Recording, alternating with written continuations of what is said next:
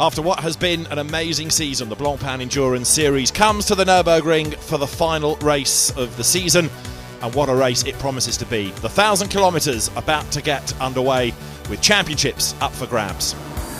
Last time out, it was 24 hours of action at Spa-Francorchamps. The race got underway under sunny skies, and thankfully everybody made it through the first corner this time. There was early drama though, Ferraris spinning in the pack, punctured tyres for those lower down the order, and Bentley number 8 already in trouble for the underside of the car. On track, there was a good lead battle developing between Audi and BMW, and the Pro-Am Nissan was punted into an early spin as the first safety car was brought out after a huge accident for the Ferrari from the Russian SMP racing team at the top of the hill. Cars scattered through the debris. The second incident of the race involved Tim Mullen. The third was Karim Auger, who crashed the McLaren at the top of Radion. It was a scary moment, and the safety car deployed once again. And behind it came one of the significant stories of the race, as Jürgen Müller's Mark VDS Racing BMW went into the back of slower cars. It did lots of damage, he had to pit, and it cost the team a chance at a win. Next drama, Andrew Danilev spun the Ferrari, was hit by Andrew Howard's Aston Martin, engulfed in flame. The car was out of the race, but then others piled into the wreckage.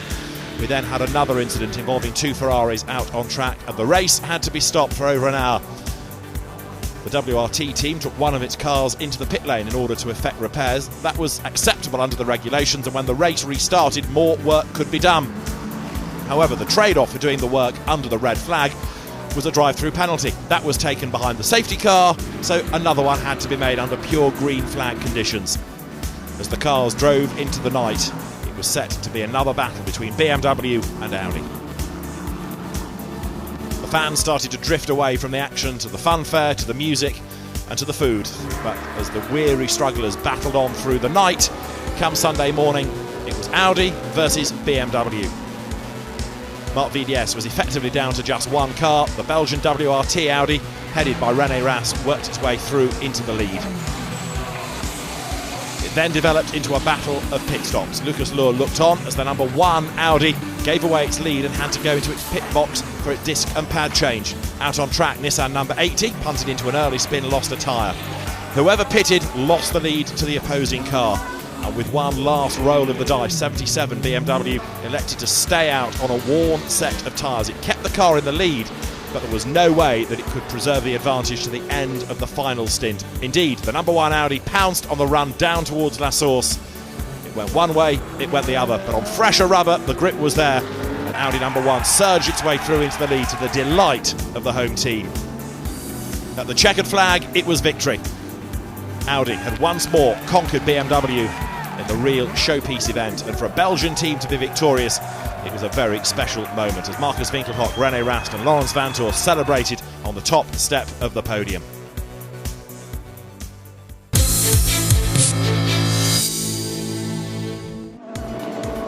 It's not just about a race this weekend, 1,000 kilometres in prospect, but it's also about the championship, and Laurens Vanthoor is the man in the box seat in the Pro Cup.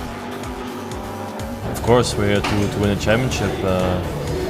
Victory in Spa did a lot in the point standings. So everything has to go smoothly from my side, but I also need the help from my team colleagues and the team. I think the main rival will be the Central Audi, who are in second position. It will be an interesting battle, I think, so it will be interesting to see how it ends. But tough opposition is going to come from the Santalot Racing Audi. Greg Gilvert, along with Edward Sandstrom, and Stefan Ortelli, the opposition. Stefan has won this title once before. We are doing a very strong year so far. We can get one position better, we can also drop down. I think we deserve to stay at least on the podium and fight for it. Being a third-time champion would be nice, but for me it's more important that we do something as good as we are doing now. For WRT Audi and Santalot Audi, it's important. We will go for it for sure. But after wins at Silverstone and again at Paul Ricard, Bentley, in its first season with the Continental GT3, is on for potentially a dream result. Stephen Kane could be a man taking Bentley to a maiden championship success. To be in this position in our first year with the Bentley Continental GT3 is just fantastic. You know, it's a great achievement. I'm really happy to be still in the fight. All we can do is do our best. We're all enjoying it, where there's no pressure in us. It's ours to win and theirs to lose. So, you know, we're just going to go out and do what we do every weekend and see where we end up. The There's been a bit of a shuffle around amongst the Pro-Am drivers, with Francesco Castellacci switching teams for this final round of the championship. He goes into it equal on points with his previous co-drivers and hence could still win it. For me it's very strange. In one way I would have preferred, of course, to finish the season with my teammates, but unfortunately these are the regulations and I need to race in this way. We try to finish the race first of all and to be in front of the Ferrari of Villorba and the BMW, but mainly the most important that a Ferrari wins the Pro-Am Cup. The opposition, though, comes from Andrea Rizzoli and Stefano Guide. They remain aboard the number 90 Ferrari. It's going to be a tough battle between the two Ferrari squads. I hope that can win the championship, because it's our first time for the team, Scuderia Villorba, first time for me, for Andrea Rizzoli. The race is very long because it's 6 hours, and maybe all can happen. It can be very special win this championship, also for the Ferrari. We can do. The outsiders, though, the Acuriacos Barwell Motorsport run BMW team. This is a car that had a great result in the total 24 hours of Spa, and Andrew Smith is eager to get racing here. Our goal is a championship podium. Obviously we're lying second in the standings at the moment, only 12 points off the lead. We'll certainly be trying everything we can to get the win, but the Ferraris are quick round here and they've got a top driver line-up, so it's going to be tough. If we could win the Pro-Am championship, it would just be phenomenal. And the Gentleman Trophy fight is going to be decided as well. Perhaps inevitably, it's a Ferrari battle. The car driven by Peter Mann is that leads the championship heading into the final round. As the song says, you dream the impossible dream. It would be an absolute dream, especially at this stage in life. But all in all, no matter what happens, it's been a wonderful year. We've been on the podium at every race. We won the big one. So we'll see where we are at the end of the race. We've got to get to the end of the 6 hours. The points that Peter Mann and his co-driver scored at Spa have really helped them in the title fight, up against the car of Pierre Eret, Frank Schmickler and Alexander Matschel. I would say it will be really difficult. We try to win the race, but I think that's all what we can do, and then we maybe need some help. Spa was really frustrating for us because we didn't get any points. We were out of the race after 3 hours, so it was really disappointed. And okay, so the season must go on, and we are here to win the race, and let's see what's going on.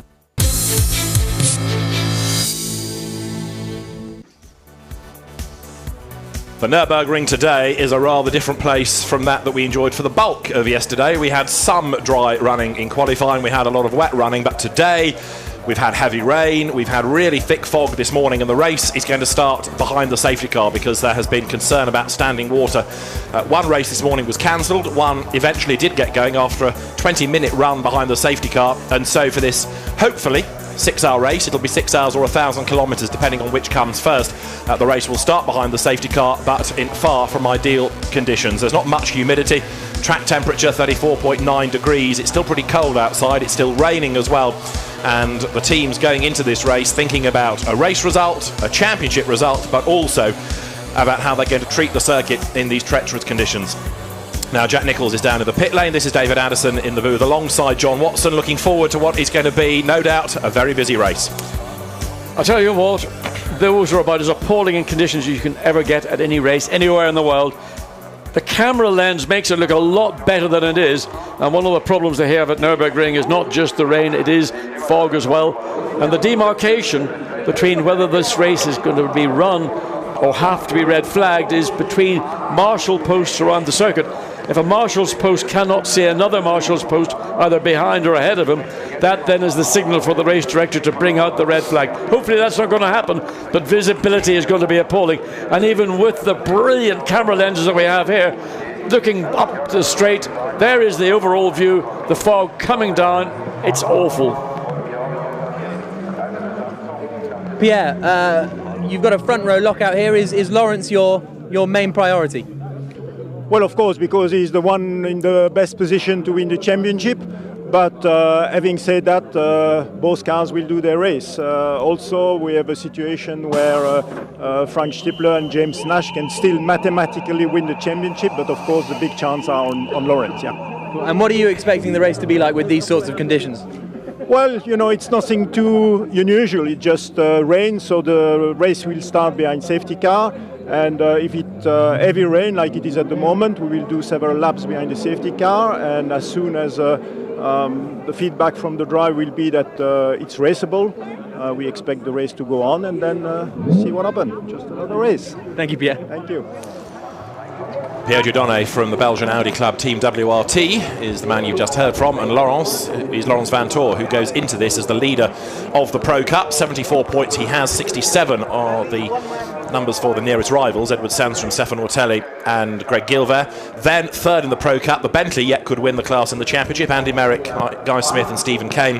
And then a bit of a long shot, but mathematically, Gregoire de Moustier and Alvaro Parent, they're still in with the chance, so Harold Primer and Nico Verdonk, and mathematically, as you've heard, James Nash and Frank Schnippler. There is the Bentley, which you tend to forget is in its first season. Fourth on the grid for this race is where you find Stephen Kane, Andy Merrick and Guy Smith, who will be the start driver. Pro-Am pole position taken by Ferrari number 52. And this is all rather intriguing because it is the car that's going to be started by Marco Seefried, but it's an extra AF Corsa car. Marco Seefried driving for AF Corsa for the first time, but Francesco Castellacci switching out of Scuderia Vioba Corsa into this car and still has a chance to win the Pro-Am class of the championship. Let's go back to Jack on the grid. Andy, down here on the third row, what can you do from here? What can we do from here? That's a good question. First of all, finish a race, which is not going to be easy by this weather. If we get a podium finish like we did last year, it would be really good for everyone in the team. But we will struggle against the Audis on the rain, that's for sure. How frustrating is it at the end of the season to be here and not be at the top of the championship like you were at the start of the year? It is frustrating because we had two engine failures in Ricard and Spa, and therefore we lost any chances to fight for the title. But again, we are here close to the guys in front and we can do a good race, so we'll try to finish on a high. Thank you, best of luck. Thank you, thank you. So Andy Soucek for the ART Grand Prix team in the McLaren. There's Bentley number 8 that had a good run in qualifying yesterday. Antoine Leclerc will go first in this car that he shares with Jerome D'Ambrosio and Duncan Tappy. This, John, is the one that's had the worst luck. Number 7's had a bit of a charmed life. Yeah, I mean, it's one of those events and has been principally the dominant of the two Bentleys. Number 8 for some strange reason, and it's not something that any of the three drivers can say it's our fault.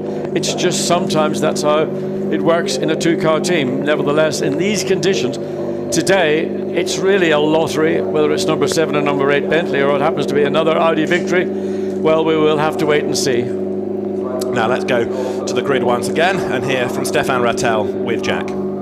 Stefan, in Monza I spoke to you and we had beautiful sunny conditions. It's a bit different now for the end of the season. Well, but we had a good day on Friday and Saturday on the lunchtime. So for the Nurburgring, that was exceptional. I was surprised. No, it's normal condition here. And I like rainy race, you know. So it will be interesting in strategy, and we'll see the performance of the car in the rain. No, it's looking good. And another successful Blancpain endurance season. It goes from strength to strength. Better, and we're very pleased with the level of competition, by the number of cars, by the diversity, and also the sprint series. The whole Blancpain GT series is doing very well. So I'm an happy promoter. We better get off the grid. Thanks, Stefan. A happy promoter indeed. This is the final round of the Endurance Series, the Sprint Series still to conclude. And at the front of the grid, the safety car is there. The countdown continues, and very shortly the race will be underway, because when the race starts behind the safety car, there's no warming up lap before it. As soon as the safety car moves and the engines now start, then we go straight into the race. And for the teams, there's very little they can do to affect the outcome other than do good pit stops. So much of it now is down to the driver, certainly for the first racing laps, when we get there, John, to just keep out of trouble. Yeah, I mean, fortunately, behind the safety car, we'll get the field pretty much spread out. So the first car behind the safety car is going to be Laurens Vanthoor. In fact, in this case, it'll be Christopher Mies. Laurens Vanthoor did the third qualifying segment yesterday in conditions almost as bad, and he was a beneficiary of being first car on track, and therefore had the opportunity to get the clearest laps in a wet session. Those times didn't count for pole position. So it is Christopher Mies going to start this race, and then everybody behind. Well, it's a 6-hour race, whether we run 6 hours or 1,000 kilometers, or if in the worst circumstances the race is going to be stopped at three-quarter distance, then it is about patience and just keeping your head and not trying to win. And we keep saying it race upon race, don't get the race, try to win it on the first corner or the first lap. So the cars leave the line. The race has now started. As I say, when the safety car leaves, the clock starts to count down. So this is the final round of the Blancpain Endurance Series underway. It starts behind the safety car, so all of these laps count. and only when the safety car peels in will we go to full green flag conditions, but the race is underway, so this all counts towards the 6 hours. It's 6 hours or 1,000 Ks, depending on which is done first, and I suspect, given the rain and the safety car period, we may get more, that it's going to be more about time than distance. There is one car that has not got off the grid, and it is the number 111 Ferrari that was near the back of the grid but has not yet got going, with Freddie Kramer at the wheel of it, and that's going to be last away. So there's one car that's stationary on the grid. It won't lose them very much because the car was on the 16th of the 20 rows, but it will need a push at least to get going, and for the moment that car is still stationary. So down towards turn 1, which even in the dry is a place that can catch people out. In the wet, this is a section of the circuit that you're going to have to treat with respect. The principal problem is it's a downhill corner. It's a funny camber as you go in. It sort of cambers quite quickly, and therefore it tends to gather water. So the apex of the corner tends to flood, and then the flood spreads further up the racetrack as the rain continues to fall. But also it's the run down into turn 1, quick part of the racetrack, probably about 260 kilometers per hour for the leading GT3 cars. And if you catch water, even at doing 240 kilometers per hour, which is more realistic in these conditions, you get aquaplaning.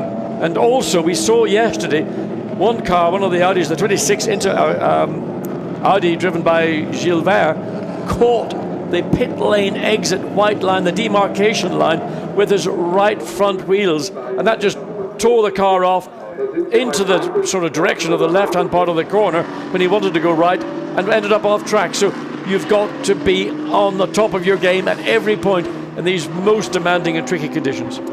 Absolutely so. Car 111 has just been pushed off the grid, so hopefully the team will be able to get that into the race. The other little bit of news just in the build-up to the grid being formed is that Stephen Jelley, the British driver for the Oman racing team, declared unwell, and so he's going to have to stand down. He would have been the start driver, and instead Michael Caine will start, but they need a third driver in the Pro Cup, so the stewards have allowed Joe Osborne to drive not only the MP Motorsport number 38 Aston in Pro-Am, but they'll also do a stint in the Pro Cup in Aston Martin 44. I think I'm right in saying he makes history by being the first man in the Endurance Series to do 2 cars in one race. There is 111 Ferrari that is now going to join in when the officials are happy from the pit lane, and that will join in now, I think. Yes, it's going to be allowed to catch the crocodile. Yeah, the race is underway, in effect, even though it's behind the safety car.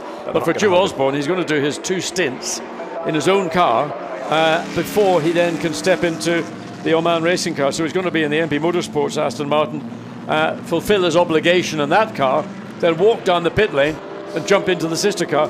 He's going to be a busy chap, I tell you, and in conditions like this, the concentration levels are even greater than they would be in normal dry conditions. It's very tiring, stressful and tiring. It's a car that he hasn't driven. He's driven one from another team, but he's not driven that specific Aston Martin before, so he's going to be thrown right into it. So you ride now with Guy Smith. Yeah, just that's the problem corner. Principally into turn 1 will catch out a lot of drivers once this race gets underway. Also, I'm not quite sure whether the windscreen, is that steaming on either side, or is that just spray coming from the car that he's following as they go into turns 4 and 5. So Stephen Caine following behind. This should be the Ferrari of Marco Siegfried. So it is Audi on the front row, not that the grid is relevant when it's a safety car start like this, but Christopher Mies out qualifying the number 3 car with Marc Bosseng doing the first stint. The point there is that Christopher Mies and Marc Bosseng switch cars for this final round because Mies deemed quicker than Bosseng, and therefore having a quick Mies alongside Laurens Vanthoor maximises his opportunity, Laurens Vanthoor's opportunity to win the championship. Marc Bosseng, though, perhaps has a point to prove, and equally he is still relevant to James Nash and Frank Stippler, who mathematically have a chance of taking the championship. The problem for Christopher Mies is somebody's pushed the delete button on his championship points, because by stepping into the other car he therefore avoids all the points he's picked up in his own car, but it's all being done in the aid of supporting Laurens Vanthoor to enable him to come out on top. And you've got to say that on the evidence of yesterday and the ability of Laurens Vanthoor and the team's ability to run a successful car, it's looking pretty good for Laurens Vanthoor, but who knows what can happen in 5 hours and 55 minutes, because the safety car has got 2 more laps to run, and then we will go green.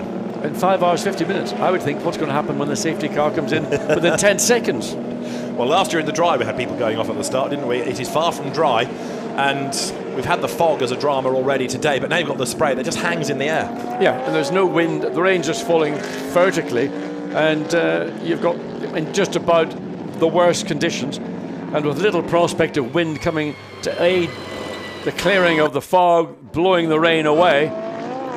The Eiffel Mountains, they're just the biggest sort of sponge in the location.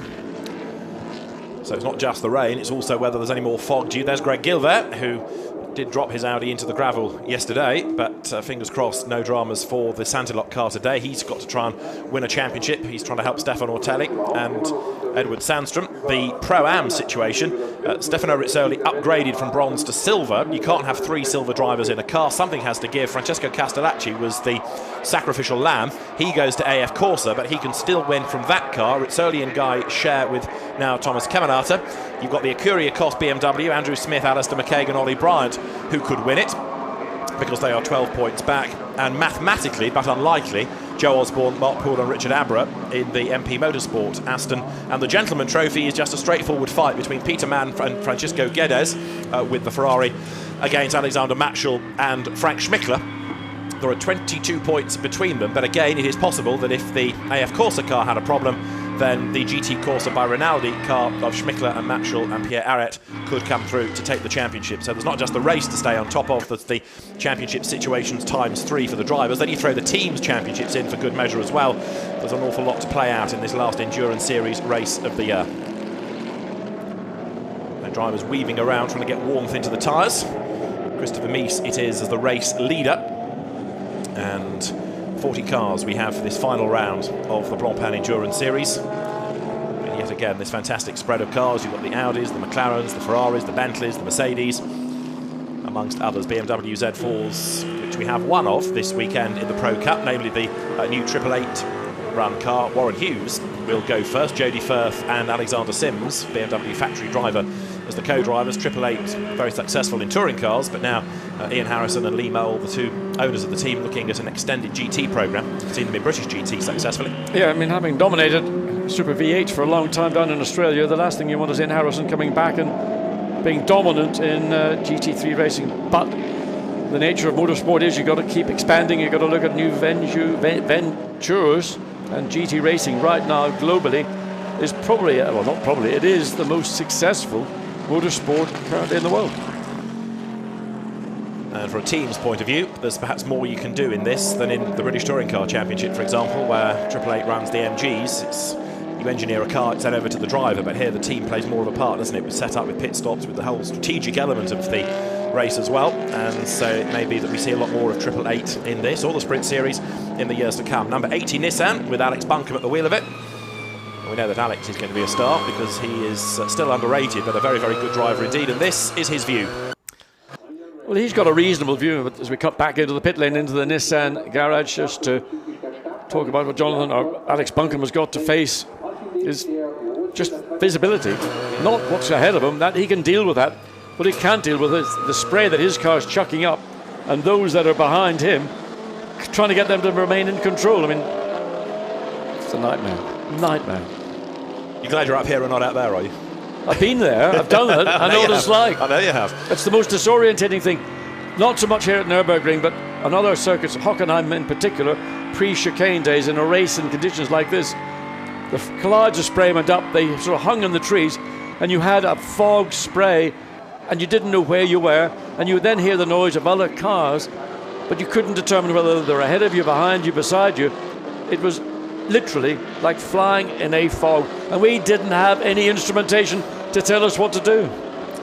So we're behind the safety car. We are getting closer and closer to a green flag being waved. There is Michael Caine in the Oman Racing Team Aston Martin that oh so nearly won the British Championship a week ago, won the Teams Championship there, 26 Audi, with Edward Sandstrom at the wheel. He went off at the start of qualifying yesterday. Behind Sandstrom is Warren Hughes in the BMW Z4, then Nico Verdonk in the Mercedes, and the Oman Racing Team.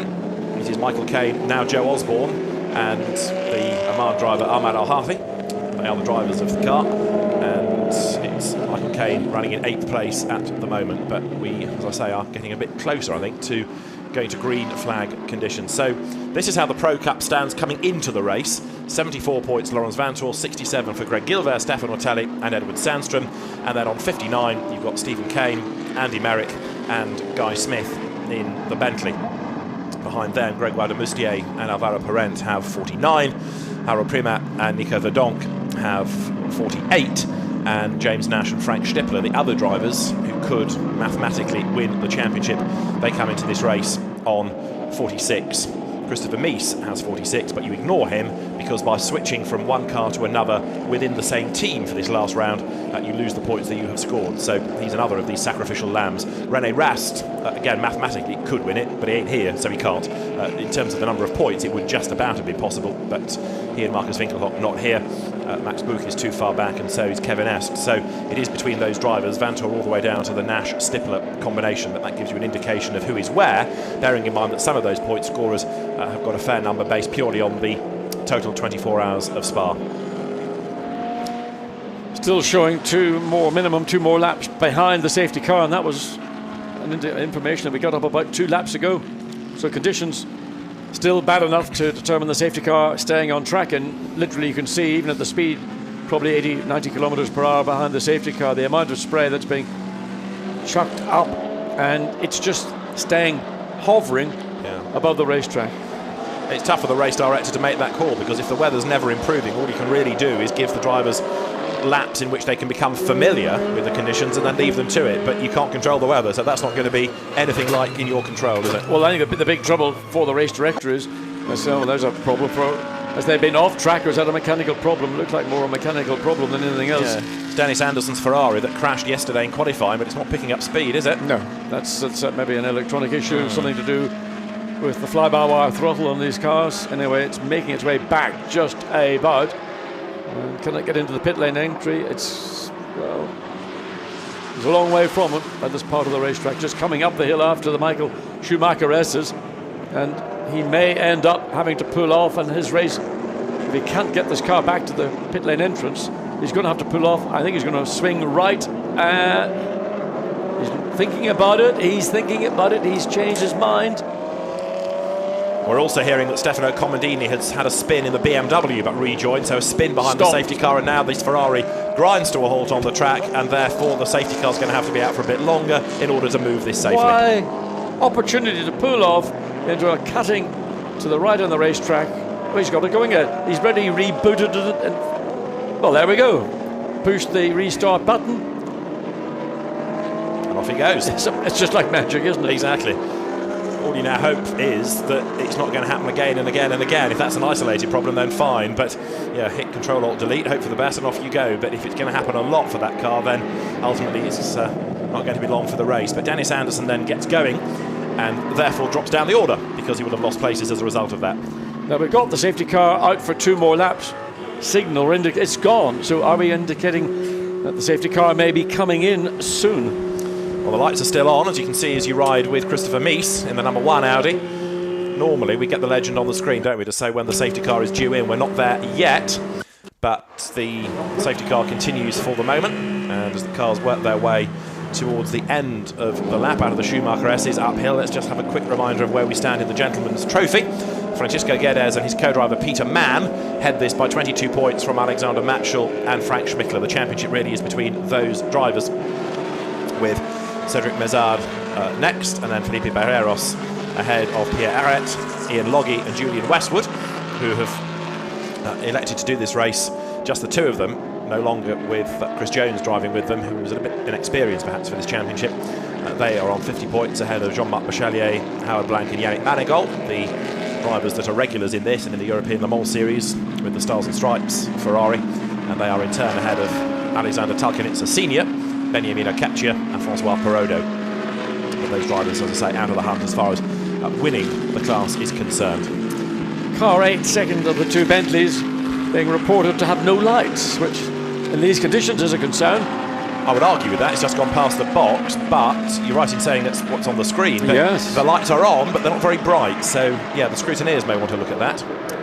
He may not have had the headlights on, might just have, just bang them on now. Fog lights or whatever the options that they do have.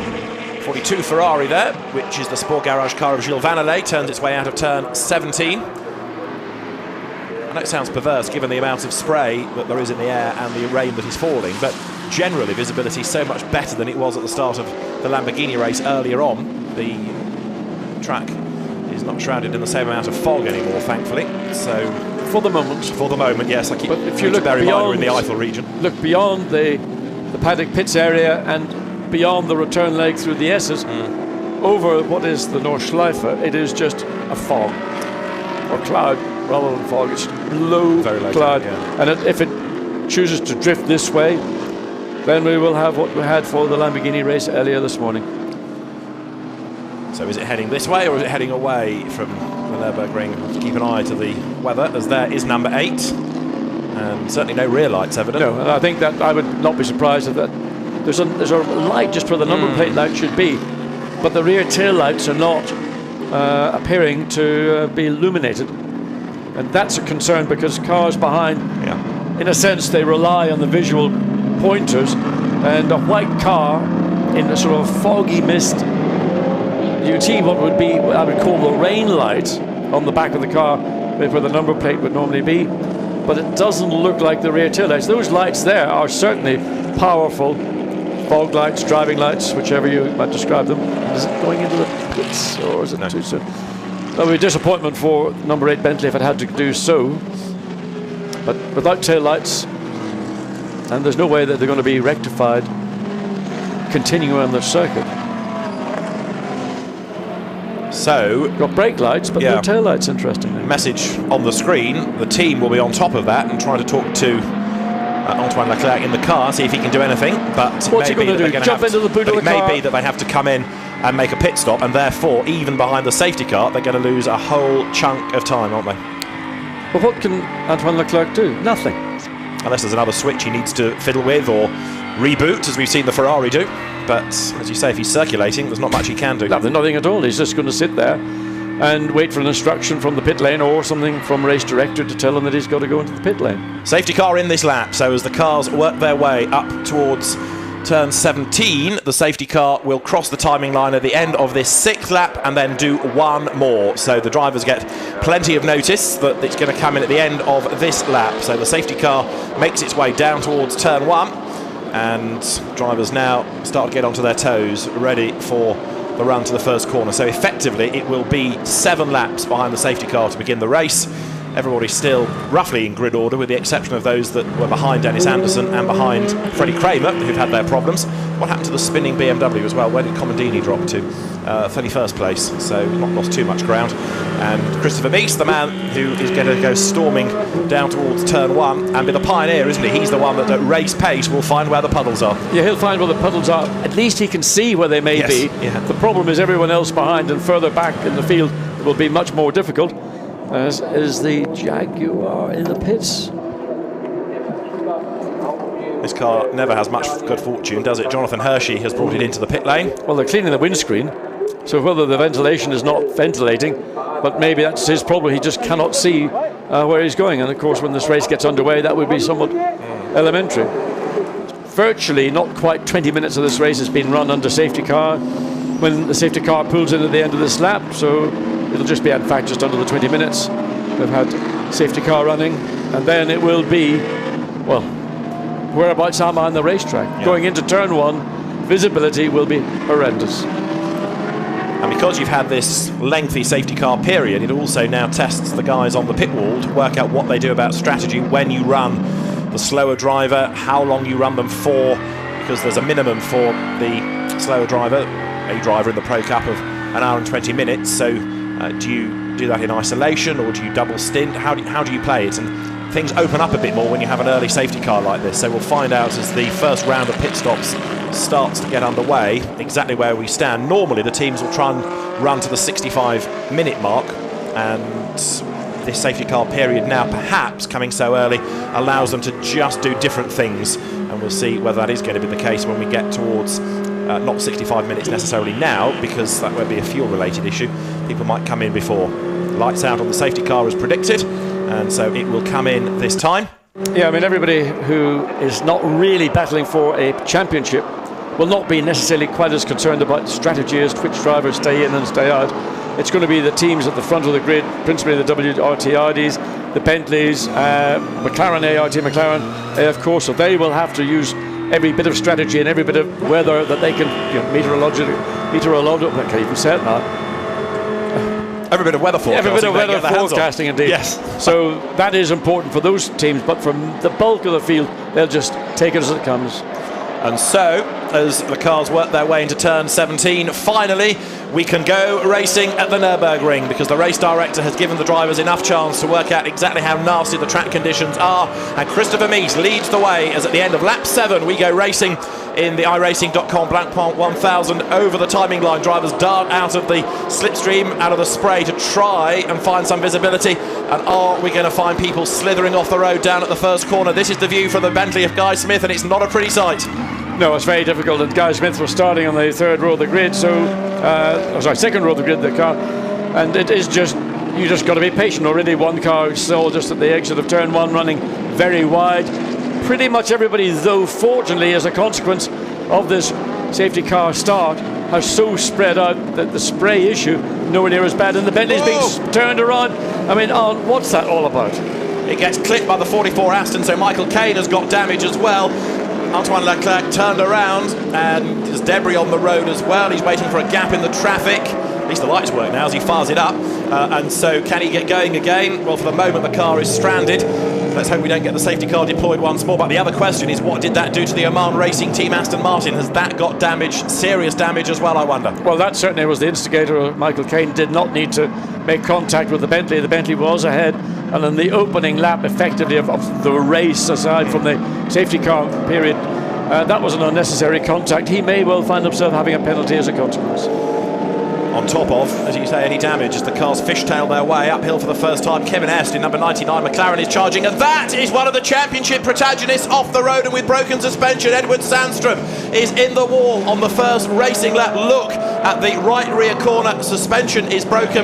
The accident involving Bentley number 8 is under investigation, but this is the end of the championship dream already, seemingly. Started on the 10th row of the grid, and I don't know whether that was an assist or whether that was, there's again the Aston Martin, and there's that, the Aston Michael Caine, and it's off the track as well, and that may well be a tyre that was cut down as a consequence.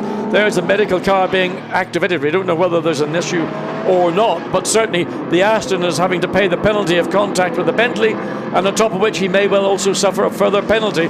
But in the meantime, Edward Sandstrom, well, 17 has stopped again.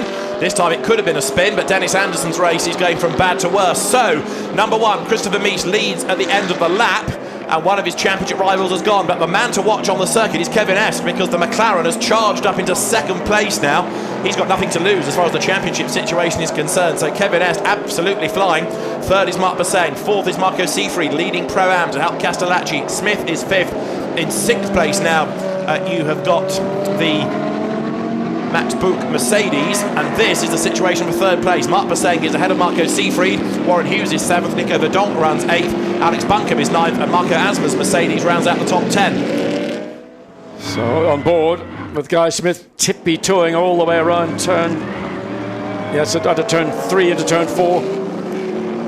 We're looking at, this is the inside of turn 3, tends to flood. That may have been part of the reason why the Bentley did get tagged by the Aston. Alvaro Perez has just come into the pit lane as well. He's another driver, along with Gregoire de Moustier, 49 points apiece, who mathematically could win the Pro Cup. Well, they won't win it now, because at the end of lap 8, into the pit lane has come number 98, and into the gravel goes 51 Ferrari.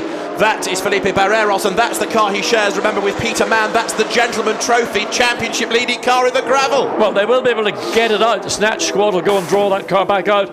As we look at Alvaro Perez's car going to be pushed into the garage. They've refueled, or not refueled, but they've done the work on the car. Now it's going in to the garage, and there, I mean, oh dear me. Speechless, absolutely. 2 championship winning cars out in the opening 2 laps of the race underway. Sandstrom had his scare yesterday, didn't he? He had his kind of warning shot by going off the road. He saved it, didn't hit anything. Greg Gilbert, at the end of qualifying, did go off the road. Now, okay, we don't yet know if it was an assist or not, but Edward Sandstrom to go off when a championship is on the line is not very good news indeed. There is Michael Caine's Aston that is in the pits with its cut tyre after the contact with the number 8 Bentley. Still 5.5 hours to go. John, anything can yet happen?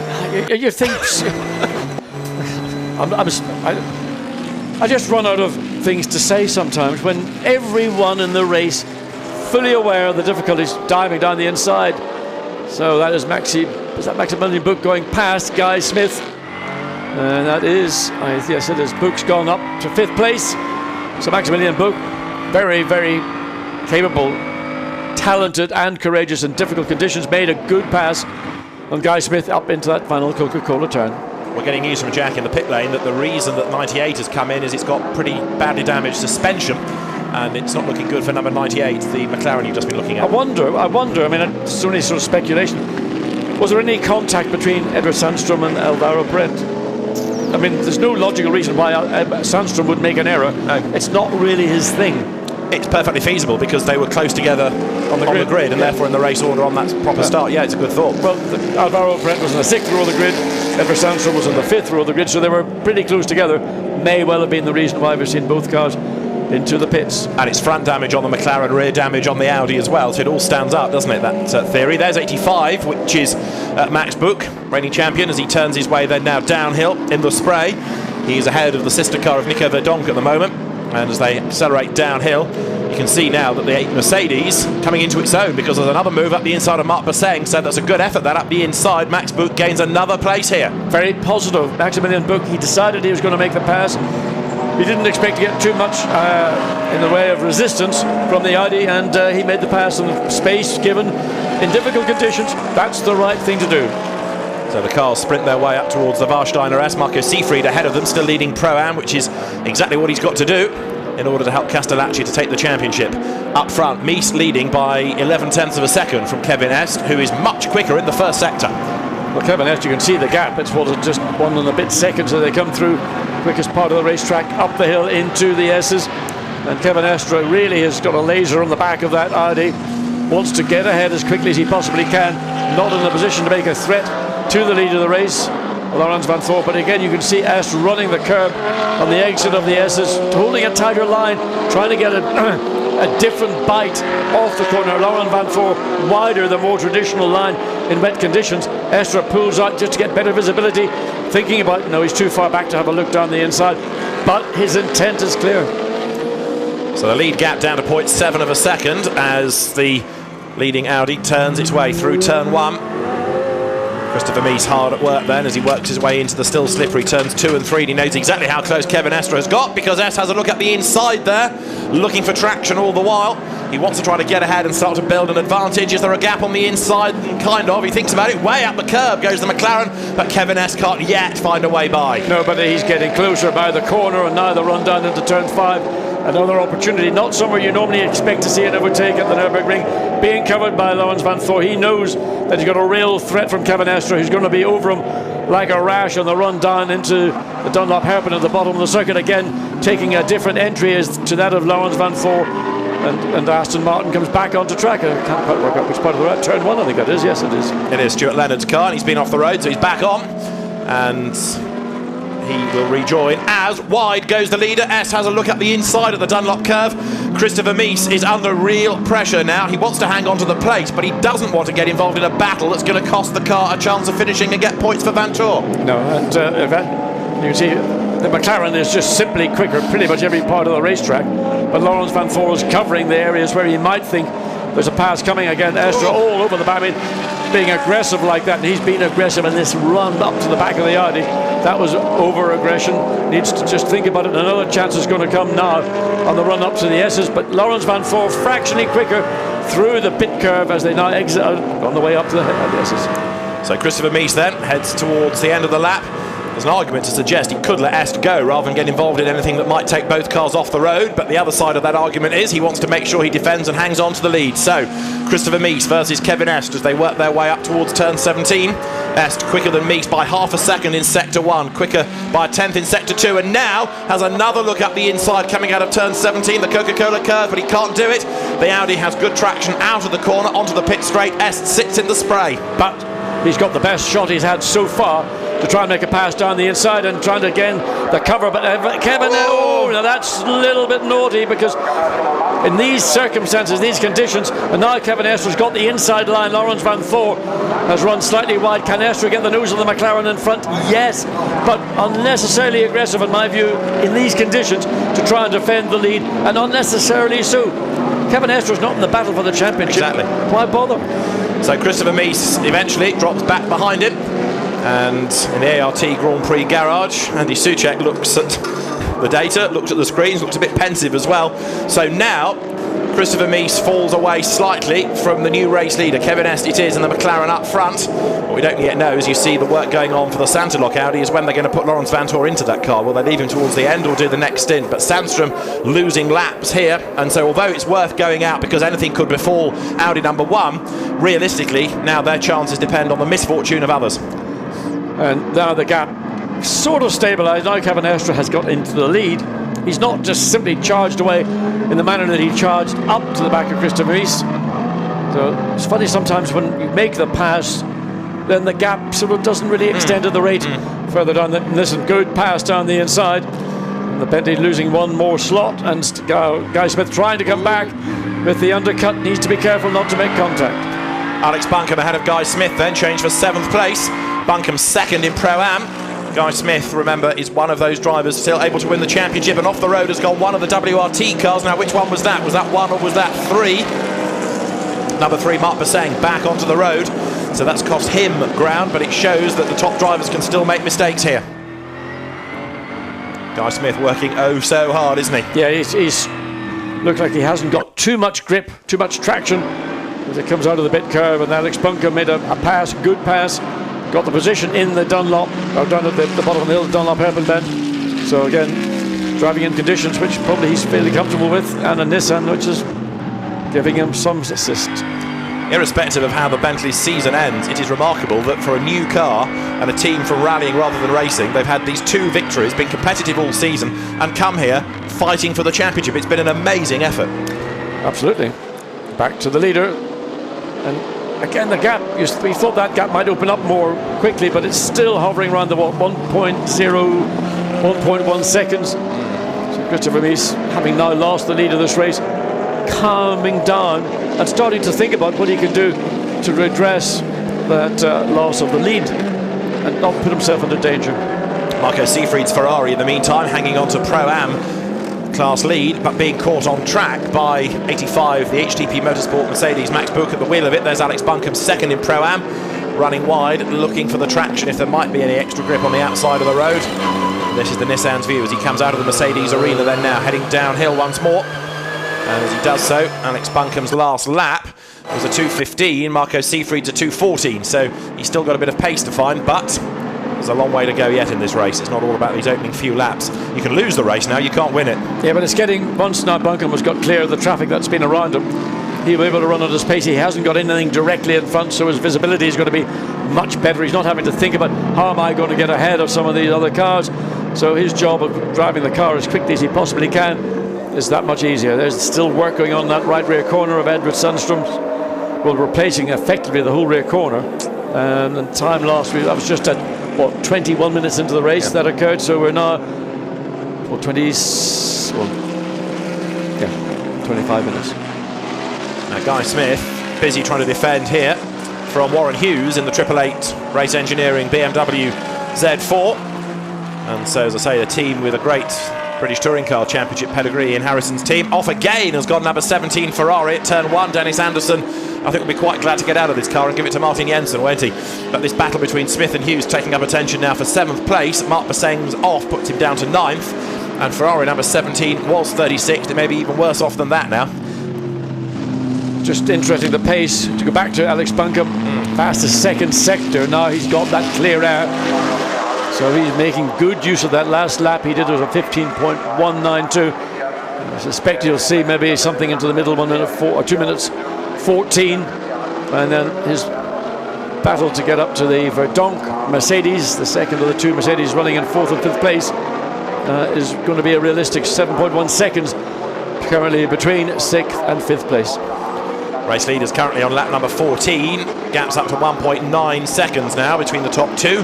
As Marc Basseng turns his way ahead of Marco Asma there through the right-hand turn 1. Marco Asma in the GT Russian team run Mercedes, former British Formula 3 champion, and trying to find his way now up into 9th spot.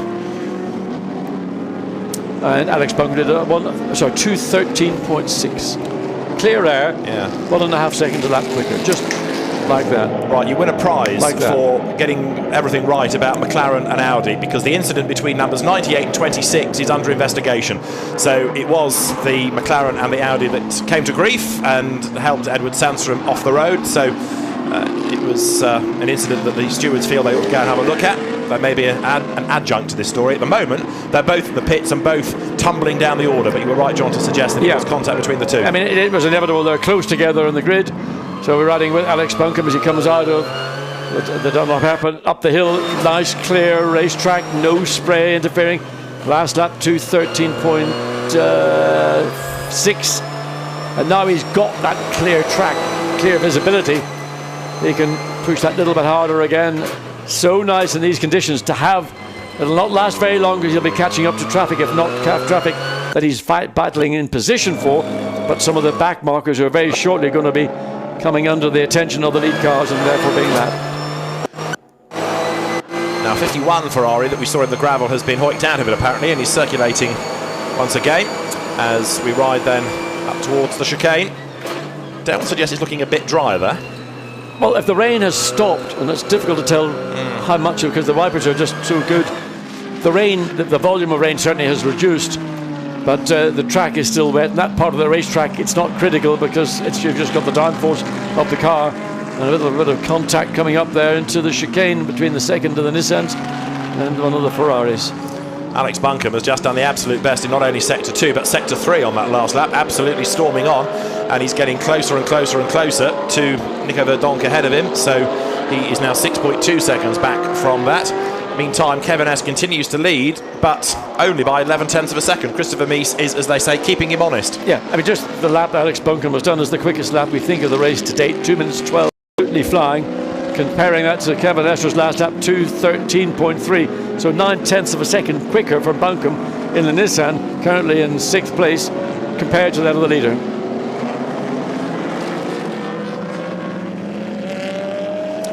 So, tippy toes off turn 5. Simon Knapp in the Ferrari against Marco Asma. That's for third in Pro-Am. I know it's early to worry about class positions, but it does matter. No further action between 8 and 44. So the Antoine Leclerc, Michael Caine incident, no further action. It's, you know, one of those judgments. To me, it was an avoidable incident, especially so early in the race. Spun the Bentley around it, lost a lot of time. Damage to the Michael Caine Aston Martin. Maybe that's the penalty, but the problem is the innocent party was also penalised through no fault of his own. 26th is where Antoine Leclerc runs at the moment.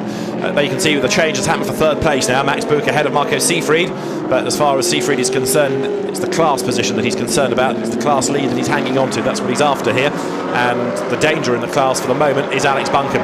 What we don't yet know is whether anything will happen between ART and Santilok for that incident. Of course, both cars penalised because they're both still in the pit garages. Yeah, and again, the innocent party is the bigger victim because he may not have done anything to justify or to deserve the time spent in the garage, and that is again where the stewards have got to make a judgment and see whether that is a penalty that could be applied to the 98 McLaren. 99 though, going strongly now. The McLarens have suffered a bit with reliability over the longer races, such as at Spa and such as this last year, but for the moment the gap is coming down, isn't it? Kevin S can't shake off Christopher Mies now, and the gap 0.4 of a second. I was wrong to suggest that it was getting drier because those in the pits tell me it is definitely still raining. Oh, it is raining. It's just a question of, is it raining over the entirety of the circuit, or is it just heaviest right now in the pit lane? The pit lane and the racetrack start-finish part of the racetrack looks particularly tricky here. We're coming out of turn 4 to turn 5, then the short run down. So this part of the racetrack much better looking than the return leg, which is only about 200 yards to the right of the drivers as they go into turn 5 and 6. Mark Bossang has dropped back into 9th place after his little trip over the grass earlier on, but no drama with the car, we understand. It's running at a good pace, so Mark Bossang running to a plan here, but not matching the lap times at the moment of Christopher Mies, who is hustling on to try and come back at Kevin Estre. Kevin Estre doing what he didn't do when he was trying to get ahead of the Audi. That's take the wider line around the bottom of the circuit down in the Dunlop curve, because that's basically where there is more grip. So now the hunter is being hunted, and Christopher Mies has got feel and comfort in the Audi, and the gap between the two is, well, just under half a second. The incident between Alvaro Parent and Edward Sandstrom, no further action. So the stewards have had a look at it and decided that's okay. Well, what do they look at? Presumably the closed circuit TV pictures that they've got in race control. Really? I would imagine that's what they have I wonder access could they to. see anything? Because literally, probably, I mean, the visibility was so bad in the opening laps that I suspect it was very difficult to see anything, circuit cameras or the TV camera. Oh, around she goes, big spin, and the damage you can see at the back of the Bentley. Now that's not the damage that was done in the incident with Michael Caine. That's subsequent damage which we didn't see. So Antoine Leclerc gets going again. The first concern about that car was that the lights weren't working. Well, they were working when he fired it up again, and he's now had a big spin, Antoine Leclerc. The car was way down anyway. It had fought up to 27th, and then the spin, I'm afraid, drops it a little bit further. Where did that rear damage come from? Unless it was clipped by anybody else as they went past. Well, it's certainly been hit, whether it was by an error on Antoine Leclerc's part or whether, but that looks to me like it's a car rather than it was damage from something off the racetrack. So number 7 is 7th, number 8 was 27th after its woes. Again, it's number 8 that gets all the bad luck, isn't it? Well, you know, in life, you make your luck and you have got a control over it. In these conditions, you might say there's an element of somebody else's misfortunes affecting you. We have a drive-through penalty coming for, first of all, number 16, which is Chris van der Drift, and also for Anders Fjordbach, number 18 in the Mercedes, for overtaking under the safety car. So drive-through penalties for number 16 McLaren, number 18 Mercedes. Strange overtaking under a safety car, I suppose. So they have to serve the drive-through. That will drop them down the order accordingly. And what happened to 44? Is that still circulating? Yes, it is, after its pit stop, but down in 37th place. Michael Caine's a lap down already, but could possibly get that back over the course of the remaining, what have we got, 5 hours, 17 minutes. Now this little fight's developing nicely. Marco Seefried ahead of Nico Verdonk. Nico Verdonk is better than you give him credit for, I think, sometimes. Yeah, and Marco Seefried looks like he's struggling. The back end of the Ferrari looked like it was not very happy coming up through the Schumacher S's. And the second of the Mercedes, Nico Verdonk, now looking to make a pass, and he's certainly capable of running quicker. Seefried struggling with the back end, now drops down into the pit curve on the inside, but he won't have the momentum. Got to get out of the throttle again, but clearly quicker. And now you're getting Alex Buncombe, the quickest of these three cars. Now he's rejoining a battle. All the benefits he enjoyed on his own, they've vanished. He's got spray from the Mercedes, plus Seefried ahead in the Ferrari. Stays to the left, coming up to the S's, then pulls back in behind. Verdonk over the curb, one way over the curb, and then watch the curb on the outside, because that's where you get caught out. But Buncombe's got to place that Nissan in such a way that he gets the run off and tries to wrong foot one of these two cars that potentially he can get past and pull away from. And also he's catching the Ferrari, which of course is for a class lead. Now let's try and catch up on a bit of the news from the pit lane. Stefano Ortelli is not, I'm sure, a happy man, but he is with Jack Nicholls. Stefan, a horrible start to the race. Do you know what happened? It's difficult with these conditions. They were in contact with Alvaro Parente and Eddie, and just bad luck. I mean, it's a race incident. There is nothing we can say. It will not change anything now. We have to repair the car. We have to fix the rear right, come back into the match, fight and try to gain some important points. And at the end of the day, Audi has to win, and car number 1 is in a strong position, but we have to be ready to come back to supply. Anything can happen, you know, you never know, but for sure it was a race incident between the McLaren and our car. That's a shame. It's okay. Thank you. Thank you. We've had the change for the lead in Pro-Am, as you were hearing from Stefano Ortelli, so Alex Buncombe has got himself up past Marco Seefried. Alex Buncombe's not in the title fight, but what is interesting is that the 52 Ferrari is well clear of number 90, Stefano Rizzoli, so at the moment things are looking pretty good for Castellacci despite the switch of team. Indeed, and this up through the S's again, the rain getting more and more heavy in this part of the racetrack. We saw that Marco Seefried in the Ferrari was very, very unstable coming through there, and in the space of half a lap, Verdonk and then Alex Buncombe have managed to find a way through. So that puts them up into 4th and 5th positions. The battle, of course, then for Pro-Am goes the way of Nissan for the moment. What's going on in the Gentleman Trophy? At the moment it's being headed by 41 Bruce Logere-Roux in the Ferrari, up into 20th position, in fact, in that car. as we've got the race leaders then currently working lap number 18, and it is Est from Mies from Max Buch. Now Buch's laps are 2:14s. He's not catching them, but he is getting away from Marco Seefried, who was at the start of the last lap the man behind him. Is now of course going to be Nico Verdonk. Interestingly, that the two Mercedes going strongly in these conditions, working their way up the order. It's interesting that actually it's not just the two Mercedes, it's the Mercedes and the Nissan front engine, or effectively front engine GT cars. Whether that's having any bearing or not in terms of how the cars are handling these conditions is maybe open to discussion, but the proof is that they're all three cars running strongly in these difficult conditions. And a personal best lap has just been done by Bentley number 7 to carry on with that point. Guy Smith has just done a 2:14.9, quite a bit quicker than he was doing earlier on. So certain drivers still able to find an improvement, either in terms of sectors or over the whole lap time. So we have got 5 hours and 13 minutes to go, nearly at the end of the first hour of the race, and it is Kevin Est who leads the way by a second from Christopher Mies, and then in third spot it is Max Buch as we ride with number 1 Christopher Mies.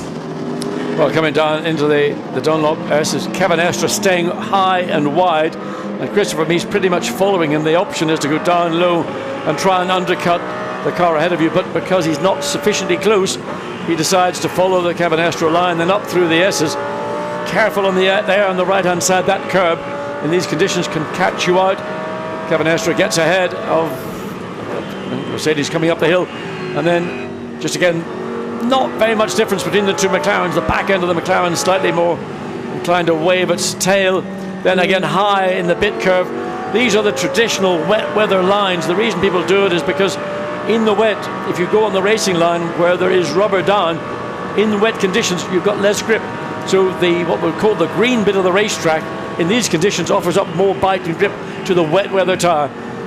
Under brakes into the S's, not much to pick and choose. Christopher Mies maybe marginally better under brakes into the S's, and then catches up slightly again coming into Coca-Cola curve. But the line that Kevin Estre takes a late apex to try and straighten the car up as much as possible on the exit to get on the throttle as early as possible, consolidates the gap up to 0.8 of a second from just under half a second a lap ago.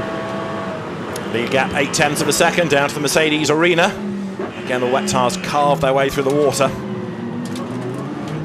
But Christopher Mies doing what he has to do, which is to stay there. Now, the maximum you can do in a stint is 65 minutes. So 65 minutes is the area that we're expecting people to come in. And although they won't have needed a 65-minute stop because of fuel, they won't have used that much with the long safety car period. A stint maximum is 65 minutes, or if at the end of 65 minutes it's safety car, then you can go to 70 minutes because of the slower lap that would be your in lap, so you're given a bit of leeway. But 65 minutes is when you can anticipate the first round of pit stops, and it may be that some teams elect a double stint. It may be that others will put a change of driver in. Number 16 Chris van der Drift comes in to serve his drive-through.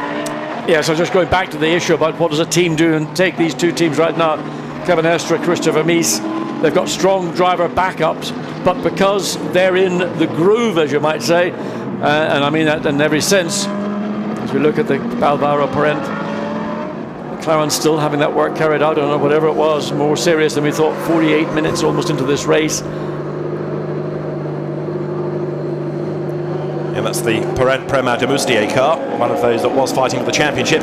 So Max Buch then now third, but Nico Verdonk is absolutely flying, isn't he? He's caught up with Max Buch. Suddenly there's a bit of motivation whether Max Buch's getting held up a little bit, and that's allowing Nico Verdonk the run to the tail of the sister Mercedes, or not, it's not clear.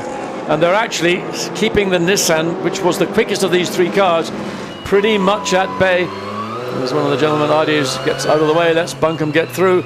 Again, the high line through bit curve, then you can drop the car down onto the more traditional exit of that corner to give you the maximum run off the corner through the curve in the middle of this, what you might call back straight, and then back on board with Alex Buncombe up into the S's. And Nico Verdonk he's actually fancying a bit of the third position that Maximilian Buch has got. So McLaren ready to go actually, in the garage driver being strapped in this battle for third place between these two Mercedes.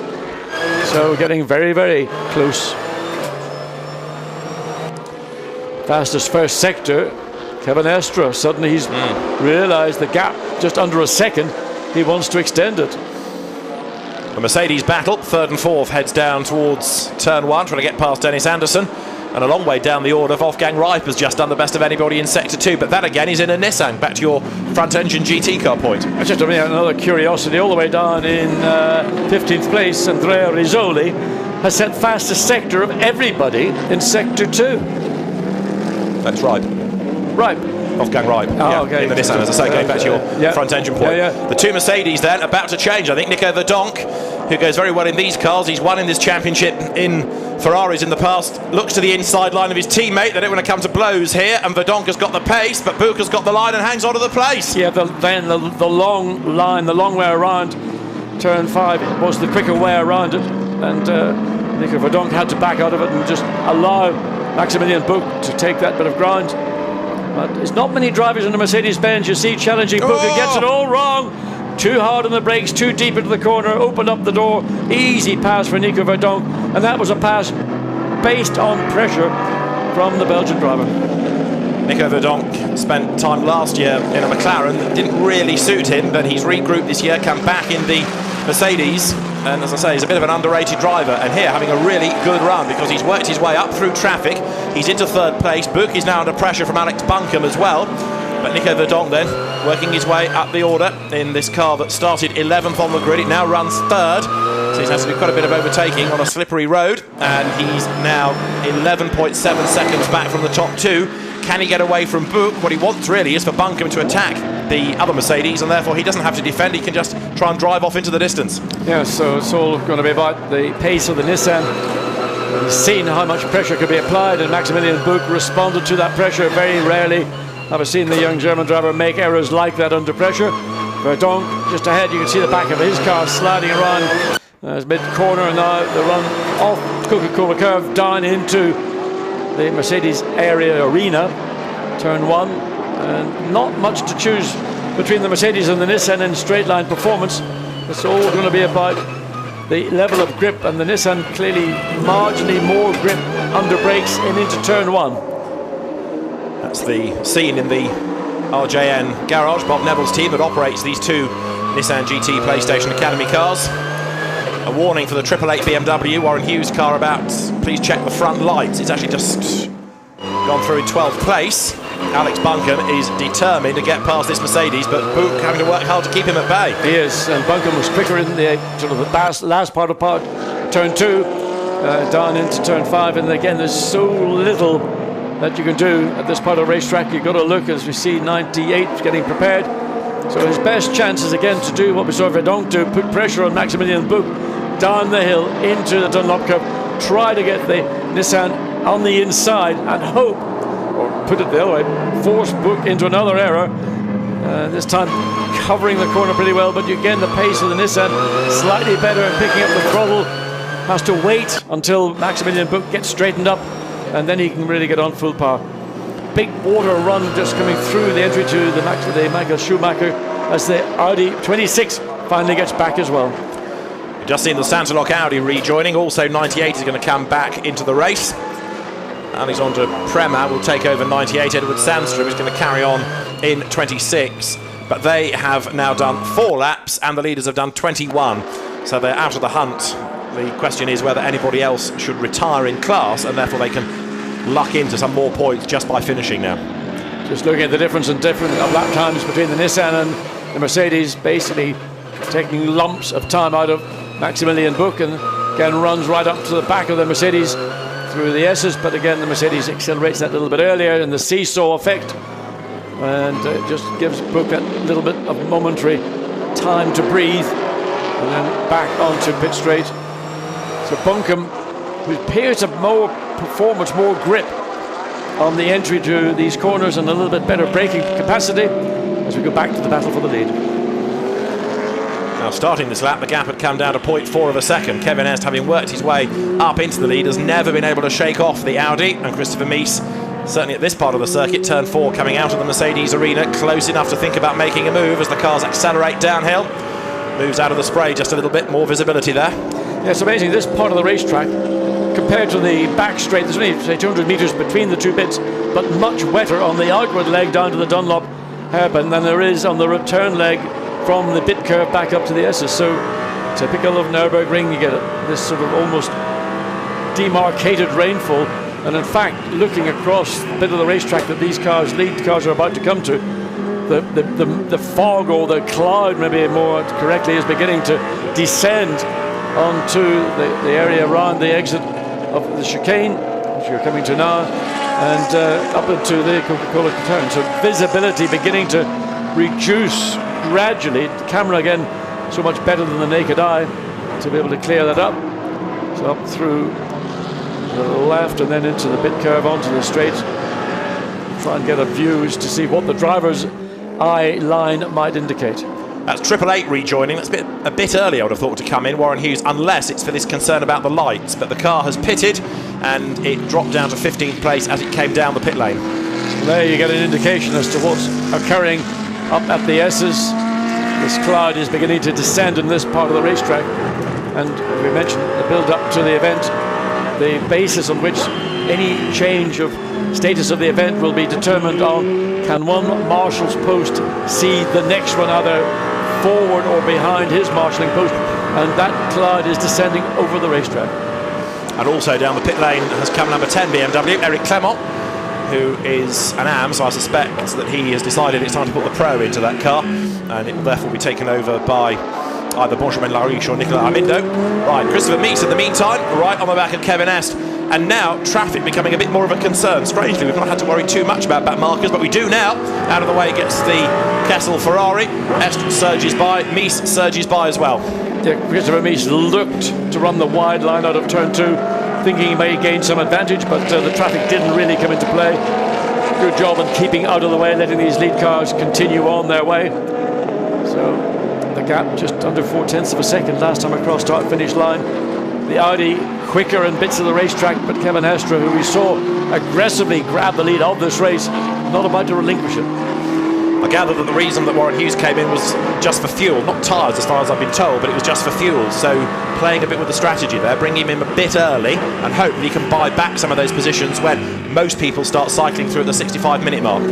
Sometimes that's a good strategy. We saw that work, almost work for BMW.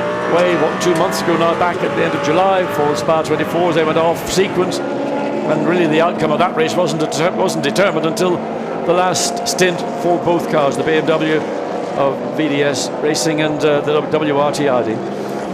So we're on lap 24 now as you look at the lead battle going towards the Warstein S's. We're about 2 minutes and 5 seconds, give or take, away from the end of the first hour that began behind the safety car, but now we're in proper race conditions.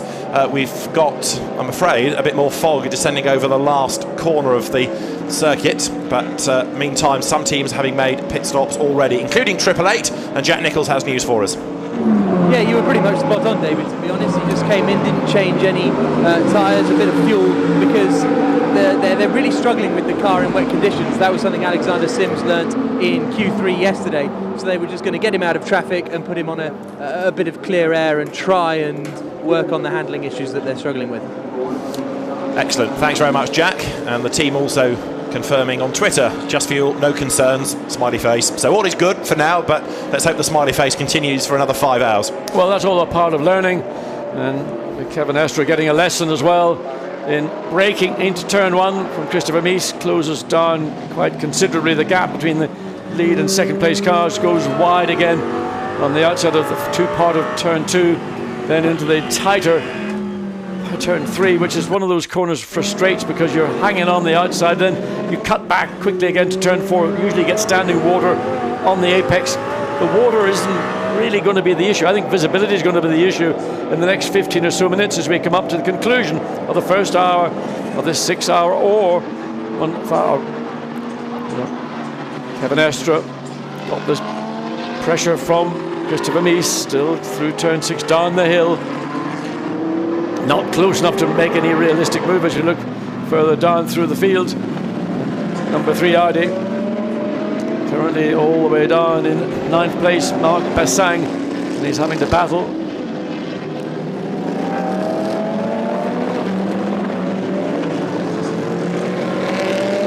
There's the Oman Racing Aston Martin. We've got a few more pit stops just to catch up on. Raoul Fry has come in the number 1000 Audi Race Experience R8. Not very often you find a 4-digit race number. And also it is the Monegasque, Stéphane Richelmy, who's now taken up a GT career, the man that won the GP2 race in Monaco. He's brought number 4 down the pit lane. There is number 1000, which is about to go back into the race. Rahal Frey, Nico Müller, the DTM racer, and Didier Couche, the famous downhill ski champion and gold medalist, having his first race. Pretty daunting. First race? First race. Where's the snow? He's had everything else. Snow must be on its way. Well, look at the visibility, just about probably acceptable up at the high part of the circuit into Coca-Cola curve, and Evan Estra runs. Well, I don't think he'd intended to do that, but the car felt a little bit unstable, went slightly wider, got it back and managed to block any move from Christopher Mies, who thought there's an opportunity. He wasn't able to take advantage of it, maybe didn't anticipate what he just had seen. Into turn 1 they go, 1 hour down of what could be 6 hours of racing, and as the race leading cars now work their way up into the Mercedes arena, Kevin Estre is then leading by just half a second. Nico Verdonk has pitted, so Buch and Buncombe gain a place each. Pit lane becoming very busy indeed. There's the 8 Bentley. Yeah, where did that damage come from? Not sure. That wasn't the damage with Michael Caine. That was just a little love tap on the left rear corner of the car. But that is substantial damage, and I'm not quite sure whether they're holding the rear wing in position by that bit of whatever it is, or they're holding the bit of whatever it is as being held in place by the rear wing. Kevin Estre runs it very wide and almost gets the back of the McLaren rotating, but did a good job, kept the car in control. So the 84 has completed its pit stop. Nico Verdonk brought it in. Out he goes, 8 to the garage, so I'm not surprised. There is trouble. There is trouble. Into the body shop for that one. Yes, quite. We may be there for a few minutes, so it's going to lose a lap at least, isn't it? More and more for the pit lane, but this lead battle, I suspect we're going to find the 2 cars coming in on the same lap. S takes a massive bite of curb on the inside there, gets away with it, thankfully. So S leads Mies on this lap 26 as the cars head uphill once again. Oh, and again you can see the McLaren, it doesn't look as comfortable or as stable. That's that critical point where you're off the brakes and turning in. So let's have a look and see. Easier through the bit curve. It's a corner where you're playing the throttle really all the way through the corner, not much brake involved. And as the BMW makes its way into the pits, and this battle continues just under half a second, first to second, as Christopher Mies closes up into the S's. Kevin Estre really having to use all that skill as he's got in the back, lead car and second place car into the pit lane at the same time. So they battled on the track, now it's a battle of the teams to cycle them through as quick as. Are S and Mies going to stay behind the wheel? You can see the traffic ahead, so they're getting close to Lapri, and Christopher Mies nearly taps the back of the McLaren as they get to that white line. 50 kilometres an hour down the pit road. ART is at the top end, WRT is at the bottom end, so one peels off straight away but then has the long drive down the pit lane after the stop. Other way round for Audi. As soon as the stop's done, bang, it's straight down the pit exit lane into the race. You have to think the bottom of the pit lane is the best place to be. That's where you gain marginal advantage, because once you come off the jacks and you're virtually over the white line that demarcates the end of the pit lane. So 99, Kevin Estre gets out. And Christopher Mies is getting out, or is Christopher Mies staying in? I'm not quite sure if that is the case.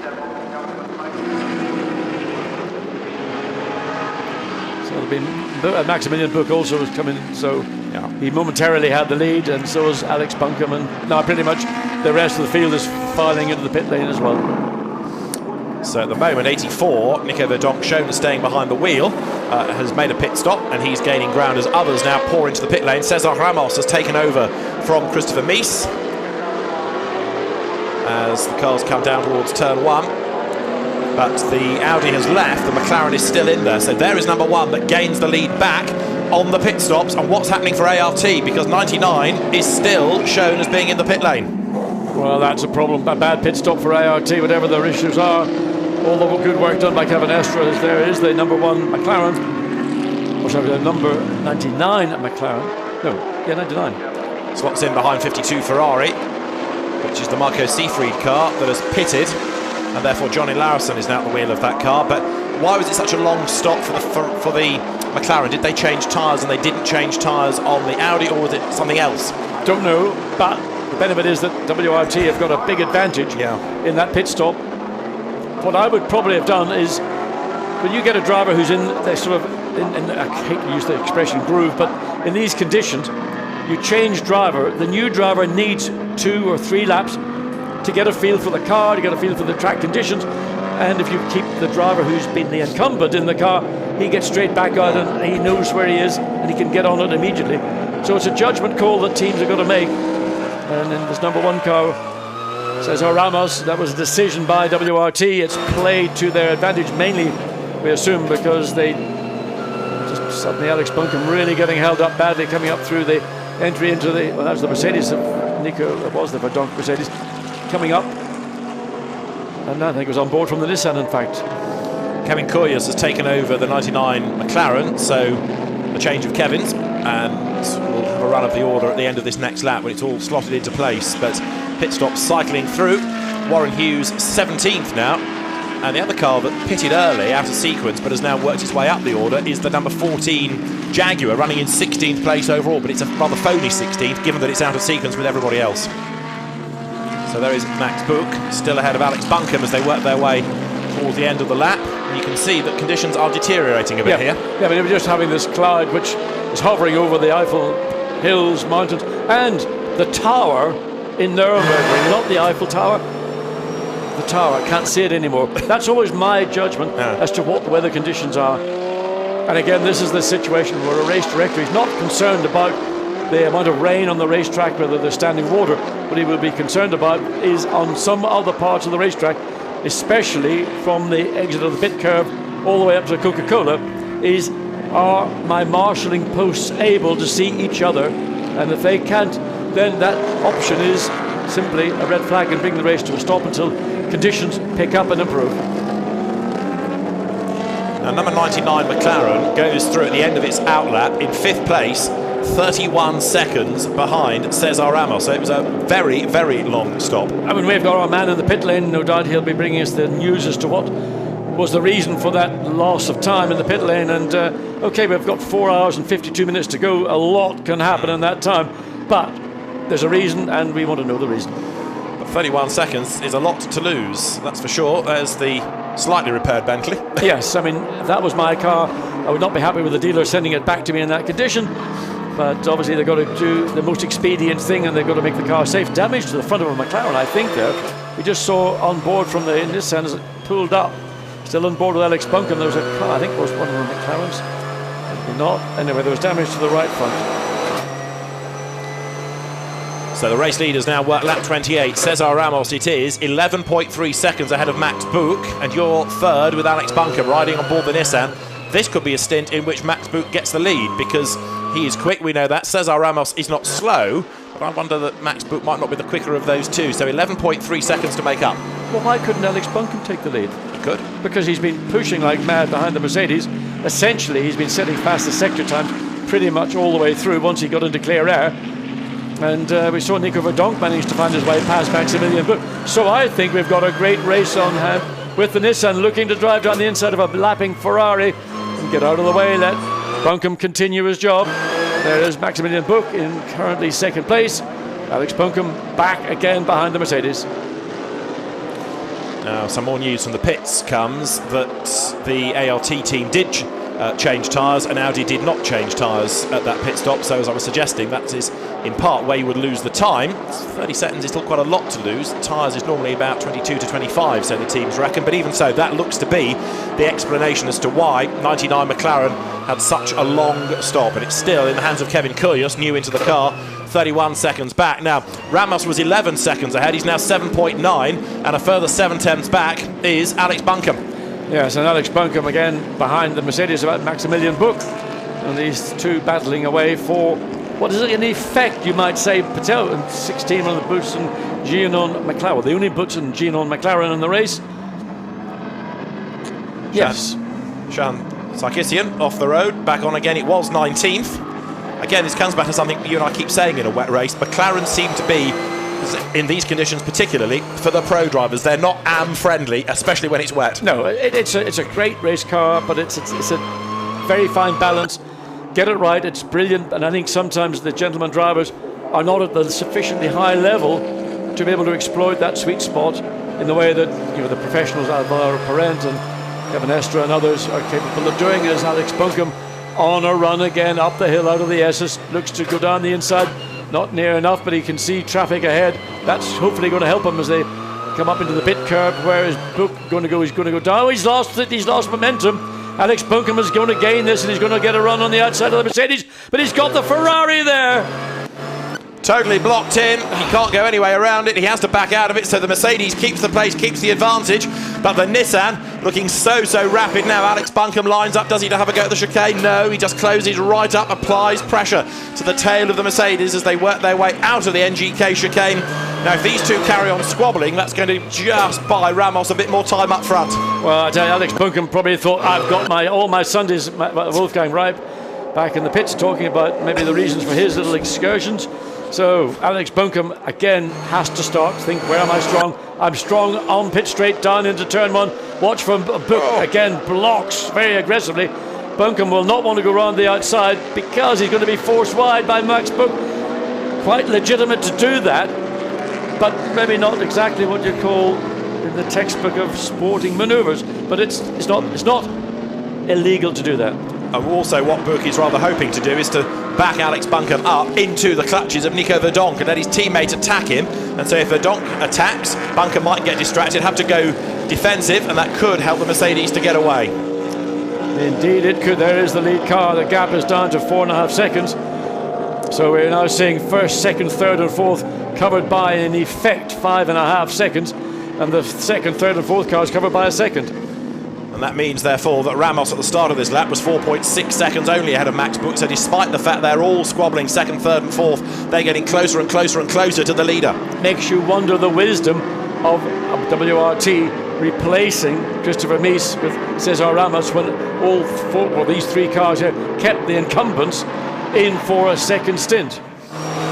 But you've got to get Ramos through the car at some point, haven't you? So get him out of the way, potentially, and then you keep Christopher Mies and Lawrence Van to alternate stints to the end. Potentially, that's the plan. So I'm sure there's a good strategy being employed by WRT. We'll all wash out at the end of 4 hours and 47 minutes, come what may. We're sort of trying to double guess why teams opt to do something.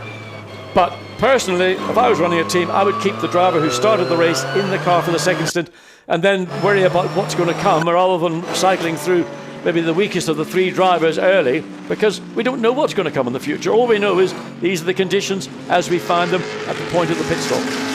But every team, is of that course, clear? Yeah, it is indeed. Every team will want the fastest driver, though, with a stint in hand to put in at the very end, because if there's a late race safety car, you need your gun in at the end, don't you? So you sort of work backwards from that. You may. That's a way of looking at it. Race leaders up to the end of lap 30, and Ramos is now ahead by, as you peer through the gloom, 2.9 seconds, that's all. So they're going to be together on this lap, would be the prediction. So Ramos ahead of Book, ahead of Buncombe, ahead of Nico Verdonk, who is almost there again on the back of the Nissan. Yeah, it's a bit of a seesaw between these three cars. Sometimes it's traffic related. And as we ride and board Alex Buncombe again, back to entry into turn two.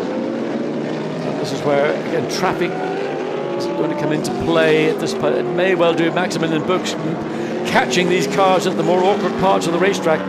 If you want to call it luck, sometimes that's the roll of the dice. He gets ahead of the BMW now. He's gained marginally an advantage over Alex Buncombe. He's going to have to make either a big run around the outside of the BMW, which he's done successfully. Brave move from Buncombe. Nico Verdonk now is the one that's going to have to find a way to squeeze up the inside, and he's done that successfully as well. And this is how the lead gap has been coming down and down and down. And so now 1.6 seconds in the first sector, another chunk of time taken out by Boog. It was here he made a mistake a few laps ago and lost places, and he slithers out wide there. Yeah, he looks like he was just a little bit late in the brakes again. He had a tippy-toe around the outside because if I do anything too dramatic, I'll lose momentum and up into the Schumacher S's. And the Nissan looks the better planted of these two cars by a substantial margin. But of course he's having to wait for Maximilian Book. He can't overrun him in the corner. There's nowhere to pass at that part of the circuit. And then of course the Mercedes quick on the exit. Again, coming through a bit curve. This is an opportunity for them. You can see the Nissan is just simply in mid-corner, quicker than the Mercedes. Downhill they plunge then. This is lap 31, and the gap's coming down and down. So who is going to strike first against the leading Audi? Is it going to be Max Book, or will Alex Buncombe have relieved him of that second place? He has a look to the inside. He's going to make the move up the inside line now, and he goes through. Buncombe goes second. And now it's game on between the Cesar Ramos driven Audi, Alex Bunkum's Nissan, and of course he's leading the Pro-Am class. Is anybody out there? Can anybody see any racing cars? We can't see on that camera shot. I mean, good pass, well worked out by Alex Bunkum. He's been pushing a lot over the last, well, since the pit stop, and finally gets now into that second position, 1.4 seconds behind the lead car. Nico Verdonk, who had actually dropped a little bit behind, and there is the lead car, almost Alex Bunkum over running the Audi, and needs to be careful he doesn't open up an opportunity for Max Buch to nip back in again. Cesar Ramos in all sorts of difficulty in this traffic. 3 cars ahead of him, finding which way up the inside. The BMW gives him room. Then he's got the McLaren to deal with, and Alex Bunkum again trying to use the traffic to his advantage, and has done so, and has got the run on Cesar Ramos up into turn 5. Can he get down the inside of the Audi and take the lead? He's got on the inside. Can he maintain it? Yes, he has. Goes through on the inside then, takes full advantage of the traffic. Alex Bunkum takes over the lead of the race, to the delight there of the team owner, Bob Neville. And so Alex Bunkum now will try to get away, of course, from Cesar Ramos, and therefore Max Buch comes up to attack him. So the Mercedes falls for the moment to 3rd place ahead of Verdonk. Then Kevin Kyrgios trying to regroup as well in the number 99 McLaren, and Andreas Simonsen is 6th, number 19 Mercedes for the moment. But a good effort this by Alex Bunkum, and he's well clear in the class as well. Interestingly, 2nd in Pro-Am now is Stefano Rizzoli in number 90 Ferrari, and 4th is 52, and that, if things stayed as they were, is enough to give Rizzoli and Guy the championship over Castellacci, who in this stint, the car being driven by Johnny Larson, it's falling down the order. Well, if the Bunkum Nissan can't win that Pro-Am Cup, winning the race would be a pretty sweet sort of compensation. Absolutely right. But I don't think it's going to happen, because Alex Bunkum is by far and away the best driver in that car. Nick McMillan and Florian Strauss no doubt will do a good job, but we're seeing a really stellar performance from the man from Froome in Somerset. Of course, over the winter time he was familiar conditions to him, wasn't it? That's right. Somerset. And he's also got to take a V8 supercar chip out of his brain, because he was racing in the Sandown 500 recently. He's off to Bathurst next month as part of his involvement with Nissan and their V8 supercar campaign. So Alex becomes a co-driver, and certainly enjoyed his experience in his first race. Now he leads by 2.4 seconds, but Ramos and Buch half a second between them as they go through to start lap 33. There they are in the gloom down towards turn 1. Ramos covers the inside line, and Verdonk has bought into this as well. Yeah, Verdonk has dropped back about 3 laps ago. Now he's back right under the tail of his sister Mercedes-Benz. He found a way past Maximilian Buch just before the first round of pit stops, so the only round of pit stops. Cesar Ramos has got to go around the outside of the Acura Ecos Jaguar in turn 2, and now Maximilian Buch looks to think, what's the best way here? Can I make a move in turn 3? No, I'm going to have to wait now in turn 4. And just had to wait again, and that just gives Ramos that little bit of advantage on the exit. It's probably inevitable that Max Buch is going to catch the Audi up very shortly. And Verdonk again dives down the inside into turn 5. Difficult place to pass, because you have to really slow the car up, otherwise you could overrun the exit on board with the lead car. Clear road ahead now. Almost bright ahead of him as well as they go downhill, heading into the Dunlop curve. But Alex Bunkum, the race leader, has got more traffic ahead. He runs very, very wide there, though. Sometimes there's more grip to be found on the very outside of the road, and he powers uphill now then. So heading to the Schumacher S in 2nd and 3rd places, almost together there. You can see Ramos and Buch with Nico Verdonk closing up a little bit. And Kevin Kyrgios is closing as well in 5th place by about half a second a lap. So it's not a massive gain per lap, but Kevin Kyrgios is bringing number 99 back into the equation. We have news that the 888 BMW Warren Hughes has had a spin and is still with this lights issue. So 888 may have to pit to sort out this light drama. Yeah, just watching Cesar Ramos coming through the Schumacher curves. A lot of standing water on the entry, caught the Audi out marginally. And again, Maximilian Buch right on the tail of the Audi as we go back to the leader, and almost getting caught again. The rain on the entry, the standing water on the entry into those S's just prior to the Coca-Cola curve. You've got to watch it, because it's not improving, and again visibility is getting poorer and poorer at this end of the racetrack. Absolutely so, as the leaders come up then to the end of now lap 33. Alex Bunkum clear, he's just put a lap on 22 Audi, which is the Ian Logie Julian Westwood car. 5 seconds is the margin over Cesar Ramos, who is still fending off Max Buch, isn't he? Bunkum's caught, passed, driven away from, but now Buch can't really do much about Cesar Ramos. So the Audi and the Mercedes running together, but Buncombe, absolutely outstanding drive. I mean, it's a brilliant drive, and the Nissan really is currently the best car in these conditions, substantially so. His last lap was a 2:11.9, his best is a 2:11.2, and compared to Cesar Ramos in second place, his best lap, or his last lap, was a 2:14.6, so 2.7 seconds a lap. Alex Buncombe is quicker, second place driver, and of course correspondingly Verdonk, and in 99 the Kurdos McLaren, they're just being held up by the pace of Cesar Ramos. So there is Ramos about to put a lap on the Team Parker Racing Audi. Wide goes Verdonk. Really, really wide this time. Yeah, but he survives, staying on the back of his teammate. Verdonk, I still think he's doing a good job in this. As I say, underrated driver and all that, running fourth. 6.3 seconds off the leader as second, third and fourth drop down into the Dunlop curve. And as they sprint uphill, Ramos works his way past the traffic. This part of the circuit is okay, and that is 26 off yet again. Edward Sandstrom has had a spin at the last corner. He sorts himself out, but when it's not your day, it's not your day, is it? 14 laps down and goes off. I mean, Edward Sandstrom normally does not make those errors. Here we are at a different part of the racetrack, just trying to recognise, coming onto the back straight. Here, visibility is good. There's no standing water. Lead car, once it turns through this right curve and then climbs up to the S's, then there is a fair amount of standing water there. You see it really at the surface change more than anything else. And again, just the Nissan just going from the dry bit of tarmac to the wetter bit of tarmac, even it's being affected. So Buch up into second place there. You can see he's ahead of Cesar Ramos. We had the change for second place. Max Buch then goes up into second spot. And Cesar Ramos now comes under attack from Nico Verdonk. To an extent, it's a damage limitation stint, this. They don't want to drop that car too far down before it goes back to a Mies or to a Vantor. It may even be that they double stint Ramos here and get him out of the way. And that's 22 that has had a drama. Now, the car is one of the Gentleman Trophies cars. It's Julian Westwood at the wheel of it. I'm surprised Julian's had a moment, and that is Ramos having a big wobble going down to turn one. He survives. Saw that yesterday. Gilles Vert in the Audi caught the white line. I think we may have seen Cesar Ramos do the same thing, catch the white line with the right front brake. Car snatches, and it just suddenly veers off to the left. And Nico Verdonk says, "I'll take that very much indeed, thank you." And Cesar Ramos, almost in frustration, tries to get back at the Mercedes, but forget it, Cesar. Just stay on the track, finish your stint, hand the car back to the boys. Behind is Kevin Kyrgios, who is not sparkling in the same way that Kevin Est did. He is lapping 3/10 quicker than those ahead, but he's not hacking away. So for the moment, number 99 McLaren is a little bit anonymous. It's in no man's land, not really catching, not really being caught. It's not because the conditions are deteriorating, do you think? I think that the weather conditions right now are as bad as they've been pretty much at any point of this event. What we've got on certain parts of the racetrack, you can see, it's not a dry line, but it's a tyre, it's the line of the tyre. They've been clearing water, but on other parts of the racetrack, visibility is very poor indeed.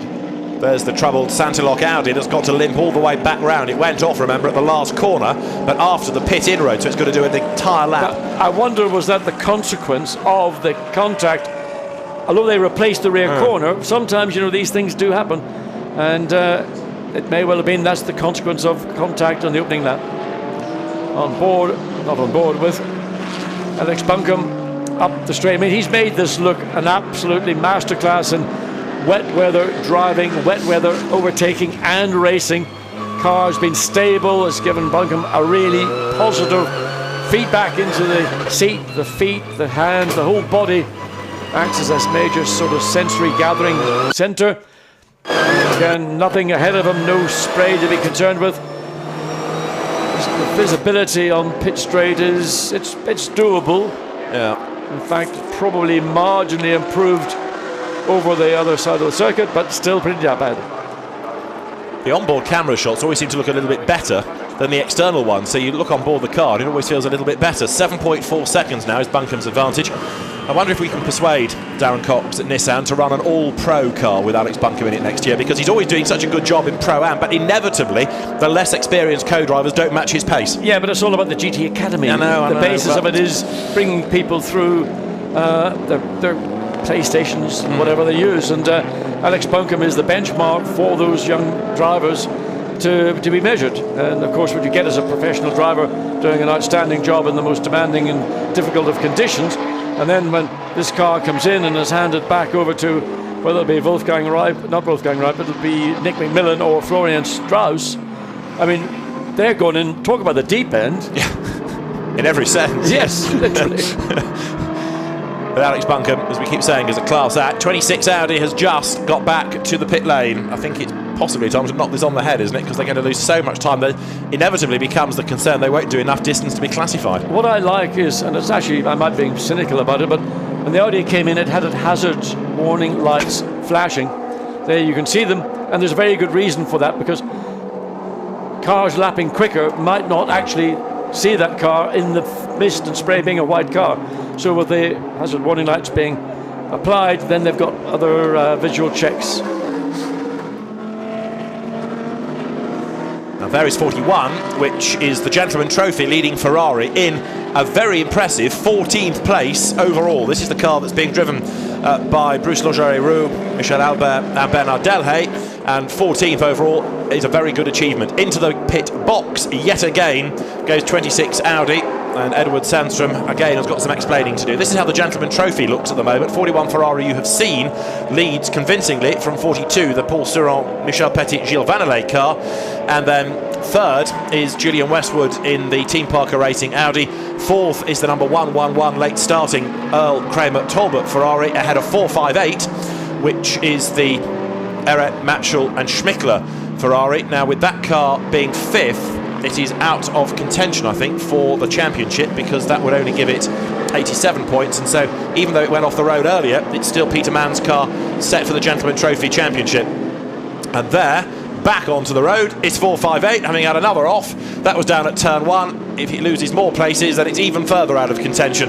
But 458 slithers off the road, Pierre Eret at the wheel of it, and just when things should have been heading in their direction in the Gentleman Trophy, off it goes, another delay. Pierre Eret is not a novice. I mean, he's done quite a lot of long-distance sports car racing in his time. Frank Schmickler, Alexander Matchell, both ex-DTM racers going back a good 3 decades. I think in these conditions, and again, looking at it, it's suddenly taken another turn for the worst up at the highest point in the circuit. If you get a couple of the lead cars in this race dive bombing you, literally, one side and the other side, even if you've got experience and you're trying to not interfere or get in their race, that is often a case where you find yourself getting wrong-footed. I don't know if that was the option or this situation or not, as we watch these cars book, and Verdonk battling over third place, Ramos down into fourth place now, some 4.5 seconds behind Verdonk in that fourth place. Verdonk again trying to apply pressure to Maximilian Buch to force that issue we saw before the round of pit stops down at the bottom of the racetrack Dunlop curve. This time Maxi Buch probably a little bit more wary and knows what Verdonk's capable of, and trying to prevent any further challenge to a second place. Let's go to the pit lane, because Jack Nicholls has caught up with Bob Neville, who is the man, of course, who runs the Nissans as driven by Alex Buncombe. Bob, the whole Nissan project is about finding gamers, but you've got one hell of a professional out there, haven't you? Yeah, I mean, people don't realise it, but he knows this circuit so well. He's done so many 24-hour races, of which this is part of, as you know. And he's always been fantastic in the wet, and there's proof of it. He's going almost a second quicker than anyone else on the circuit. What does this mean for you in terms of the wider race? Is a Pro-Am victory the main goal? Well, we've said to him, look, you know, you're going faster than everybody. If he's comfortable, we'll let him do it. But in the end, obviously, we know that our first season GT gamers are getting in, so obviously the car's going to move backwards a bit. But for the moment, it's spot on. A little bit wide at the first corner just then, but I think he got away with it. Okay, cool, thanks, Bob. All right, yeah, that's it. Okay. He got away with it okay, because he's built up a big lead. It's 8 seconds. Yeah, I mean, whether that was just getting caught by the ever-changing conditions or maybe a little bit of overconfidence, difficult to tell, but it may well have been a bit of both, because when you're feeling so strong as Alex Buncombe is doing right now, you feel that there's nothing that's going to be better or get on top of you, but we've got these conditions literally down at the end of big shunt for the Audi. That's Ralph Frey, who was in 7th place and ain't anymore. That's gone off, I think, at turn 1, straight across the runoff, across the gravel and into the tyres. Talking about water that's maybe what caught out Alex Buncombe momentarily. We saw just on the lap that he's on, there is probably that little bit more standing water flowing across the racetrack. Plus you've got pit lane exit, white line, which we know has caught out 2 Audis over the 2 days we've been here. And the difficulty is he can't reverse or go forward. He's got to wait until let's have a look again and see. Oh yes, same kind of story we've seen with 2 of the Audis. And I mean, absolutely parked to perfection. Yes, I was going to say, you couldn't make that up, could you? You couldn't park it any better if you tried. And it's going to need a wrecker to pull the car away to safety. Fortunately, he's a left-hand drive car and is able to get out of it if he so wishes. Now we've got the snatch rope coming, and that will be pulled to safety. Hopefully it'll not take half the tyre webbing and the tyre barrier. So Audi preparing to make some repairs to the right side of that car, whether it'll be bodywork or maybe more. I suspect it'll not be much more than bodywork because the impact speed was relatively minor, and there's a lot of absorption in that tyre barrier. So Rahel Frey, the Swiss girl, off at turn 1 from 7th place, and the car will be brought back onto the circuit, but the danger is you lose a lap while all that goes on. So here's the Mercedes fight, now 2nd and 3rd. Nico Verdonk is up past Ramos as well, and Verdonk closing, but it's a yellow flag zone as they work their way through turn 1. So as the cars head out of turn 1 through turn 2 now, this is for 2nd and 3rd places. You've got Max Buch ahead of his teammates Nico Verdonk. Now let's just catch up on where we've stood so far in this race. It was a lengthy safety car period. The race got underway under the safety car. The first green flag lap had drama straight away. Antoine Leclerc being turned around and then clipped as it went past by the number 44 Aston Martin Michael Caine at the wheel. Off early had gone Dennis Anderson, and so too Edward Sandstrom. Damage on the right rear corner after contact with Alvaro Perez's McLaren, and both of those cars ended up in the pit lane early on. Peter Mann, Gentleman Trophy Championship leader, watched his car head into the gravel with Felipe Barreros at the wheel. 44 after the contact had a punctured tyre, and Michael Caine was in the pit lane as off the road at turn 1 went BMW number 12. The Nick Katzberg Henry Hassid car drove through the gravel and back onto the circuit. The lead battle though early on was all about Christopher Mies and Kevin Est.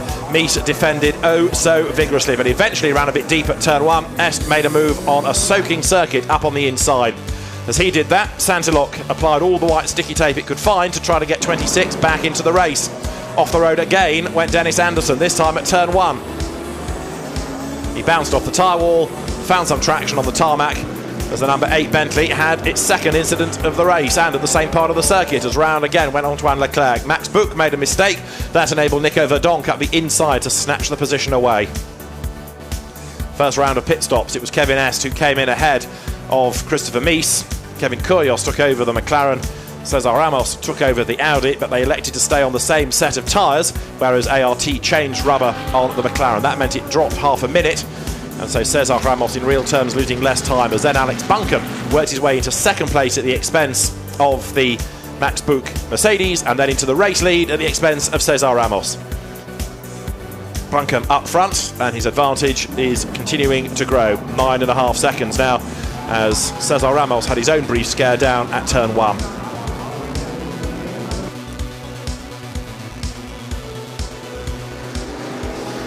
So back live at the Nurburgring, looking at Max Buch in 2nd place, 9.5 seconds down on the race leader, being able to fend off Nico Verdonk still, as the race has got a yellow flag in that first sector still because of Rahel Frey's car being hoiked out of the gravel. But Alex Buncombe continues to lead. Now 2nd in Pro-Am is Stefano Rizzoli, and the car that he's fighting against has fallen quite a long way back in the class, because now down to 6th is Johnny Lawson. So they do need to get Castellacci in that car sooner rather than, in order for the 52 Ferrari to have any real chance here of getting itself back into the mix for the championship. As the race leader then, on lap number 40, has this advantage not only over everybody else, but crucially everybody else in the class. Interestingly, I mean, Alex Buncombe really on his own, no traffic other than lap traffic to concern himself with, has a 9.5 second advantage. But considering the pace that he's shown, I thought maybe that gap might have even been greater than it is. And I think it really indicates the pace that these two drivers in 2nd and 3rd place are running at, that they're not letting Alex Buncombe really build up a substantial lead. I mean, it's just under the 10-second mark, and you prefer to have it half that distance. Nevertheless, these two Mercedes potentially looking at winning this race. They know that the Nissan is in a race of its own. While it might win overall, but it's to win for Maximilian Buch, long shot for the second place Nico Verdonk as well. So they are looking at the long game rather than maybe out and out winning in this race.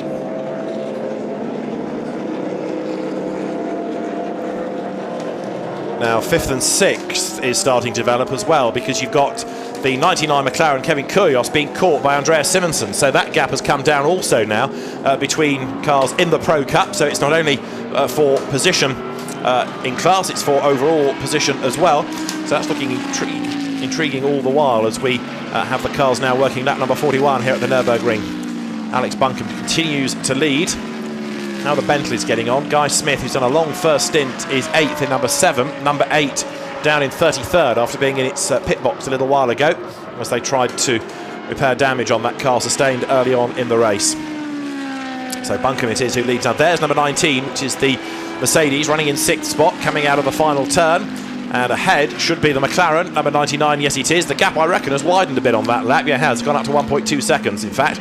They come over the timing line, but Andreas Simonsen doing a good job here in the car that he shares with Hubert Haupt and Abdulaziz Al Faisal. He's the gun in that car. The others aren't slow, but Simonsen is the quickest of the three, and he's getting onto the back of Kevin Kyrgios, who comes into this, of course, with a very impressive pedigree in single-seater racing. Yeah, but it's, again, just keep referring to it. Every minute, almost every lap, this racetrack is changing. Be it water, Kyrgios trying to go again on the slightly wider line to avoid the standing water that stops in the inside of turn 3, then through turn 4. And Andreas Simonsen will be focusing in on the McLaren. Again, this balance of where do you hope to overtake a car that you think you're quicker than, and we've got the option coming into traffic as we're now seeing in turn 5. Turn 6, Simonsen stays high. Kyrgios goes high into turn 6, as does Simonsen, both using much the same line and exit, but visibility down the hill. I mean, sitting in the car and trying to see where you are, and at the same time work out how can I get past the car I'm trying to catch. Very unpleasant conditions. Absolutely so, as the cars then now sprint once more uphill, and Kevin Kyrgios is on this lap once again, losing time relative to the Mercedes, hunting him down. So as the cars turn through the Schumacher S, it's getting a little bit brighter perhaps on that part of the circuit. It's also getting brighter again at the end of the lap where we're based, so the conditions continue to change almost lap by lap here. But one constant is that it's wet, and everybody having to cope with a lot of standing water at certain parts and a very slippery road as well. Now lap 42, the race leader is working. 9.7 seconds the advantage that Buncombe has got now over Max Buch, who's a second up on Verdonk, but Cesar Ramos has fallen to 4th place, so we know he's lost time, but because he saved half a minute or so over number 99 McLaren by not changing tyres in that first pit stop, in real terms he's not lost out as much as he could have done. Just to go back to what I was mentioning about Alex Buncombe's pace, not pulling away at the rate he had done when he was catching over the last number of laps. The first 3 cars all running within 0.3 of a second, running in the 2:13s. Now that to me indicates the racetrack conditions have deteriorated, and also depending whether those that kept their original set of wet weather tyres on are struggling as the tyre wears out. Therefore the sharp edges of the wet weather tyre, which are what make the wet weather tyre so effective to cut through the water, are now getting rounded and blunted. And I don't know if that was the case of Alex Buncombe, whether he fitted fresh rubber or not, but certainly his lap time is now in that zone of the 2nd and 3rd place cars, consequently not pulling away as I'd anticipated. Just trying to work ahead and see how long it's going to be before Buncombe, Buch, Verdonk have to come in for a second pit stop, but I think they're going to be okay for another 25 minutes or so, as we have 4 hours and 20 minutes of the race to go. Up front then, it is Nissan from Mercedes, Audi, McLaren, Mercedes, Ferrari, Bentley, Aston Martin, Mercedes. And this is the fight for now 5th place, Kevin Kyrgios versus Andreas Simonsen, as they work their way through the right-hander of the Dunlop curve, heading uphill this time. Once again, the number 888 BMW, Warren Hughes at the wheel, up into 14th place, being warned about the lights on that car. Please check your lights is the message to the team. They're going to have a look at that at the pit stop for sure, aren't they? Just interesting coming off the back of that observation about the pace of the Nissan. all of a sudden Alex Buncombe has set fastest sector time overall in this race. Gap still 9.8 seconds as they came across the line the last lap. Let's watch and see if the Nissan has managed to extend that advantage. Last lap was a 2:12.1. In fact, the first three cars have dropped from 2:13s into 2:12, so everybody at the front is getting a bit of a hurry up. Number 3 Audi, which was falling down anyway, Mark Bosseng then gave it to Frank Stippler. That has been in and has now lost 3 laps against the leaders. We understand it is an alternator problem with that car. So number 3 Audi down in 30th place. That takes Stippler and Nash out of the equation as far as the championship is concerned as well.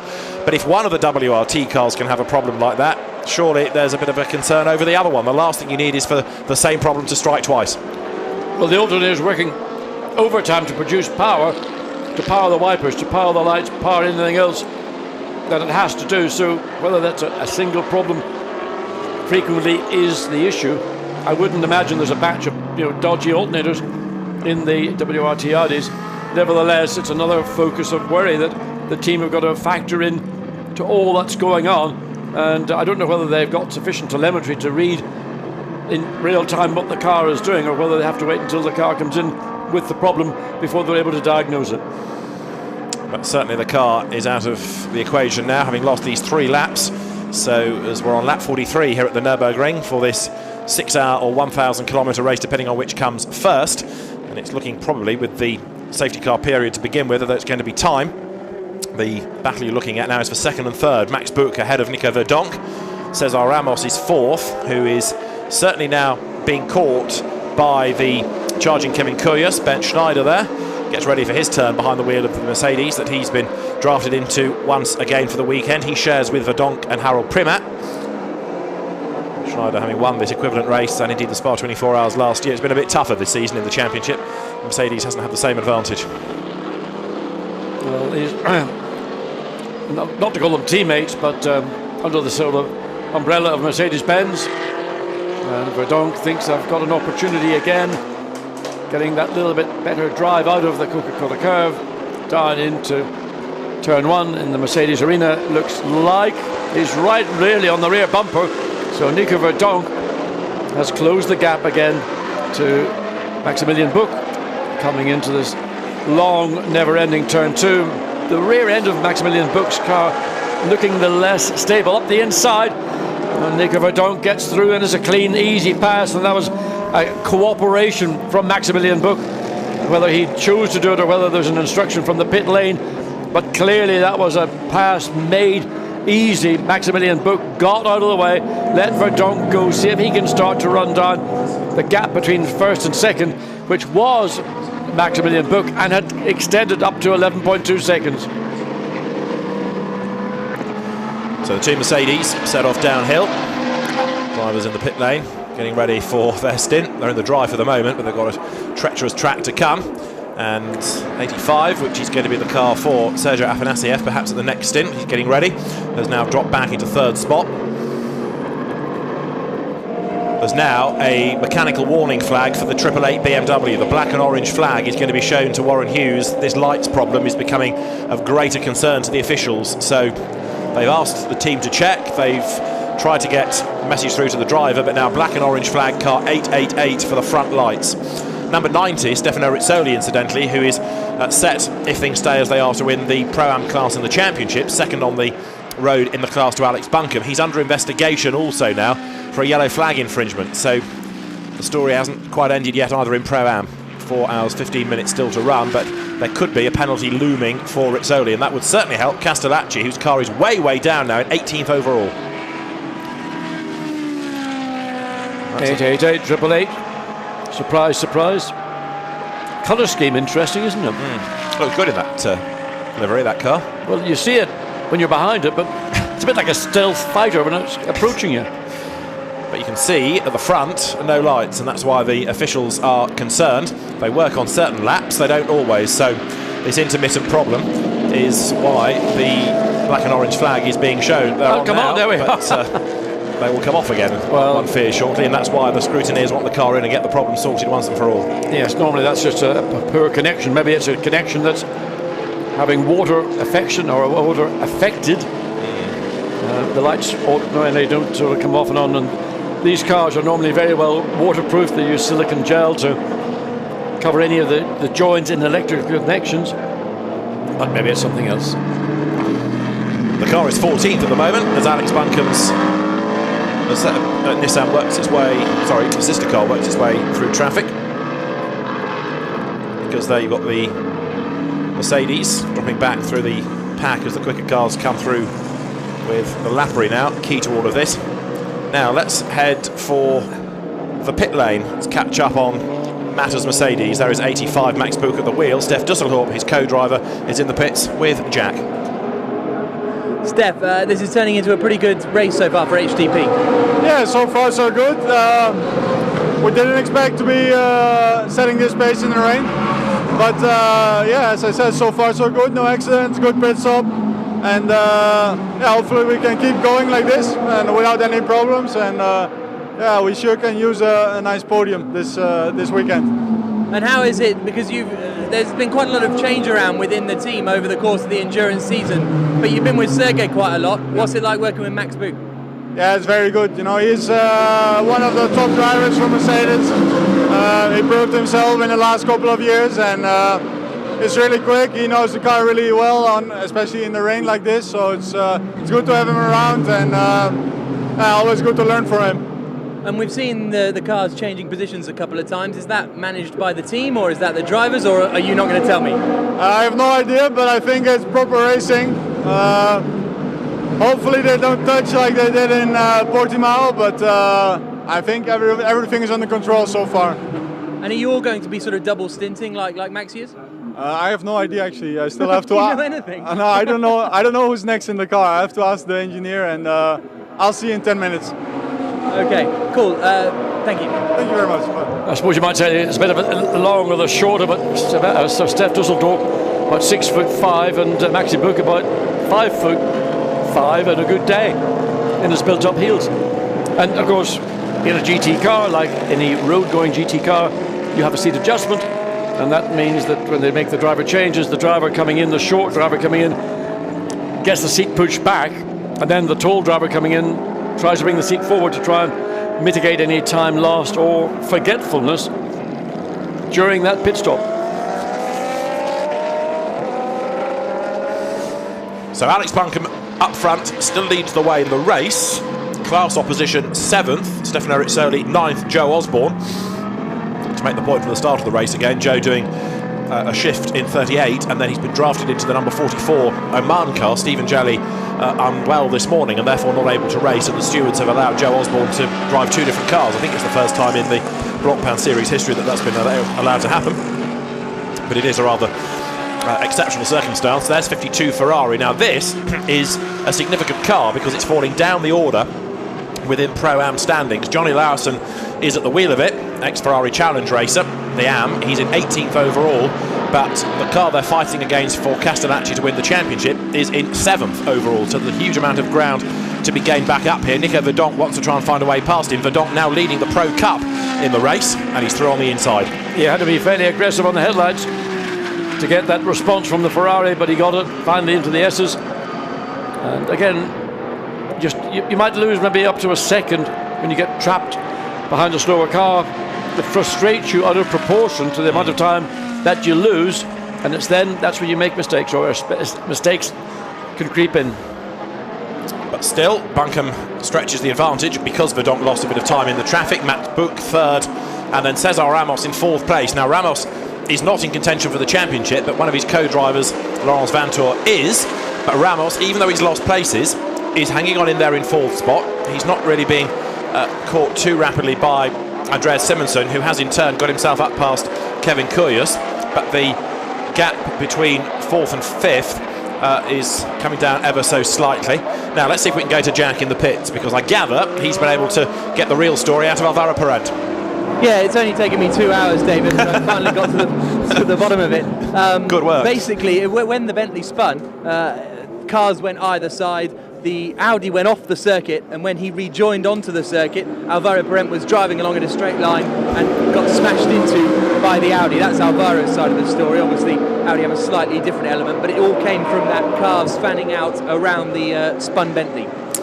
Okay, thanks very much, Jack. It all pieces together a bit more now, doesn't it? Thank you for that. Now, this is the lapped number 3 Audi back into the race, being gobbled up by number 19 Mercedes. Andreas Simonsen now tries to find a way past the number 8 Bentley. That's the one that Jack was just talking about, having had its lap 1 spin, or racing lap 1 spin. Antoine Leclerc at the wheel. Jack called it a spanning out moment. Haven't heard that before. In the meantime, Simonsen gets through the traffic and everybody else gets very tetchy coming into turn 6.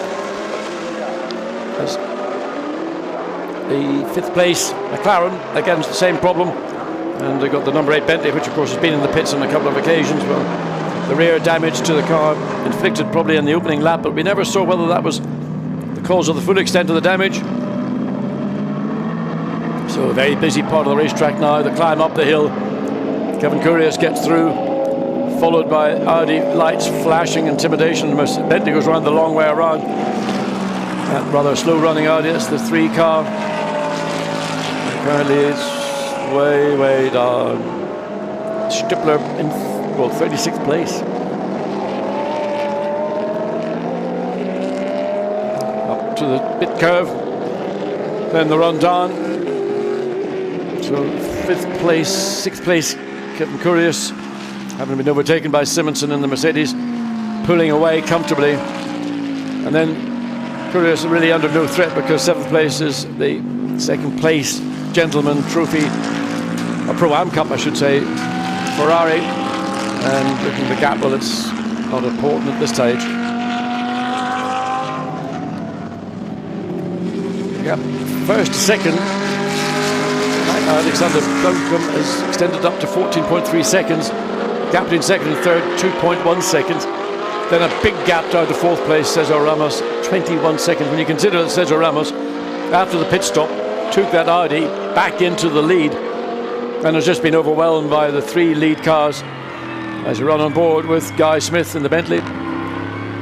Following well, I think that's the 3rd Audi, 3rd place Audi of Frank Stippler just ahead.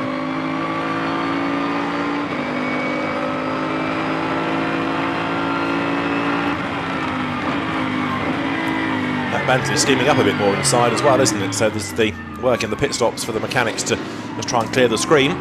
Many of the drivers, of course, doing a very long first double stint. So they've been in the cars since the start, and we're almost now at the end of the 2nd hour. So the likes of Buncombe and Smith and others have had a very long first run in the car. Put the slower driver perhaps in the middle, and then put your next faster driver in for the very end. Not going to be that far away from the next round of pit stops either, with probably 10 minutes or so before we can expect most people to come cycling through once more. It'll be interesting to see whether, in the case of the 2 Mercedes, which of the 2 they will bring in first, or normally would be the lead car of the 2.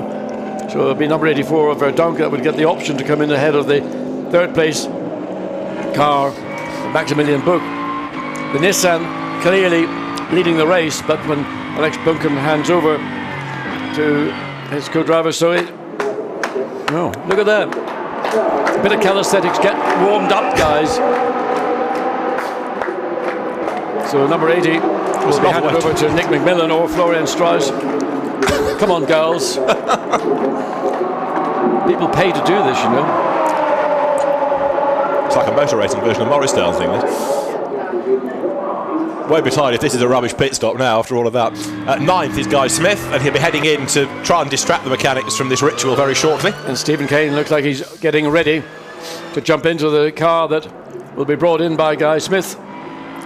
Certainly standing there in the pits with his helmet and gloves all ready to go.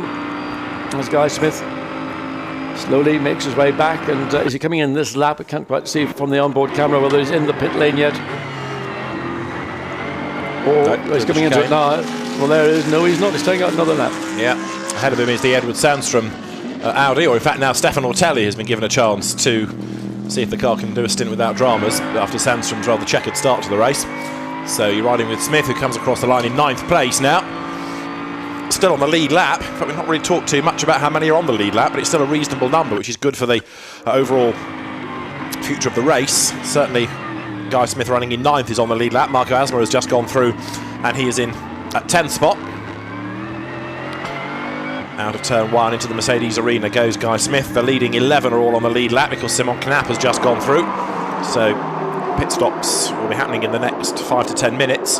And now the team manager of the Santalok Audi, number 26, this is the Ortelli car, to race control immediately. It's going from bad to worse, I think, now, if they're in further strife. So the team manager being summoned. It's been an awful day for that car. Normally it runs like clockwork and is driven by 3 drivers or 2 drivers, and depending which sprint or enduro, who deliver. So what the issue is this time for team manager to go to race control immediately. We hopefully might get that news a little later. Just again, conditions. I mean, literally, you look out the window 1 minute, it's beginning to improve. Rain again falling now on the pit straight, falling around other parts of the circuit. And just looking across the racetrack to see what the cloud base is doing. And it's sort of hovering around same level it's been now for about the last half hour, so no concerns about visibility on the racetrack in terms of marshallings at the marshal posts. There's Guy Smith, once again, comes up the hill. Through the gloom. Still got the Santalok Audi ahead of him, which is down in last place.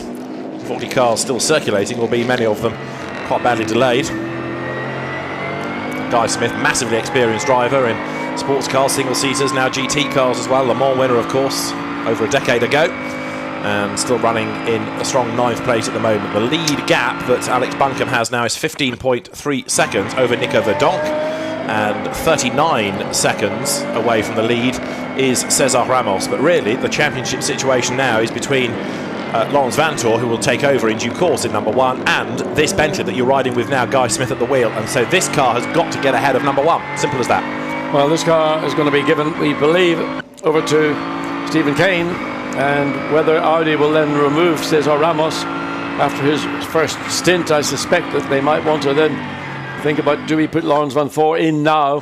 We've still got 4 hours of the race to go. There's a lot of racing to do, so you put Laurens Vanthoor in for 2 hours now, and then Christopher Meeson for the final 2 hours, or what do you do? Because Ramos hasn't done enough. He's got to do an hour and 20. So you've got to give him at least a stint and a half. So yeah, that's the tough one. It's a difficult one. Yeah, exactly. So ideally you'd have a long safety car period with him behind the wheel, so it's less against the quicker drivers. He's not slow, Cesar Ramos, and saying all of this, but he's not as fast as some. But he can't match the pace of Mies nor Vanthoor, but he's not disgracing himself. They're in full position, but he needs to do a minimum of an hour and 20 minutes. There's 35, which is the other Nissan, Katsumasa Chiyo at the wheel of it, in 13th place overall, also coming into the equation for Pro-Am, as the Alex Prema McLaren has just pitted out of 39th place, so that car's just come in. This is the view looking out of the front of the Nissan. Alex Buncombe's car is through the Mercedes arena, coming up towards the end of the second hour of the race. And Alex Buncombe's advantage now is 14 seconds. Came down just a little bit last time over Nico Verdonk, but Verdonk still contend, I think, to be leading the Pro Cup, and bearing in mind also that the Nissan ahead will inevitably start to lose pace later, because it's going to have drivers who are a little bit slower than Alex Buncombe behind the wheel of it. So Alex, for the moment, does his best. Second generation racer. His dad Jonathan, a very successful saloon car racer in the 70s and early 80s. And the Nissan with the sister car getting in on the act as well there. Look, the two of them, one in the lead and one in 13th place, on track together. Yeah, just interesting to see which of the two looks the better, but coming through the Dunlop S's, there wasn't very much to pick and choose. Now again, catching traffic, one of the more tricky parts of the racetrack. And clearly you can see what happens.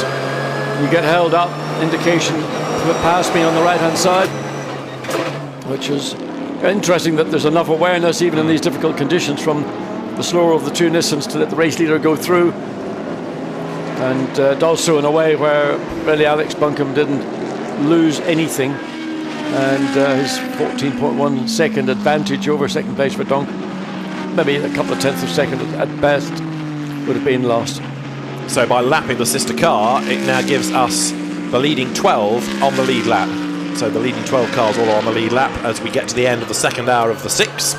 And up front then, Alex Buncombe it is, still leading the way, and he's still got more and more traffic to encounter. Of course, at the start of the race, traffic wasn't an issue, but as pit stops have cycled through and drivers at differing pace have ended up in the cars, so the field has become more strung out, and so now it's not just the visibility and the rain, it's the traffic as well. Yeah, and that, I was going to say, the frustration is that you get a car back marker being caught by the lead driver. The speed off the corner for the slower car is what determines the speed of the quicker car, because it has to wait, so you get this seesaw effect. And fortunately for Buncombe, the Ferrari backed off very early on the straight, so he got the run into turn 1, clear run, and able to continue his pace. Gap still 14.5 seconds. I'll not know the actual true effect of that until the end of this lap. Now the second round of pit stops has got underway because an increasing number of cars are heading down the pit road, including Warren Hughes. Also, Stuart Leonard's Aston Martin has come in. They were 16th and 18th respectively. And up front, Alex Buncombe coming towards the end of this marathon stint. That, I suspect, will be him done for the day. I think he can get back into the car because he'd go over the maximum time. So they're trying to get the most out of him as he works his way past the Boutsen-Gignon McLaren up on the inside there. Goes ahead of number 16. The only Boutsen-Gignon McLaren this weekend, and it's Jordan Grosjean behind the wheel of it, who we've seen racing for Von Ryan in these cars in the past, but the Nissan storms on by. Yeah, hangs in the McLaren though on the exit out of the Dunlop chicane, and when they got into the middle of the Schumacher S's, then the strength that the Nissan has in terms of grip and balance was beginning to show its advantage. The Aston back in the pits for a driver change as we go back to second place. Nico Verdonk. His advantage 2.3 seconds over Maximilian Buch. It's the first time I think, and all the time I've watched Maximilian Buch, that he's been bettered by a sister car or a sister teammate. And he's not really looked as comfortable in these conditions today as we've seen him pretty much all the time he's been a part of the HTP team. That's right, and Nico Verdonk, as I say, who is no slouch but really has shone in this stint. Into the pits has come number 10, which is the Eric Clement, Benjamin Lariche, Nicolas Armindo BMW. 32 drops down and is on its way down the pit road.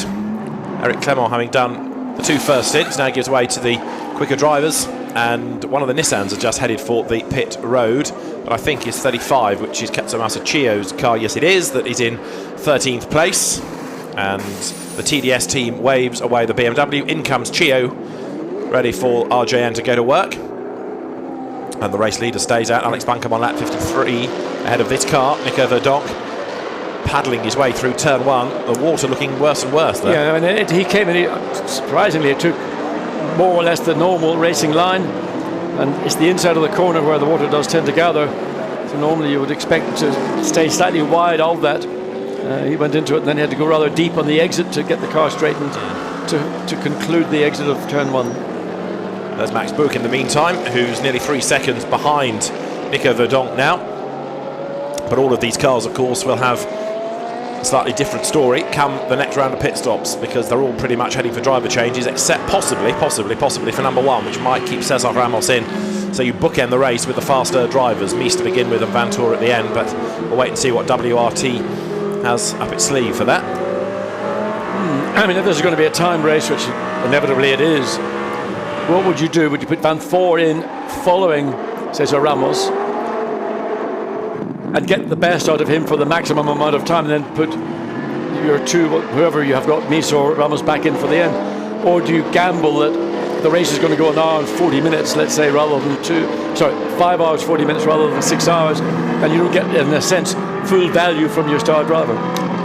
I'd keep Ramos in the car to say that he does the minimum. I'd put Christopher Mies in to use up his allotted time, and then put Vantour in at the end, just in case there's a late race safety car. Even though the race may not go for the full time, or certainly not going to go 1,000 kilometres, it's going to be a timed race. Going to go to the 6 hours. 6 hours. All being well, yeah. No, I'd keep Vantour for the end, but better brains than mine are on the Audi Pratt perch, so we'll see what the strategists have. But yeah, I mean, that's Marc VDS was always an example in years past, wasn't it? Whatever happened, they'd have Maxime Martin in for the last stint because he was the quicker of the 3 drivers and was there should they need him to storm up through a safety car period at the very end. In has come number 4. Now this is the Jean-Luc Blanchemin driven car that he shares with Christian Kelders and Stéphane Richelme, the Monegasque GP2 racer. Yeah, interesting that Richelme's in a GT car, having been one of the stars of GP2 over the past season. And you like to think that might be your hot rod in that Pro-Am Cup partnership. definitely. He's had a French GT win in years past, but as you say, single-seaters really is what he's concentrated on pretty much up until now. But it looks as though there's a nice link developing between him and Audi because he joins that car. So Blancpain and Kelders move from Gentleman Trophy up into Pro-Am. And then Pro Cup, it is still going the way of Laurens Vanthoor at the moment. Over now, up into second in the championship, Harold Primer and Nico Verdonk at the expense of the Bentley. So yes. Intriguing. The Bentley does need to find something in this next couple of stints. Well, it's going to need something that they don't have control over. As the 84 Mercedes makes its way down the pit lane. And that was Verdonk on board, and I'm assuming he's going to be pre-mat taking it. Wait to see, get it confirmed who it is. Schneider. It's Bernd Schneider. Good old Bernd. Safe pair of hands. Well, and a quick pair of hands. Exactly. Yeah. So now let's see. I mean, the car was going very well anyway to lead its class. Now you put Schneider in it, the maestro. Let's see what he can do against the lap times of Nico Verdonk. I want to see what his first flying lap is in pretty awful conditions, and you're getting in pretty much stone cold.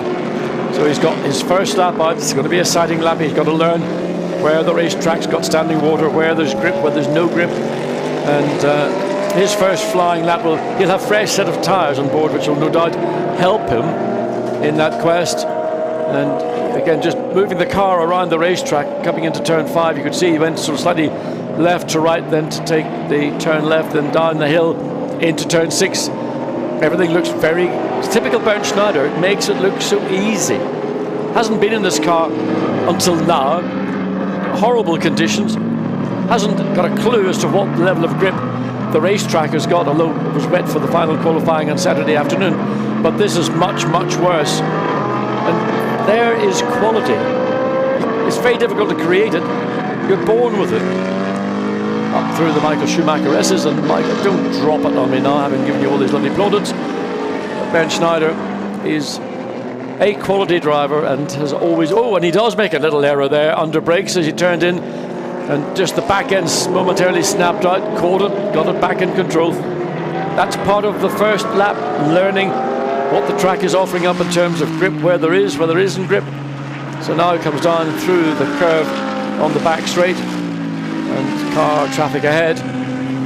Hard to see through the glare of those Audi lights into the chicane. So about to go on to his first flying lap, and we got number 3. So have a look and see as to, is this going to be a pit stop or just a stay in the car, says on. I think it's just going to be fuel, but can they get away with keeping it on that set of tyres? They're going to surely need to put another set of boots on. Well, they didn't change when Ramos took over. Exactly, yeah. So let's see whether they do go for tyres. 85 then, Steph Dusseldorf at the wheel. He's taken over from Max Buch. What's going on in Audi land? Fuel's gone in. Oh, and the Mercedes, is that Schneider that's gone off the road? Yes, it is. Ben Schneider at turn 1. Trying a little bit too hard, a little bit deep into turn 1 and getting caught out. And of course he didn't go into turn 1 on a flying lap. He entered turn 1 when he joined the racetrack from the pit lane. So his speed would have been considerably less, and therefore he didn't have that judgment or experience, and therefore all the things I've said about you, Bernd, what are you trying to do, make me look as stupid? Can't be the Bet Schneider, surely, can it? Let's try and work out what he did wrong, John. Let's have a look. It was just too late and deep. But how did he manage? Well, he's been to the Mercedes-Benz skid school. He's learned how to use all the gizmos, which they don't really run on a race car. They've got traction control, ABS brakes, but certainly hit the car sideways, and he'll not make that mistake again. Well, that was on lap 55. Just what's the date? 21st of September 2014. Schneider makes a mistake. Put it in your diary because it doesn't happen very often. It's not only rare, but it's even more rare to catch it. Yes, that's right. And there it is. Catch it on camera. All to see. Goes down in the annals of history. Right, the leader is in. This is what you're looking at. Alex Buncombe. What a great job he has done. Comes into the pit road. 2 hours and 8 minutes, 26.563 seconds he was behind the wheel for. That was the time when he came into the pits. So Alex Buncombe has done a marathon stint. The team manager of number 90 is being summoned to the race control building. That is relevant because it is the car on points at the moment, heading for honours in the Pro-Am Cup in the Championship. So there's still some Damocletian discussion to take place for Stefano Guy, the driver at the moment, with the team manager of the Scuderia Villorba course car has to go and see Alain Adam, the race director. Looks like Nick McMillan was the driver taking over from Alex Buncombe instead of sticker wet weather tyres. He makes his way out now down the pit lane. Stef Dusseldorp going on his merry way, looking fairly solid, and it's going to be interesting to see how quickly he can. Is he taken the lead? Yes, he has. Dusseldorp, I think, is. I'm sure that was Dusseldorp came through because Schneider came through behind. Third place to us, Dusseldorp, Schneider, and now third place for Nick McMillan. News from the pits is that the number 1 Audi has stayed on that original set of tyres, so they go into their third stint now, as they can see the number 80 Nick McMillan Nissan back on track, losing places as the drivers already into their stints with a bit more track and car knowledge and condition knowledge stream past him. So at the end of this lap we'll have a better idea of the order, but Stef Dusseldorp then is ahead of Schneider after Schneider's off, and so 85, the Mercedes started by Max Buch, now will take over the race lead. Down in the pit garage, Nissan's personnel look at the data, look at the screens to monitor how the race is unfolding. Must be heartbreaking for the team to see your car literally by the corner going back, having had a brilliant drive by Alex Buncombe to take the lead and control this race for an over 2 hour period, 2 hours and 8 minutes. Nick McMillan really, as everybody else has had to deal with, finding the conditions extremely difficult, and nothing much more he can do until he gets settled in. That's right, but one would hope after a lap or two and he's more familiar and more confident, the car might start to go quicker, the lap times will improve, but for the moment then 80, which is Florian Strauss in fact being shown behind the wheel of it now, is the lead car. The transponder initially said McMillan, now it says Strauss, so we'll go with what the timing screen tells us, and the car is on track, but it's about to drop down behind number 1 Cesar Ramos, so Ramos is still very well placed to help Vanthoor take the title. Yeah, I mean, just saying the lead Nissan, or the former lead Nissan, I mean, every corner it's lost one position, and he's really struggling for confidence. He just doesn't have any trust in the car on this out lap. So we wait to see. It'll be Dusseldorf come across the line, 2.6 seconds ahead of Bernd Schneider in second place. Well, Alex Buncombe did a tremendous job in the number 80 Nissan. He led the race, massive long stint as well. He's out of the car with Jack. Alex, it's becoming a bit of a tradition to speak to you after a mega first stint, and it was a good drive out there. Yeah, absolutely mega. Yeah, you know, all I can say is big thanks to the team. You know, they've produced a fantastic GTR for us, you know, this afternoon, and you know, we spoke to Jeff, my engineer. We made some little alterations on the car for the wet. You know, we thought it might dry, you know, halfway through the race, so we thought we might split the setup, but we've gone full wet setup. So yeah, you know, what can I say? The car was mega, and you know, big thanks to the team for that. At times you were over a second quicker than anyone else on the circuit. Were you just sort of in the zone, or? I guess so, yeah. I mean, there was a fair bit of aquaplaning out there, and I think my lines were fairly strange compared to a few others. Whether that was right or wrong, I don't know, but yeah, you know, the car was nice and consistent as well, so Florian's in the car now, so you know, there's a long way to go, Les, so you know, let's hope they can both do a really good job for the end. Thanks, Al. Thank you, cheers. So Alex Buncombe's stint done, and you're looking at 84, which is Bernd Schneider trying to recover after his little off. Now, a drive-through penalty has been given to number 90, Stefano Guy, so this is significant within Pro-Am, not only for the race, but also for the championship situation, because if that car tumbles down relative to 52, then it all becomes a different story. So number 90 serving a drive-through. I'm just wondering whether we're seeing conditions again deteriorating. Stef Dusseldorp almost losing the back end of the car as he exited up from the Schumacher S's, followed by Bernd Schneider, who's had his moment in the rain here into turn 1. Found out how little grip there is once you hit aquaplaning. So this is your race leader, Stef Dusseldorp. Second place, Bernd Schneider, followed by his 1.2 seconds as they came across the line, catching up to the tail of number 7 Bentley. It is really just going to be gobbled up by these two Mercedes. Andy Merrick not going to be able to do an awful lot, down in 11th place, 1 lap down on these two lead Mercedes. Yeah, Merrick down 13th overall, so The Bentley struggling in these conditions, it would seem, as it is getting worse and worse on the pit straight once again. There's the spray as well as the low cloud. Oh, whoops, under braking there, almost gets away from Dusseldorf, doesn't it?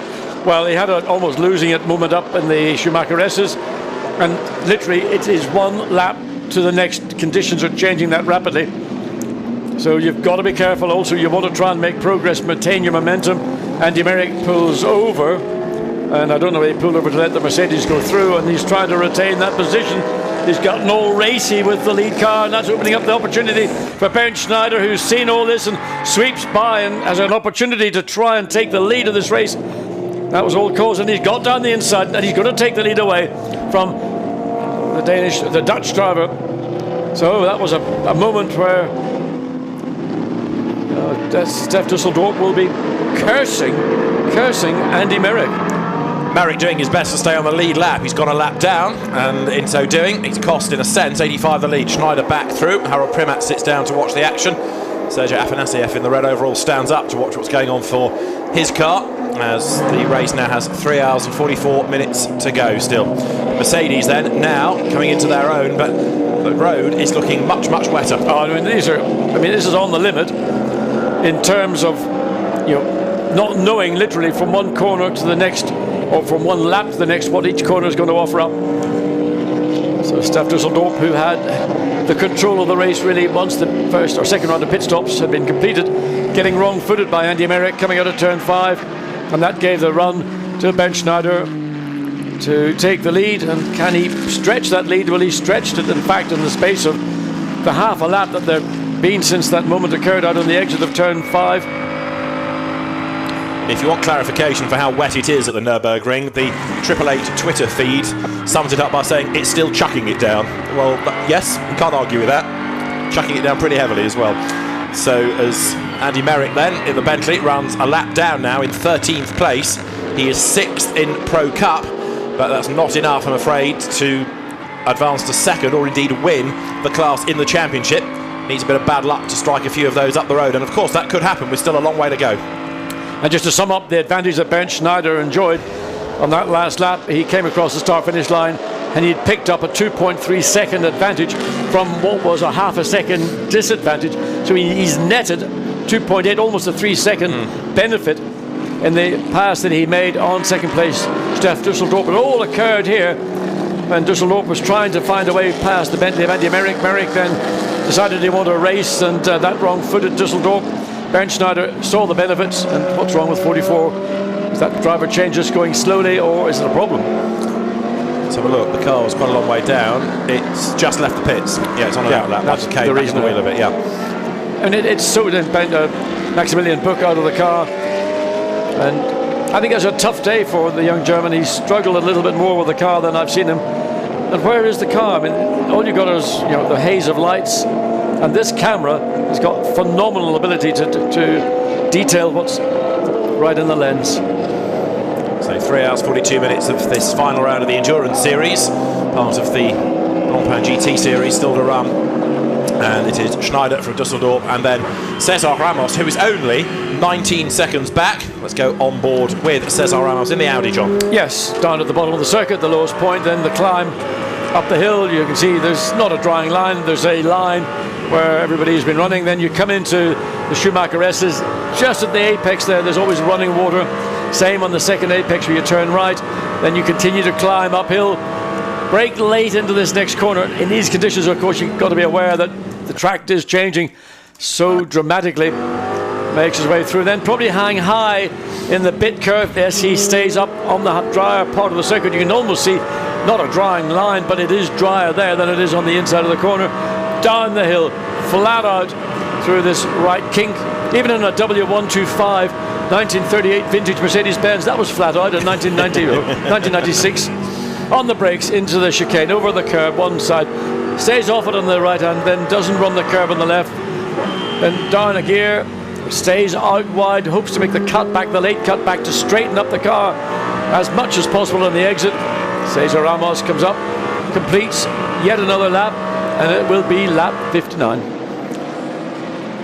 Now, as the lap is done, let's see if we can catch up with Max Buch, because he has done his hard work early on. He's in the pits to talk to Jack.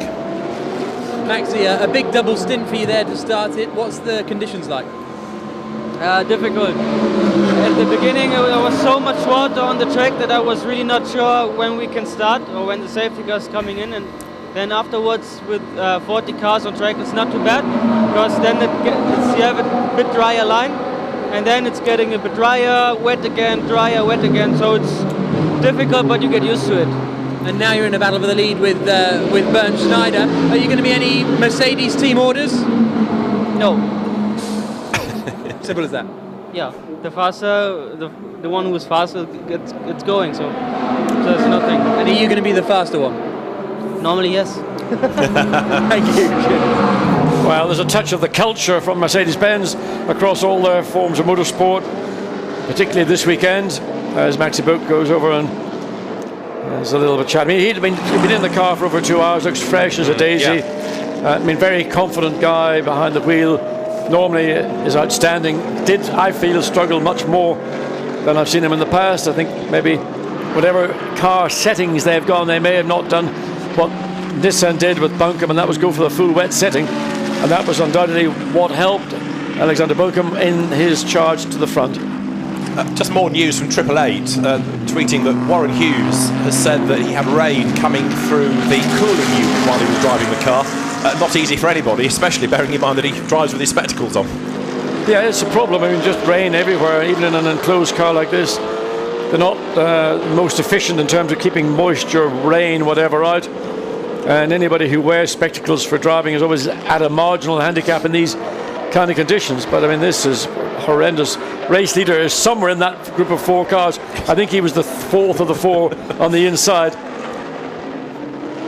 So he's slipped through, got past one of the 3 cars. I think that was the Westwood Audi that was being lapped. Then another one of these gentleman-driven Ferraris. Or was it Pro Cup car, that second one? So out of the way gets the 458. At the inside goes the leading Mercedes. The gap only 2.2 seconds. Steph Dusseldorf trying to work his way through the traffic without making mistakes, but without losing any time to Bernd Schneider either. Yeah, I mean, Dusseldorf will get caught behind the traffic that we've just seen Bernd Schneider make his way through. It's sometimes a little bit of, you might say, luck, not that I like to use the phrase too frequently, but sometimes events work in your favour, and then you've got a certain amount of control over them as well, and where you might want to make your manoeuvres, you don't want to do it at somewhere where you're not necessarily particularly strong, or the car you're challenging is maybe going to be better positioned in the corner, bearing in mind how poor track conditions are. But although we've had cars sliding off the road, we've not had any major dramas, he says, finding wood to touch. So with the cars with still 3 hours 37 minutes, so it's one normal length race and a bit more still to go. We're not quite at the halfway point yet. Schneider, it is leading. Well, it's 3 hours 37 minutes. How many of those do you think we'll get before we get to... It'll go 6 hours. It's got to be a 6-hour race. Yeah. So it'll go 6 hours. Yeah. But it's 6 hours. Normally this race would finish approximately, very tight into turn, the top of the circuit. So this race could end at 7 o'clock. If you're going to go 6 hours or distance, in the drive it would have finished about 5:45. 4,000 kilometres. What time did we start? 11:45. So we could finish after 6 o'clock if you're going to go to the... Plus 6 hours. 6 hours, yeah. Because the pace of the race is that much slower than it would have been in the normal circumstance. So the Aston Martin catching up very quickly indeed. Up the hill, through, and the Nissan really losing Florian Strauss. Tons of, one lap 7 seconds, a lap 58, 8 seconds. I mean, this is, well, Alex Buncombe brought this car in the lead, drove brilliantly, and Florian Strauss has just been completely, this is more to do with lack of confidence than it is to do with ability. When you're that far off the pace of the cars that are catching you and overtaking you, it's simply, you are petrified. So there is Florian Strauss, still leading his class, But the Pro-Am battle is now starting to take up more attention because Richard Abra has got the 38 Aston Martin up to second in Pro-Am, and Stefano Gai is running in third. And that car has had 3 pit stops, so it has taken, therefore, its drive-through penalty. And 52 has got Marco Seefried back at the wheel, and that needs to really charge on. So they've had Johnny Lawson behind the wheel of it, and he's dropped places. Thumbs up from Jack as we find Wolfgang Reip coming out of the garage, so we will hopefully be able to hear from the Nissan driver in a moment. Yeah, car 50 has been required to respect blue flags. It means that at the pace you're running at, there are cars catching you, and be aware and give them room. I suspect he hasn't got a clue. Yeah, it's Andrea Sonvico in 11th place, thanks to his co-driver Simon Knapp. The car is well placed, but as you say, if you're inexperienced, it's pretty petrifying. His last lap was 2 minutes 19 seconds against the best from that car of a 2:12. Now, that's not the average lap time right now from the race leader is 2:15.1, which is not quite the quickest. Sergio Ramos's last lap was actually a 2:14.5. Dramas at turn 1, Ferrari and BMW both off the road. 43, Michele Cerruti there gets back on. Which of the Ferraris is it that's in strife? It is 49, which is the Howard Blank car at the moment. Run by AF Corsa, Howard Blank at the wheel of it, so they've both come to grief but survive at turn 1. And the BMW may not have survived all that well because it has slowed right down.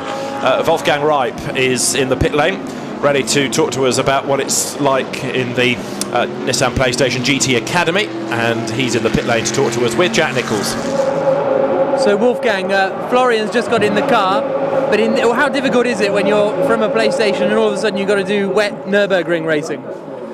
Well, yeah, as you said, it's wet and really, really wet, so it's quite impressive actually. We don't have that much experience on the wet for the moment, and I mean, I think we are all doing a pretty good job. I mean, Alex was just amazing. I did my best in the first stint. I kept my position I had in quali, so around 13th, 14th. And now we are climbing the ladder, lap after lap.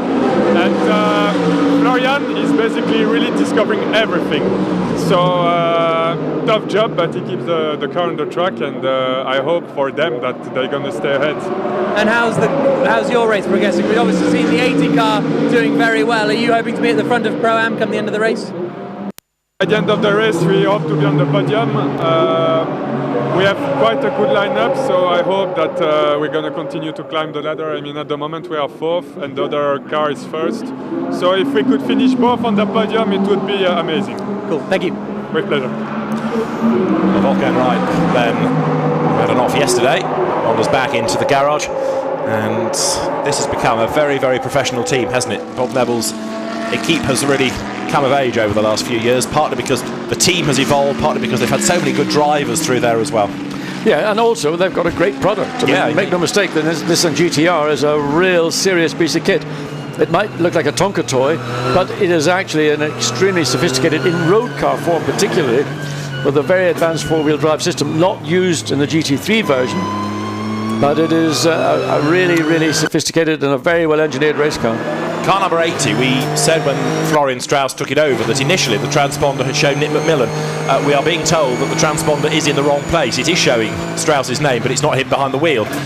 So the team are being asked to check that. Sometimes what happens is that the driver that comes in helpfully flicks the transponder to the next setting, but doesn't tell the driver who gets in, who therefore flicks the transponder, and it confuses the whole issue. I mean, I thought it was Nick McMillan because there was a short guy waiting to get into the car, and Florian Strauss is a much taller guy, so I'd assumed there was an assumption that might have proven to be right, but at the time I only had to sort of second guess who was there, and as we just watch again, race leader being uber cautious on the Nissan as it makes its way, and then that's just thinking ahead.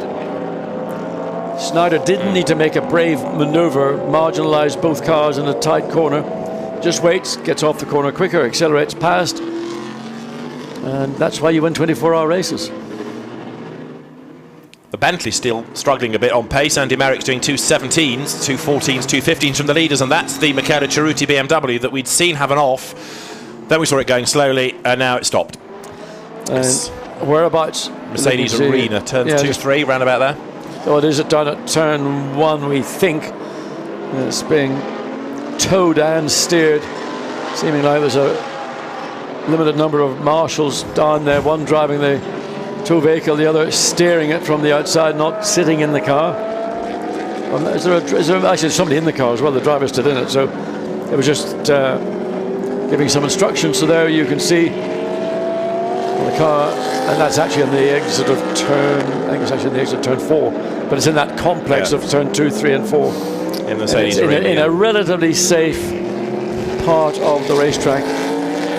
We haven't ever seen a car, I believe, end up in that part of the racetrack due to driver error. It's going to be, I think, towed now, reversed or pulled rather than towed further into safety, so that car isn't going to be making its way back to the pits unless they can refire it and find out what the problem is. Now Jack has confirmed from the pit lane for us that Nick McMillan is in the garage, so it is Florian Strauss behind the wheel, so the confusion reigns. Anyway, 458 you're looking at. Let's go back to a different topic. This is the Gentleman Trophy Ferrari, Alexander Matschul at the wheel, and that car is now 6th in the class, which ain't good enough for the title.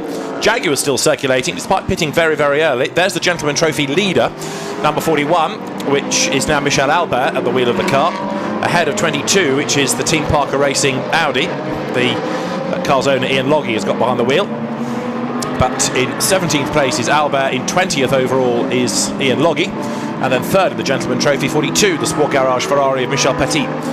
So it's Ferrari versus Audi in the Gentleman Trophy at the moment, through the spray, which just hangs in the air, doesn't it? Florian Strauss still leading the Pro-Am Cup. His last lap, a 2 minute 23. Now we don't know the reason for that, but it wasn't quite as difficult as this when you were doing your GT Academy thing, was it?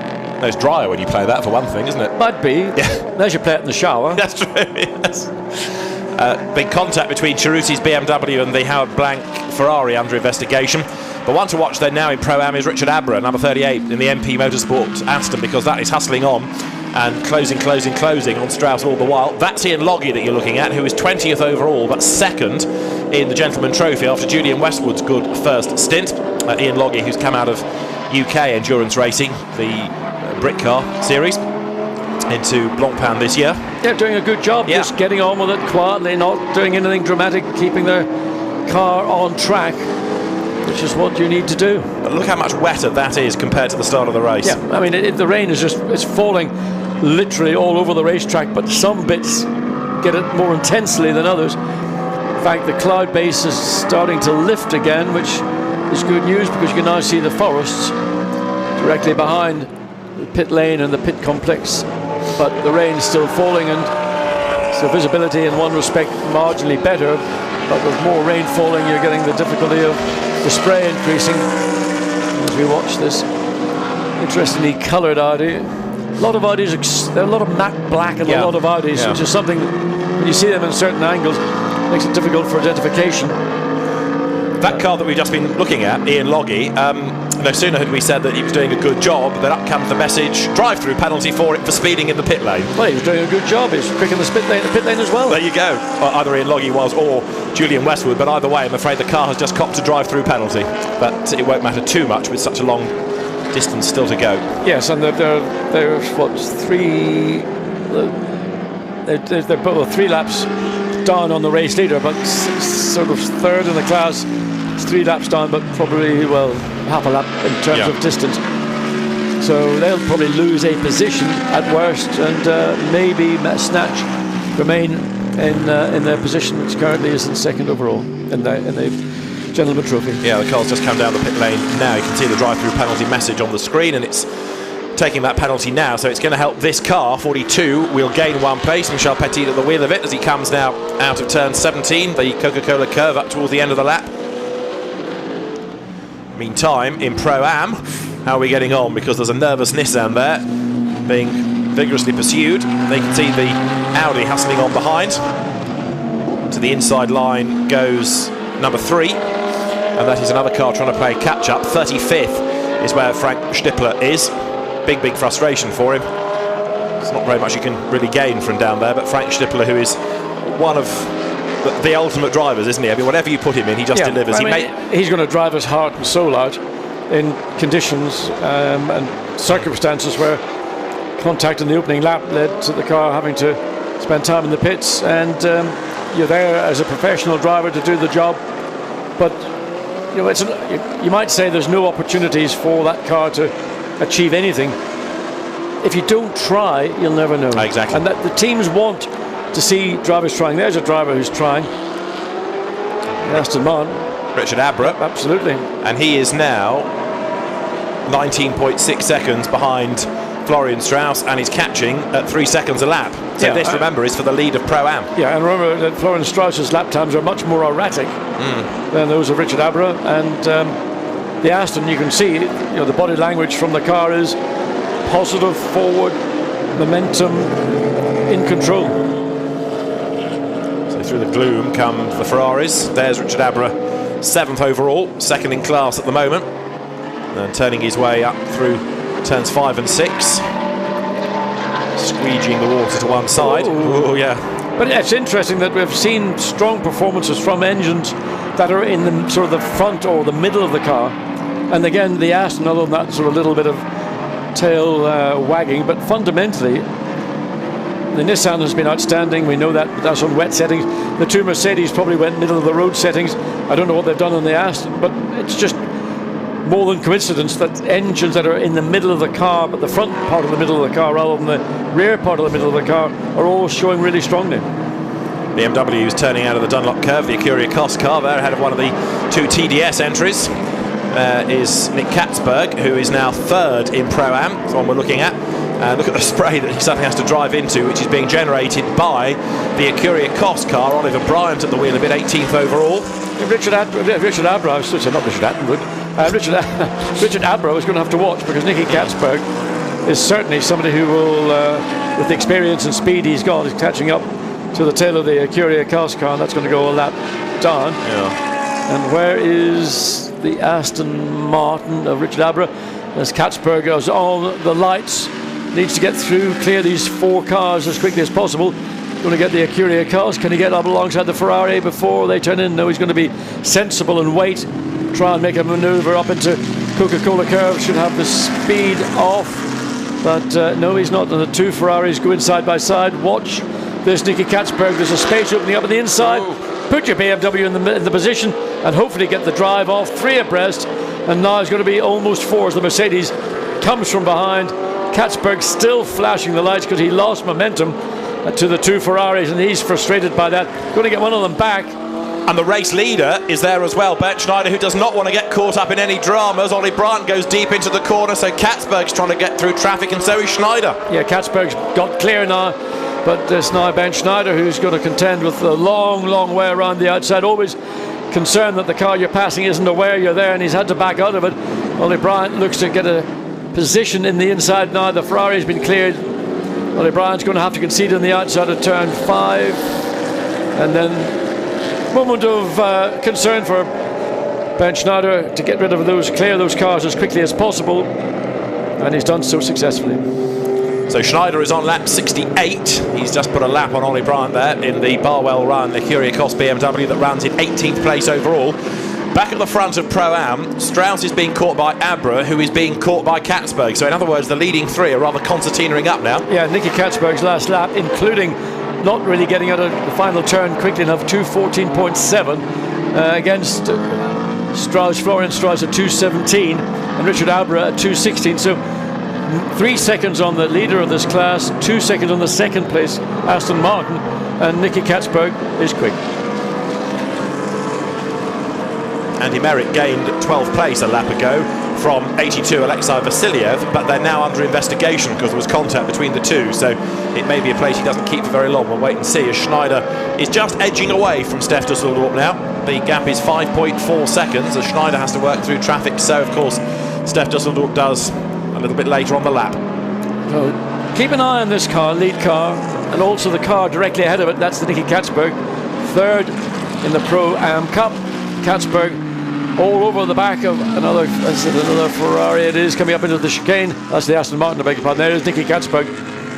So he's coming into the Dunlop, into the Coca-Cola corner. So he got a clean entry and a clean exit. But the Mercedes is, you can see how much the gap has closed in the space of a lap. So Katzberg's last lap, 2:13.1. Actually, Schneider's 2:14.2. So it was a visual effect. Yeah. wasn't timing. In fact, Katzberg pulled, but in terms of track position, you would say that the Mercedes has closed down on the BMW. And Katzberg, of course, is trying to hang on to the lead lap. Doesn't want to go a lap down if he can avoid it. Blue flags wave just about all race now at everybody, because there's so much overtaking, whether it's for position or for traffic. Cesar Ramos still running in third place, and he's lapping quicker than the Mercedes now. Yep, and he's got clear track, simple as that. You can see where he wants to place the car. He doesn't have to bother with fighting somebody for position, and all his concerns will be, where do I catch back markers? Do I catch them somewhere that will give me an assist, or do I have to think about it and then wait until I'm in that good position? Nicky Katzberg being hunted, but a lap down on the lead Mercedes. So we're not far away from the halfway point. Only one normal length race to go after that, another 3 hours, as the race leaders work their way through lap 69, with this race, come what may, going to go to 5:45. That's 26, that's into the pits again. Ortelli brought it in. It has gained a place. It's up to 39th now, with the demise of Rahel Fry after the first corner. Well, you see the 98 McLaren, the one that spent a long time in the pits after that contact with the 26 Audi. And it is 98 is 38th. It's 15 laps in arrears to the race leader, and nothing Andre Premat. So Harold Premat, anyway, in the 98 McLaren, just simply going through the motions, driving the best he can. 32 Aston in a hurry. Yeah. And that's got Paul Wilson at the wheel of it, former Caterham champion. He's taken over from its owner, Stuart Leonard. Michael Meadows being held in reserve, but Paul Wilson has actually acquitted himself very well in this car this year. The car is strong. It's in 19th overall. 20th overall is the number 17 Ferrari that had all of those dramas at the start, stopping on the track, going off the road, but it's in the top 20. And 99, Kevin Kuyas, who has lost the best part of a minute to the race leaders, bearing in mind when he got into the car it had led in the hands of Kevin S. Now it's nearly a minute back from Bernd Schneider. Well, just watching that on-board shot from the Nissan and just looking how, almost ugly it gets up at the final turn. Cloud base, 2 minutes ago I could see across to the forest behind the pits. Now the cloud base sunk again down. Rain still pouring down. Somebody makes a little error down there in turn one as the Aston Martin runs wide, but just decides to drive straight across the front of the where is it? It was the Nissan, in fact. So 4 cars into turn one is never easy. No. In these conditions, just pray you get through it. Now, we've recently had a drive-through penalty given to the other Santalot car. That's the Gentleman Trophy. That was for speeding in the pit lane, as the race leaders then work lap 70. And there is Paul Wilson's Aston working its way through traffic, and off goes the McLaren, and that is 98. That's Alexandre Premat, down from 38th place, but Premat spins through the gravel, drives out the other side of it, back into the race. Yeah, he probably was trying a manoeuvre down into turn 6, got it wrong, and that's the penalty you pay. But he got the car back onto that little access road, a bit of tarmac just ahead of the barriers, but he's lost position in terms of, but it's overall, he's that car running all the way down in 38th position. Just a further frustration to Premat, who sometimes has a rush of blood to the head, and that may have been when we just caught the tail end of it. Sometimes his patience is never best tested. So back up with the 9th place car, 4th in class. Lead Nissan still on the 69th lap. So Stefano Guy in 10th place. You can see that car is 9th place, Stefano Guy catching, and Florian Strauss is going to be under pressure. He's got Richard Albera and then Nicky Katzberg. Really the major problems for him as we go back to the Bentley, which is in 12th place, and it's been off and got back on again. Andy Merrick has had a drama.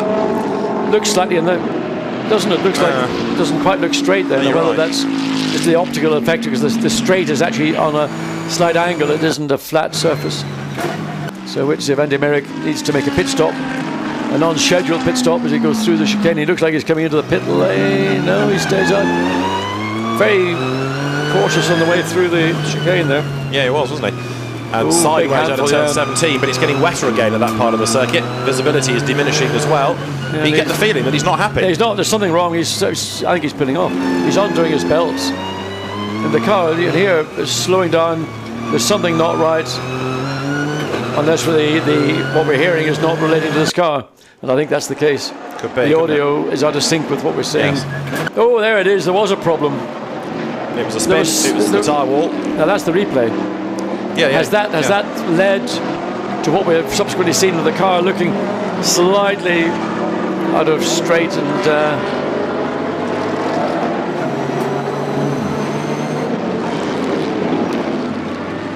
again, it snaps away, doesn't it, coming out of turn 4? Well, I wonder if he got a deflating tyre rather than a puncture, because that's indicative to me of your left rear tyre has lost pressure, may have lost it in the impact. And just watch and see what he does as he comes out of turn 7. So he's very, very apprehensive on the throttle. He stayed out, didn't he? Despite if he thought there was something wrong, he elected to stay out or talk to the team, and they said, well, no, give it one more lap. Yeah. But maybe this time he'll come in, we'll see. But that car's dropping away. It's out of contention now for first or second in the championship. It's becoming a fight between Vanthoor and then the Mercedes for Harold Prima and Nico Verdonk. I'm still worried about number 99 McLaren, that's 52 seconds behind Bert Schneider, having led into the pits at the end of the first round of pit stops. There's number 90 Ferrari, which is Stefano Guy, who's also now creeping into the picture back in the Pro-Am battle despite a drive-through. Yeah. Visibility up at the top of the circuit, coming onto pit straight. Poor. Again, we have to take our lead from the race director as to what he considers to be acceptable, but certainly you could see into and out of the final turn. Visibility very limited indeed. Paul Wilson goes wide down at the first corner. Stefano Guy now gets onto the back almost of Katsumasa Chio, but then the recovering Aston splits them, so Chio has made a move and got ahead of the Paul Wilson Aston. They're on different laps, so Paul Wilson's down in 19th place and Stefano Guy will now try to get the run up the inside out of turn 3. Can't do it there. No, he's just going to stay neat and tidy. There's other parts of the racetrack he'll get a better run, but as these two are going to be battling out of position with each other, that's what Stefano Guy will hopefully use as they are focused on their little battle, and Stefano Guy can slip through unnoticed in some cases. So Pro-Am is still Strauss from Abra from Katzberg, and then this fight for 4th, Chio versus Guy. Stefano Guy, of course, aiming to win the Pro-Am Championship, so needs to make sure he stays ahead of 52, which he is doing. But 52 Ferrari's got Marco Seefried back at the wheel, and it's on the same lap, and therefore it is still a threat. And running quickly, 2:12s for Seefried. Guy, 2:14. So his pace is now being determined by this out-of-sequence battle between the Aston and the Nissan.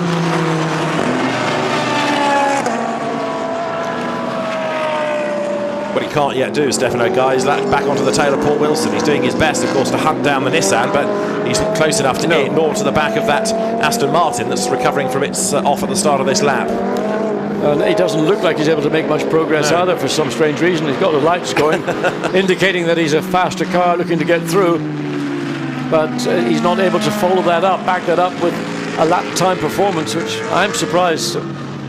Stefano Guy normally would be somebody in a Ferrari that you'd have your money on. It bounces it across the chicane, it makes it a little bit less comfortable. Again, visibility up at the top of the circuit.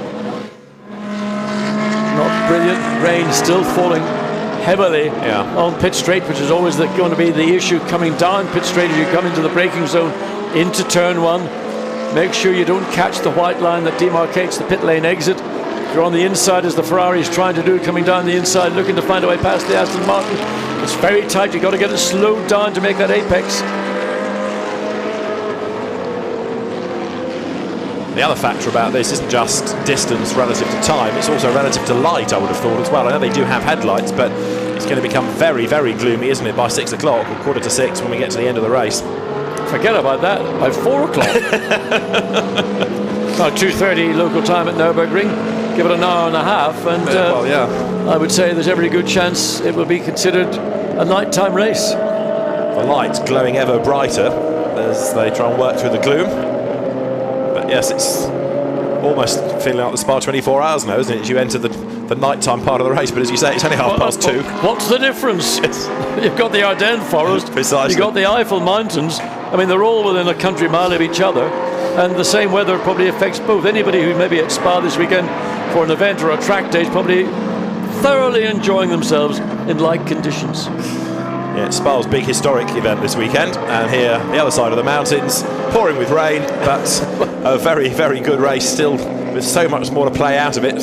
Stefano Guy running in the top 10, and lower down, more Ferrari fireworks. 51 runs a little bit wide, and that's the sister AF Corsa car up the inside, so that's a lap down for 51, another lap down for that car of Francisco Guedes. Yeah, a nice, simple pass down in the Dunlop hairpin bend, and whether it was assist or whether it was just overdriving or running too wide doesn't really matter. It just means you make another pass without too much concern.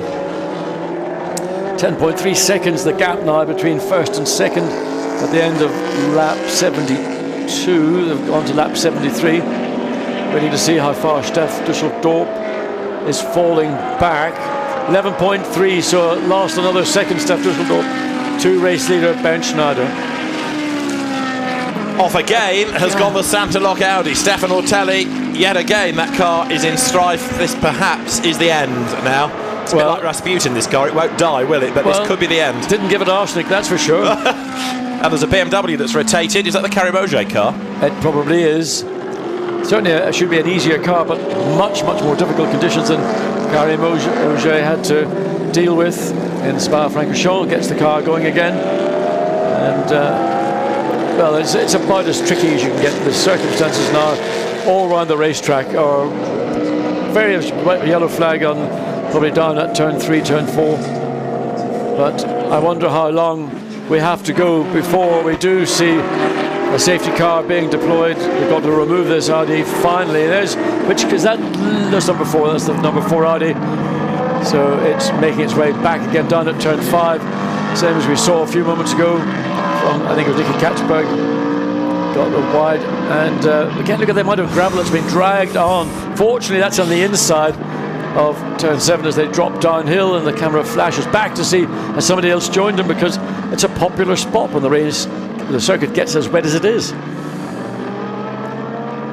So having seen Alexandra Premag off at that part of the circuit, another car doing likewise. Now their number 7 Bentley has got Marco Seefried right up behind. There he is. Marco Seefried has been lapping in the 12s, quickest car on the circuit. He's about to go for 12th place overall, and with each place overall he gains, so he's catching championship rival Ferrari number 90.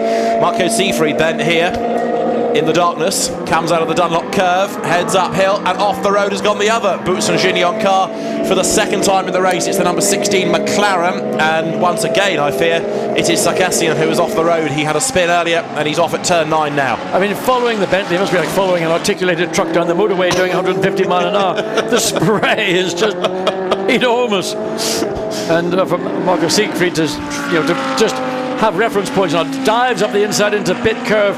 And I thought he was going to try, but he couldn't hold the momentum he built up just on the entry to the corner, so he's got to try again. And again, he's got to deal with visibility, reference points, particularly coming into braking zones. He's not going to be close enough. He might make a little look down the inside, but thinks wiser of it. And again, best chance for the Ferrari may be, if he's going to be brave and white knuckle it down into turn 1, as Andy Merrick gets the Bentley up the inside. Ferrari too far behind this time, I think, to do anything meaningful, and they've just vanished into the mist. I assure you they have gone past us, but you wouldn't know it from looking at the external camera, so bad is the weather and the spray. And Merrick has a real old slide there as he catches the white line. Overrun. Safety car. Safety car is being deployed. I wonder why. Yeah, exactly. I would have done it certainly 3 laps earlier. But Marco Seefried has just gained that place against the Bentley. Right, whilst we've been toiling away, having a long lunch, I think, in the pit lane, keeping out of the rain. Jack, what do you know? I know that you know me too well. But yeah, just a bit of news. The 99 McLaren, they've had no real dramas. They changed tyres at their pit stop, which cost them about 25 seconds compared to the other teams. that stayed out there on old tyres. Then it took Kevin Koyus a little bit of time to get up to speed, essentially. And Kevin Estre also says that the car is much better in wet conditions. When it starts to dry out, the rain eases off and it gets a bit more greasy, then the car doesn't perform as well. It's in the wetter conditions that they're strongest. And finally, the Royal BMW is totally out of the race now because of that contact that Michele Cerruti had at turn number 1. Okay, thank you very much for all of that. Yeah, that makes sense, doesn't it, about the McLaren being better when fully wet. I would say it's fully wet now, though. Oh, it is fully wet, and what Jack means by that is that some cars need the bite that the rain tyre gives in heavier wet conditions, as opposed to the scummy wave yellow flag again. That's for the safety car currently about to be deployed. But you get this sort of semi-scummy, not entirely wet but not entirely dry condition. And for some reason, some cars are less compliant in that context than they would be in the full wet, where the rain tower really is doing its job and to some degree maybe masking some of the issues as the safety car picks up. And this is Steph Dusseldorf's car he's picked up. Where is Bernd Schneider? Safety car's missed him, I think. Safety car has missed the race leader. So that's going to give the race director something to sort out. Well, lucky I'm not in the booth with them. Difficult to miss the race leader when he's got an 8.5 or 9 second advantage over the second place car. There is the race leader. Yeah. Now hopefully he'll be allowed to, when he catches up to the tail of this safety car chain, will they wave him through, or is he going to have to sit there? And so it's an issue for HTP to resolve, because we're coming close to the pit stop window for the second round of pit stops. Ramos is in, Koyos is in, more and more people heading for the pit lane. Yeah, the race director needs to decide whether to get them all in a line and then wave them through, or get rid of them now and try and pick up the leader, because otherwise you'll end up with so many cars strewn around the circuit, stragglers. Because if he waves through the race leader, would he then not technically go a lap ahead of the rest of the field? No, you wouldn't wave through the race leader, because you'd end up with him behind you. You'd have to wave through everybody else until you get to Schneider. Sure. Yeah, and then keep everybody on the right lap. Now, number 1 has gone back to Christopher Mies. So Ramos has had his minimum time permissible in the car. Fine, he's done. Put Mies back in, and then you get Vantor for the end. Absolutely, that's what I thought was going to happen. I remember you saying it. The safety car is partly for the weather, it's partly for this car, the McLaren number 16 off at turn 9. So number 1 now will have a completely different persona, with all due deference to Cesar Ramos. We know how good Christopher Mies is, so that's going to be a very towy little car now. That'll be there like a Yorkshire Terrier, sort of snapping at the heels of the Mercedes. And I think it's interesting that Audi have opted to put Christopher Mies back into the car. They cut into the pit lane by, there's the Mercedes. In fact, Bernd Schneider, race leader is that WRT Audi must believe this is going to go to the 6-hour time limit, that the weather conditions, as changeable and as poor as they are not going to deteriorate any further. Now, they may be licking their finger and putting it up to see which direction the wind's coming from, or they may have meteorologists, and I got it right this time, who are telling them what we've got, it's what we've got, it's not going to improve, it's not going to get any worse. Unfortunately now we're in a bit of a mess, because the safety car didn't pick up the leader, and now the leader is in the pits. So some are going to gain on this and some are going to lose. This is where you go back to the pits and use your pit reporter to explain the situation. That's right. But he's finished his lunch, you see. It's pudding now. So there is Bernd Schneider strapping in Harold Primat, who's yet to do a stint. New tyres going on the Mercedes. And in comes the sister Mercedes. And it's going to be Sergio Afanasieff, you can see running around the car. So in he will get. And they're going to put Harold Primat into 84 by the look of it. More and more and more come pouring in. So we'll see at the end of the next lap, really, how the order pans out. But as I say, I think some are going to benefit on this and some are going to lose out. Race leading situation. The two Mercedes were 33 seconds apart when they came in. And there is the safety car trying to find a race leader. Well, he didn't help himself by not picking him up in the first place. Track conditions at this part of the racetrack, picking up, there's the second place Mercedes, and as we think it's Harold Primat in 84 making his way out, and it's going to be Sergei Afanasieff, we think, taking over from Steph Dusseldorp. There's the car. And it won't start. It's been there for a long time. They're struggling to get it fired up. It starts now, does it? Well, certainly the electrics come on. Turn the lights off, turn the wipers off, give all the juice to the starter motor, give it a bit more RPMs. Got it rolling and down the pit lane, but time again easy to lose in the pit lane, difficult to make up. There we see the safety car. So who's going to let that car? Oh dear me. 85 is going to lose a lap on this because Bert Schneider's car, Harold Primat at the wheel, has got out ahead of the safety car. That can get to the end of the queue, but the Mercedes, unless they are 85 Mercedes, unless they are released so that the safety car ends up with the race leader behind, it will potentially go the best part of a lap down. Well, you wouldn't want up in the race director's office trying to work this out. You could probably spend the next part of this race trying to get people into position. It'd have been fine had it picked up the leader. Correct. That's the big problem. Fundamental, I have to say. Yeah. So the safety car message came up on the screen, but the car perhaps was not scrambled in time, and either way the leader had gone past. So it looks good now for 84. Harold Primat at the wheel. This is number 12 in the pit lane, which is the TDS car of Henry Hassett and Nick Katzberg. Nicky Katzberg, strong job, drove the car very well, gained position. We assume, we don't know whether it's been a change of car to Henri Hassett or they're keeping Katzberg in it. Only 2 drivers in this car, so they've got to do each approximately. Well, can Katzberg do significantly more than Hassett or not? Yes. So they may have kept Katzberg in, or we don't know. Second guessing it again.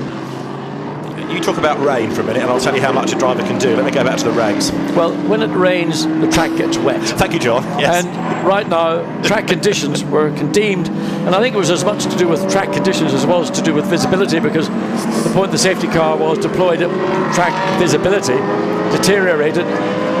Now the rain appears to have marginally eased, but now we've got the situation of the safety car trying to get this field into some kind of semblance to enable the race leading car, the 84 Mercedes HTP, which was being driven by Ben Schneider, which the safety car did not pick up. It picked up the second place HTP Mercedes-Benz of Stef Dusseldorf, and then quite rightly Ben Schneider dived into the pits before he'd been picked up by the safety car, or before he picked up the line of safety cars, or cars in the safety car queue. So it's going to cause a little bit of confusion for timing and scoring. Fortunately, it's all done by electronics these days, but it would be nice to get the field into its correct order, and cars are being waved through by the safety car to enable them to do a lap not at a flat-out speed, but at a speed appropriate to a yellow flag situation, a safety car situation, to then ultimately catch up to the safety car train, hopefully in the rightful positions, which is no guarantee, and then this race once again will be able to, conditions permitting, get underway. So coming through Coca-Cola Curve, 3-4 laps ago, visibility here much poorer than we're now seeing as we come down on the left-hand side of pit straight. Dry-ish conditions. Stay too far to the left. Look how much standing water there is on the left-hand part of the racetrack. So immediately this race gets back underway, you're going to see the majority of the field diving to the right as they come down into turn 1, looking for the dryish part. Some brave soul, no doubt, will think I'll take a flyer down the outside and do a bit of aquaplaning, water skiing and whatever, and realise it was a mistake to do that. So we've still got this safety car train of cars making its way around, waiting to catch up, and it's going to take probably another couple of laps before we get anywhere near any semblance of safety car fully in control of this remaining field. We've still got 41 cars. Well, we have Ortelli's retired. There's 38 cars, I think, remaining in the field. Indeed. Ortelli, we think, is retired, and the Frey car, the one number 1000, which we don't often hear of a race number in 4 digits, it's also now retired. And so is the Cerruti BMW, so we're down to 37, okay. And the safety car is out because number 16's in the gravel, so that may be a retirement as well. All cars being allowed to pass the safety car, so people need to get past the safety car until you get to the leader. Except Primat and the lead Mercedes. Yeah, everyone passes, so you get the leader behind. So he'll eventually end up behind the safety car. Yeah, that's Do not pass. Now the car's currently on lap 79. Florian Strauss staying out in this so-called round of pit stops, so he's having a longer stint and hanging on to the class lead. I wonder if he's staying out. Well, he's got to come in at some point, but it seems strange that they would have let him stay out in the safety car train. Because if you have your slower driver and there's the safety car out, he is losing less time under controlled laps rather than full race laps. So he's got to do a minimum of 1 hour and 20 minutes. So they're just going to let it. He'll lose less time relative. So keep him in the car. Okay. So it makes sense in that respect. To go back to your earlier question about the 2 driver cars, Henry Hassid would have to do a minimum of 1 hour and 50 minutes, and therefore the balance can be done. Sorry for Nicky Katzberg. By Nick Katzberg, who's going to earn a drink, isn't he, tonight? He's got to do over 4.5 hours of driving in difficult conditions. In very difficult conditions, I mean, that's right. The level of concentration that you require driving a racing car is high. In these conditions, it is a different magnitude. So, number 16, McLaren, it had Olivier Grutz at the wheel, is the car that is off into the gravel. That has been retrieved. The reason we are still behind the safety car is just so everything can be shuffled into the right order, because originally we didn't have the safety car pick up the leader. That is now being redressed. Currently on track, number 19, Hubert Haupt is the race leader. I've not called Hubert Haupt a race leader for many, many years, the former Audi DTM racer, but he's leading at the moment, but it'll all get shuffled around because he's due another pit stop. He's out of sequence against 84. But what this has done with that slow stop that we saw for the 75 Mercedes is put Christopher Mies, number 1 Audi, back up into second place. And so Harold Primat versus Christopher Mies, I'll put my money on Christopher Mies. Absolutely. So let's look skyward and see what we've got. We've still got that cloud base over the high end of the racetrack, just at the pit lane entrance. Lower down at the Dunlop S's, cloud base much higher, and difficult to tell just the weight of the rainfall. Again, the bottom end of the racetrack looking slightly less affected than we are higher up here at Nurburgring. Not much more than about a couple of 100 meters difference in the altitude from highest to lowest, but nevertheless the high end is catching the worst of the weather. Cars then now working their way uphill, riding with the number 80 Nissan. Florian Strauss still in the lead of the class. Now it was Nick Katzberg second, but that car in turn would have dropped back after its most recent pit stop. So there is Hubert Haupt, number 19, who is the race leader. I know he's not at the head of the queue, but that's what they're trying to sort out. So number 19 leads the race on track, and all being well, as soon as he gets up behind the safety car, then people can stop being waved past, he will slot in behind, and then the restart procedure can be orchestrated. So it's Mercedes 1, 2, 4 at the moment. The car that Hubert Haupt is driving is run by the Black Falcon team, which is a real specialist at the Nürburgring, both in terms of the VLN and the Nürburgring 24 Hours as well. Sean Breslin's team, and the car coming then now through the Warsteiner S. Hubert Haupt, who for many, many years was a good touring car racer, then had a few years away to concentrate on business interests, and has come back in GT racing, and still very, very quick indeed. We've just had go over the line, in fact, the Oliver Grutz McLaren, so it's been dug out of the gravel and allowed back into the race. So the safety car now stays out on the road there, looking a bit dry, but granted people are going slow, so there's less spray. Yeah, but in fact you're right, the road circuit has improved in this safety car intervention period. There's the safety car. Now, as soon as the organisers have got the race leader behind that safety car, then we're getting a bit closer to a restart, because the car now slots in behind. So it's all, everybody's got to be patient, and there we see. Can you believe it? So Hubert Haupt into the pit lane. Well, technically they did the job properly. The leader was behind, just then that the leader was elected to pit. So for a split second everything was okay. And what that will now do is put 84 back into the lead. Number 80 has at last pitted, so Florian Strauss has come into the pit road.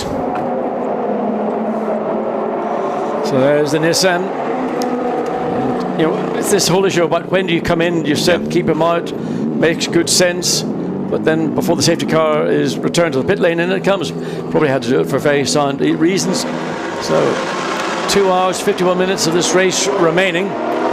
Track conditions are improving. I want to see the restart when everybody will go hell for leather into turn one. I tell you, I'm glad I'm not a race director. It's so easy to criticised from the outside, but when you're given a situation like this with people pitting and the safety car collecting the wrong car, and then the one that you do get behind you was the race leader then pitting as well, this becomes a complete nightmare for the race officials.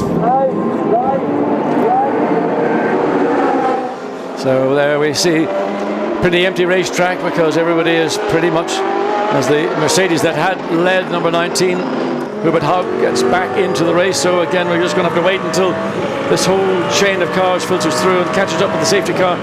Hopefully Hubert Haupt will do so.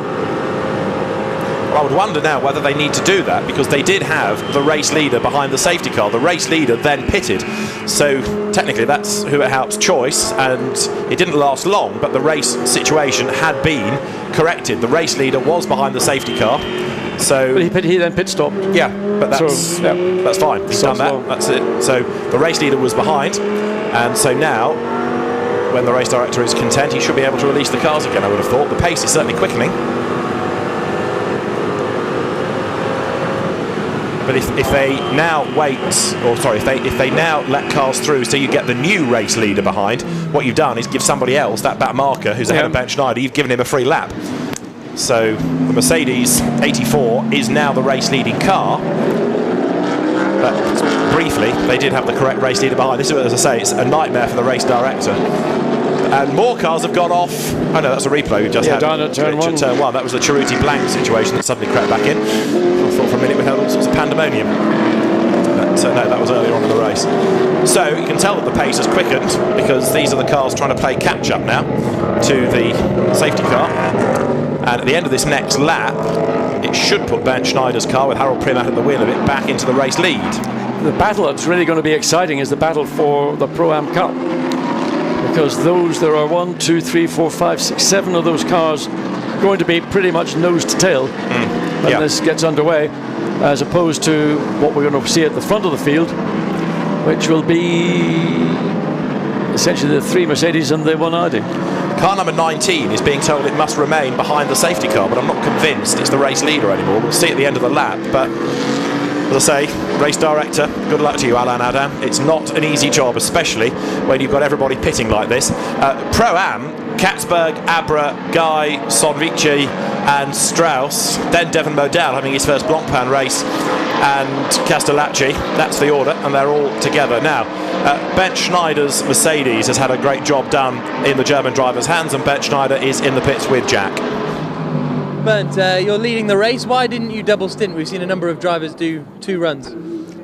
Yeah, we was planned to in the beginning, but with the safety car, our plan changed.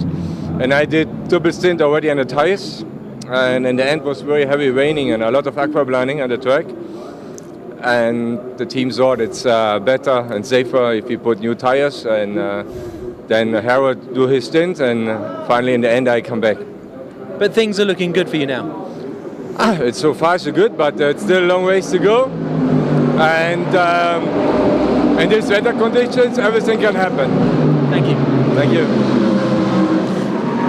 Now, number 19, Hubert Haupt, has finished his pit stop and has stayed ahead of the Ben Schneider car. So the race officials are indeed correct. Number 19 is the race leader, and it has thankfully now got itself all sorted. So the race leader, despite pitting, is still number 19 because of the time lost by 84, and so number 19 is the race leader. We're now getting them all in a long line, and we can go racing pretty soon. Well, that's the hope, but track conditions have improved during the safety car intervention, and the safety car will probably come in, maybe not this lap, but the lap following, and then track conditions are going to deteriorate, because it just begins to look as if that little window where track improved is about to be closed in again.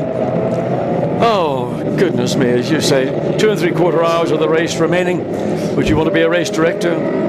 I mean, I wouldn't want to be a team manager either. Being an FIA official has got a lot of kudos, but there are days sometimes you wonder, is it worth it? Well, I think this is one of those days. I mean, Alain Adam has gone through the Spa 24 hours where he had all of those incidents to sort out and the race stoppage, and then he comes to a race like this with the weather conditions playing havoc. And this is his first year as being the Blancpain Endurance Series race director.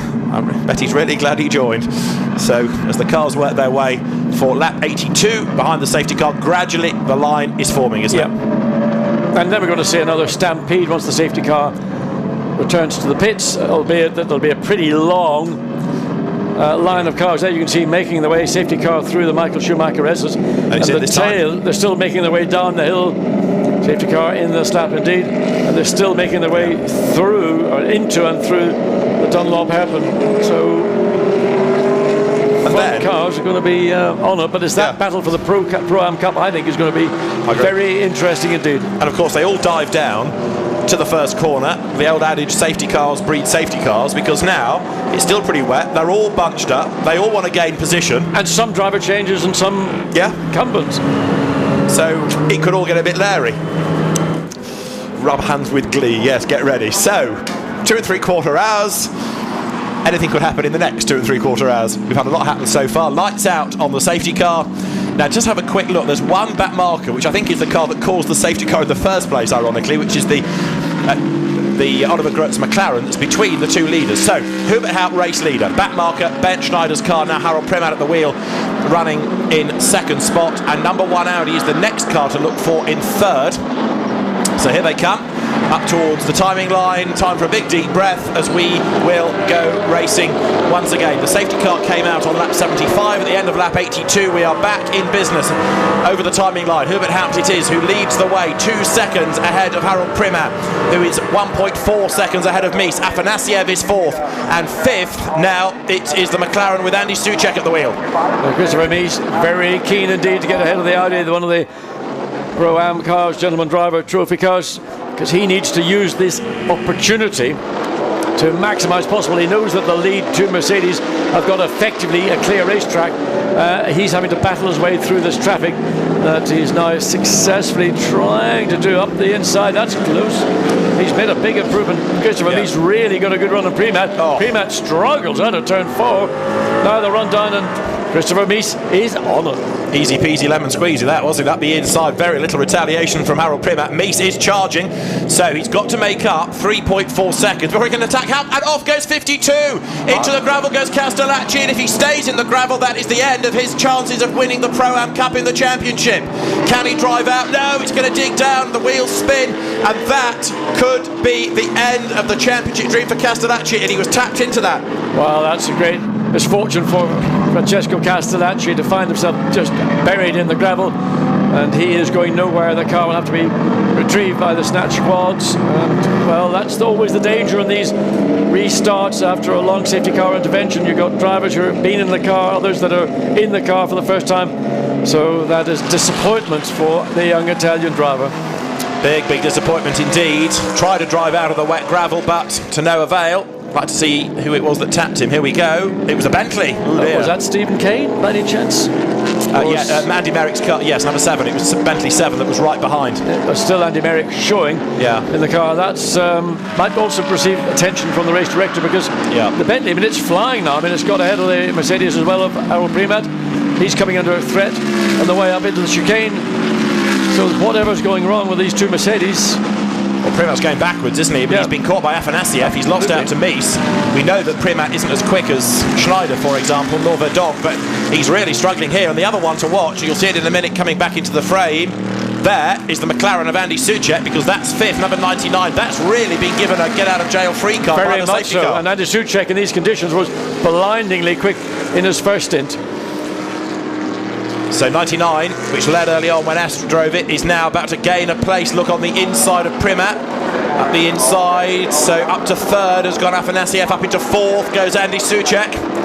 So his first stint in the car, and it's working well for him as they work their way through the Mercedes arena. But 99 is back in the game. Absolutely, and remember the context, or the answer that Kevin Hester gave us, is that in wet conditions this McLaren is working really well. When the track begins to become a little bit more slick, we seem to struggle, and right now that's what we're seeing from that Audi, and it is Andy Soucek behind the wheel. The Audi McLaren, Andy Soucek behind the wheel. That's right, working his way up the order. Nick Katzberg is still ahead in Pro-Am, ahead of Richard Abra, and then Devon Modell, who is having his first race in this for Black Falcon with another of the Mercedes. Devon, who races in the Clio Cup and in British GT4. Rain still falling as down towards the Dunlop curve we go. Still gloomy, still plenty of rain hanging in the air, and there is Ben Schneider, who's now watching his efforts sort of being undone, really. Yeah, I mean, what Ben Schneider does is always mega, and it's for some reason Blancpain is not able to get the feel for the car, and that's the issue about why did you take Ben Schneider out and why did you put somebody else in, and further, probably got the Castellacci has now got his car towed and will able to continue, but lost probably minimum of a lap, and hopefully there's no damage to the back of the car to boot. But what it's done is drop him 12 points behind Guy and Rizzoli, and he came into this race on the same number of points because they had been teammates all year. Now, something good yet happened to number 90. 52 can gain places, that's for sure, but he's not looking great. Now, Hubert Haupt still leads the race. He's a vastly experienced driver, is HH, but he's got Christopher Mies chasing after him, and Black Falcon, who always go well, home circuit and all that, leading the way. But that Audi behind is quicker by a second on the last lap, and is closing in. Again, lead car 1:14.0, second place car 1:12.7, 1.3 seconds in the last lap, lap 64.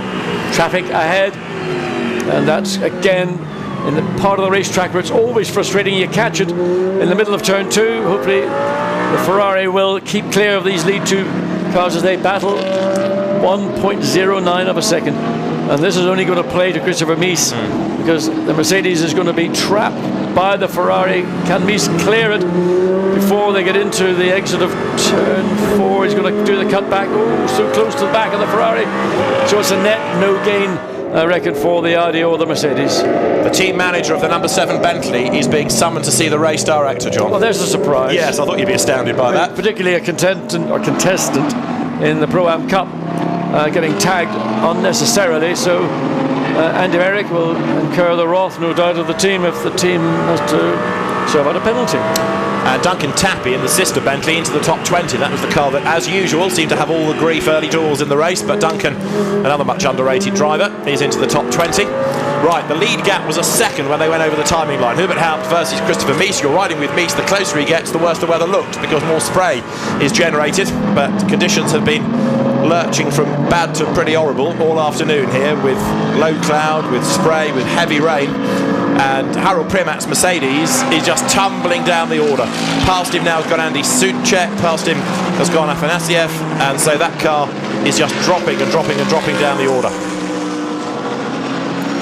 You can see now that the back markers, the lapped cars, are having a go to try and get past Harold Primat, former single-seater driver, but he really is struggling in these conditions, so he turns his way out of the Warsteiner S's. John Wickham walks up towards the race control building as the team manager of number 7, the sort of walk of shame, really, to go and see the race director, Alain Adam. Yeah, but he's accustomed. He's worn 2 hats. Yes, yeah. You know, he's accustomed to being taken in and spanked, or being the spanker. Yeah, as a race director himself, so he'll have all the excuses and all the facial expressions. And not me, Gov. And he does it in a way which, any punishment you give him, you really feel guilty for doing it. So, Andy Merrick up into 11th. The Bentley going strongly, actually, on this restart. It's the number 1 Audi. Tries to get up alongside a sliding Haupt, who runs wide at turn 1. Battle is well and truly joined once again. But remember, the car you're riding with needs to keep out of trouble to win a championship, but it's about to get the race lead. To the inside goes Mies. No, he can't do it. Somebody on the outside, the car on the outside of exit of turn 2, into 3, then back to 4. So that was as close as Christopher Mies dared place the Audi. The Mercedes slid wide in the exit of turn 1, but just didn't have quite sufficient momentum. There is McLaren 98, that's been pushed once again, having spent a long time in the garage early in this event, back in to the box to be worked upon. Now, who was it that went off at the first sector? We need to try and work that out. Castellacci back on track, as we had seen, is down in 23rd place, so there's much work to do in the remaining 2.5 hours there as the leaders splash down towards the right-hander at the Dunlop curve. And once again, looking for a bit of grip is Christopher Mies, who powers uphill. 17 it is that's gone off the road, and that is the Dennis Anderson Martin Jensen Ferrari yet again. And this time it may have been an unassisted off. We don't know when he saw the car on the outside of the exit of turn 2. So Hubert Haupt doing a good job of hanging on in there, isn't he? Yes, he is. He's actually, I think, once he's got his rhythm in these difficult conditions, he's now sort of stabilising the attack from Christopher Mies, and it's Christopher Mies who's really having to push more than Haupt to consolidate. the lead. Another opportunity will come for the Audi as they come up into the braking zone. He's going to pick up whatever little aerodynamic gain there is. He's looking to have a run down the inside, but clearly not far enough up alongside the Mercedes, which bumps over the curb one way, bumps the other side, tries to stay off the curb on the left-hand side, then dives immediately into the early entry into final turn of Coca-Cola. Mies stays out, hoping to get the benefit of the drive off, and comes out probably closer to the tail of the Mercedes than he was, and then he went into the corner. He's no dummy, Hubert Haupt. He was an Audi factory driver, race winner in the DTM back in 1991. He's raced in Indy Lights, in the Porsche Super Cup, in FIA GT, the American Le Mans Series, in one-mate races, GT championships domestically, so there's a huge amount of experience. Yes, he's into his 40s now, but he's still a very quick driver. But he's under attack because Christopher Mies looks for a way through up on the inside, and now he is perhaps going to make the move. Next corner will go his way, but can Haupt stand his ground because the road will go back to him? He'll have the inside line for turn 4, and Haupt will go back through. Clever bit of driving, but now he's under threat again, and the momentum has gone back to Christopher Mies. So what all Haupt did was almost defend the impossible, but he's still in there. He's still got the lead of the race. Got the inside line for turn 5. 6 is not going to prevent Mies from challenging because the gap's there on the inside. Haupt slides out wide.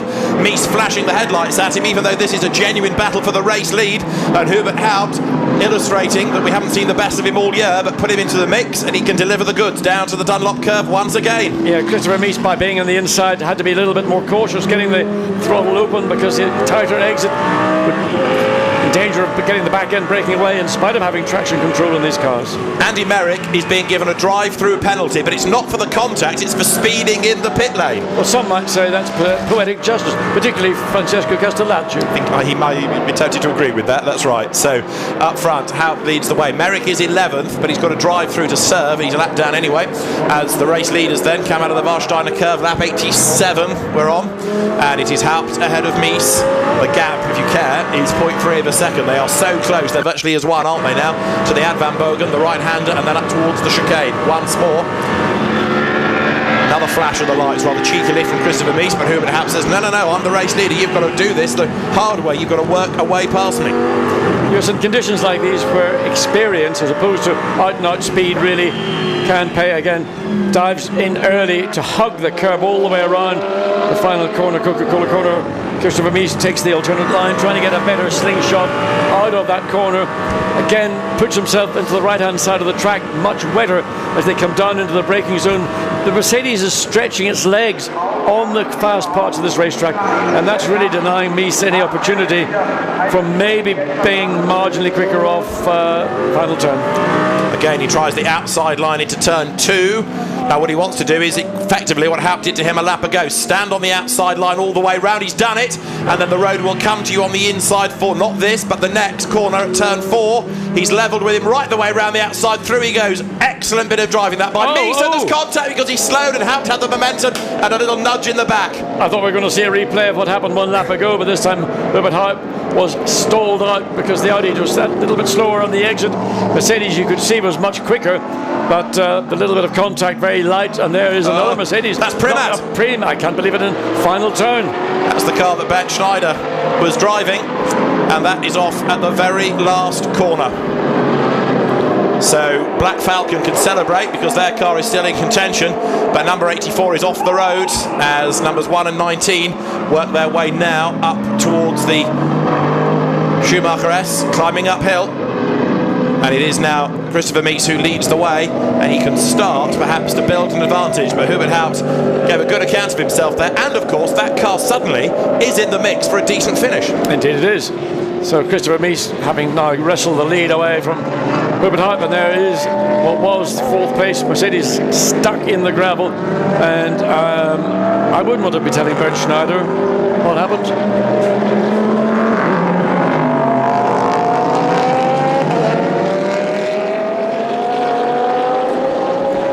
So the snatch vehicle arrives on the scene to get the Mercedes out of the gravel bed, and Harold Primat again can carry on in the race, but he'll lose a lap. So that's another car that kind of came and went, but I've got to say Harold Primat looked a bit underwhelming in that stint. He was losing places anyway, and then he throws it off the road. We don't know why. we have to give him the benefit of the doubt. It may not have been his fault, but normally in turn, the final turn, Coca-Cola turn, the Bentley pulls off. That's number 8, I think. Ordinarily, you would have to say that was an assist. I think the Bentley is Merrick, isn't it? Yeah. For his drive-through. Yeah, in 7. yeah. That's the one with the undamaged rear boot lid. Got damage elsewhere, mind, but slight. Yeah. And another drive-through penalty for speeding in the pit lane. 82. Marco Asmar, Alexei Vasiliev, and Karim Al-Azari also being given a penalty for speeding in the pit lane. Right, Merrick serves his. Right now, this is the battle for third place. Sergei Afanasiev versus Andy Soucek, and you have to put your money on Andy Soucek. Dead right. Nothing to do with Afanasiev because he is pretty helpful in a Mercedes-Benz, but Andy Soucek is a quality guy in a car which in these wet conditions is going to be very quick. So let's have a look and see. Soucek going to close up. There's traffic ahead of Afanasiev, and that's going to come into play at the end of this short straight. It is another McLaren, the Butch and Gugnon car, and Andy Soucek will be thinking not here. He'll be thinking about what can I do down at the bottom of the circuit in the Dunlop curve. And have a look who's behind him, because as they come out of turn Nicky 5, Katzberg. Nicky Katzberg is right there indeed, the Pro-Am leader. He's 13 seconds ahead of Richard Abra now. Nick Katzberg is doing another exceptional job, and these are BMW Z4 friendly conditions as Soucek runs up the inside of Afanasiev and leans on him, and the Mercedes stays ahead. Well, that was a hip and shoulder if you ever saw one, and it didn't come off this time, but up the inside into the Schumacher S's, forces Afanasiev into the wet part of the racetrack, gets the pass. Mercedes stalls out his momentum. Nicky Katzberg fancies a bit of the action. He's going to cut out to the left, dives down the inside, and can he take the position? No, he didn't have quite the squirt to get it done in those last couple of 100 metres. So Katzberg now tries to find a way past the Mercedes, and Soucek, 14.8 seconds behind the race leaders, as we said a few laps ago, is back in the game. What else can he drag out of this before the very end, which is still 2.5 hours away? There's 85 then, Afanasiev running in third spot. So Black Falcon has taken over the mantle of the top Mercedes team for the moment in what's been a really busy race. Yes, I mean, here we've got the single HTP car still running. We think the car of Harold Premat has been removed finally from, still being removed, so effectively its race is run. So down the inside there's a replay. Watch the hip and shoulder as the Mercedes closes and the McLaren, his tail sort of swings out, and no damage done, and all fair in love and war. But Soucek got the run up the inside, forced the Mercedes wide. The dry line for them, or dry-ish or dry-ing line. But Nicky Katzberg, he's the one that thinks, I'm going to fancy a bit of this. He's still thinking, I want a bit of this action as well. Mercedes still ahead, Katzberg going with him. Number 1, Audi, Christopher Mies leading by 2.5 seconds. This being the third spell it's had in the lead. Into the pit road has just come the 82 Mercedes, Marco Asmar for a drive-through. Katzberg is about to make a move now, down towards turn 5 to try to go through on the inside against Sergei Afanasiev, and he's going to do it. Is he on the inside? He's level, he's through, and so the Pro-Am leader goes 4th overall. Yeah, I mean, it was going to happen. It was just a question of working out the part of the racetrack where you can't do it at the end of a straight because the Mercedes has got too much straight line, but if you've got good drive off one of those slower corners, coming out of 3-4, for example, that's the opportunity. Nicky Katzberg, he created that for himself. It wasn't anything more than just good thinking behind the wheel and using the car's strengths to give you the advantage. Katzberg and Hassid were victorious at Paul Ricard earlier on in the season, but we've never, of course, had a Pro-Am car win outright. But I'm not saying it's going to happen today either, but it's great to see that going so strongly. The Pro-Am leader up into now 4th place, and that's not great news either. Harold Premat, okay, he's out of the gravel, but then briefly stalled in the middle of the road. He thankfully gets going again. I mean, you don't leave a car in the middle of the road. Surely you must get it into a position where it would not be impeding anybody else who might be coming around, in spite of a yellow flag being in position at that corner. You wouldn't expect, having seen the car on the gravel, to find it 90 degrees to the flow of traffic. He's 2 laps down, Harold Premat, so he's back in the race, but that incident, whether it was self-induced or with an assist, has cost him 2 laps, and therefore it's cost him a chance of victory. Now the race lead gap, Mies to Haupt, up to 3.3 seconds. Christopher Mies continuing to build on that as he extends the advantage. And Harold Premat you're looking at now in 24th place, as I say, 2 laps down on the leaders. There is the leader, Christopher Mies, who started. Cesar Ramos has done his work, and it's then Mies and Laurence Vantour who will perhaps bring the car not only to a race win, but also to a championship win, seemingly. And he's had to hang around for a long time to wait for that, as there we see the number 84 car back on track, and I can almost see the red face beneath the windscreen, behind the windscreen, beneath the helmet and the balaclava. But Christopher Mies had a good first stint, didn't he? He led, he then was passed by Kevin Est, but stayed with him. Cesar Ramos kept the car out of trouble, and by really looking after the tyres, they've saved themselves chunks of time on the pit stops, which again has helped them in the race overall. Looking at Andy Soucek, third place, 13 seconds behind second place Herbert Hoop, running about half to 3/4 of a second a lap quicker, not making huge inroads into that second place Mercedes-Benz, but nonetheless slightly quicker, and goes Nicky Katzberg, only 1.7 seconds behind that current third place McLaren. So if it were to stay like this, it would be Laurens Vanthoor then who would have 107 points, and now you can see where the Bentley drivers arrive on the scene, because out of the equation suddenly drops the 84 Mercedes. It's there in the foreground of the shot, but having been off the road for a couple of laps, then so Verdonk and Primat are out of the equation, so the Bentley drivers have a little better chance now. Up through the S's once again. Again, track conditions clearly looking much better than they were prior to the safety car, and there's the Primat Mercedes-Benz, and it's just gone backwards even in spite of that spin. It's good straight line speed, as you see from the Mercedes. The Audi struggles to get past, but down into turn one, it's all done, and Primat stays way over on the left hand side, not to impede the race leader.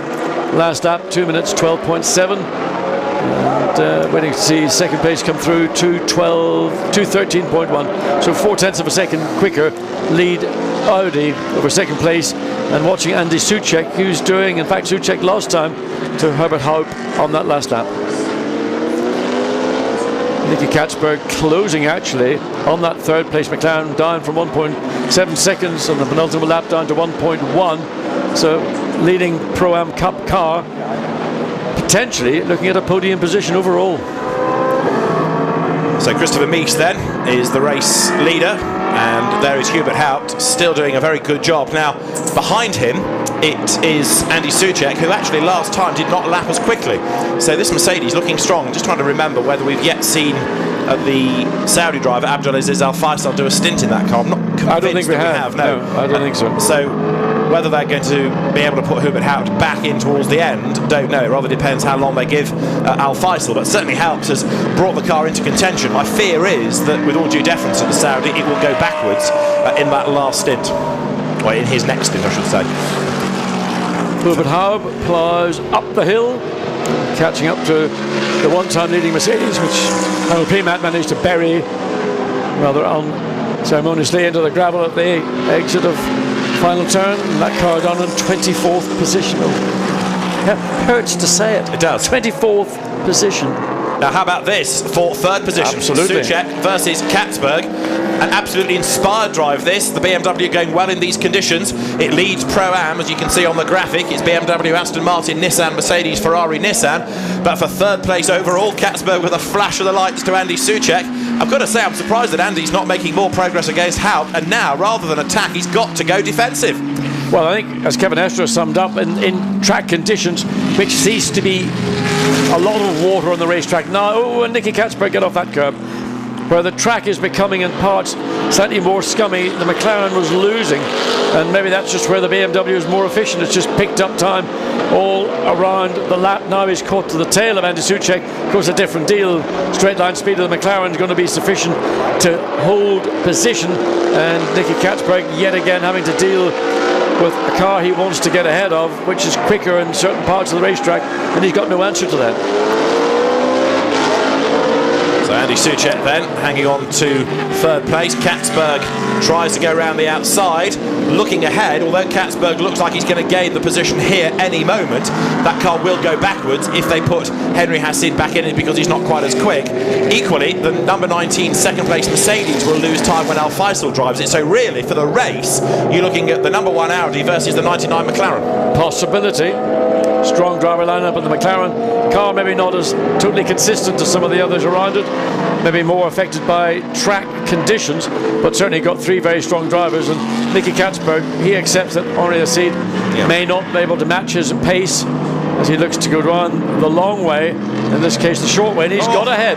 Now I think that was Soucek backed out of it, frankly. I think he decided, I'm not in a race in terms of championship with this car, and let it go. Overall, first, second and third on the podium, it's more important that I bring this car home in our class, in the Pro Cup class, than it is in overall in terms of what we're doing with the BMW. And look how quickly Nicky Katzberg has pulled away from the McLaren, and I think that was just a bit of sensible driving from Andy Soucek. I wonder if this also is part of what Jack was telling us earlier on, that the Mercedes, when it's greasy, not fully wet, starts to lose its edge, and if it's that was McLaren a bit. So what did I say? You said Mercedes. I meant McLaren. Thank you.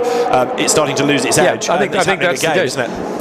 It's going backwards on time. It's this thing of when you've got standing water or a lot of water on a racetrack, the wet weather tyre really comes into its own. When you get a track that's becoming slick, and you can see, look into, and you've got that change of tarmac, which is very frustrating. You don't want to hit this shiny bit of tarmac, but with the BMW and Nicky Katzberg, whatever the BMW is capable of doing, it does it better in these conditions than we're seeing Andy Soucek able to do in the McLaren. Who is now being caught, look, by the Mercedes. So Afanasieff coming back at him as they come over the timing line. So Katzberg up to third.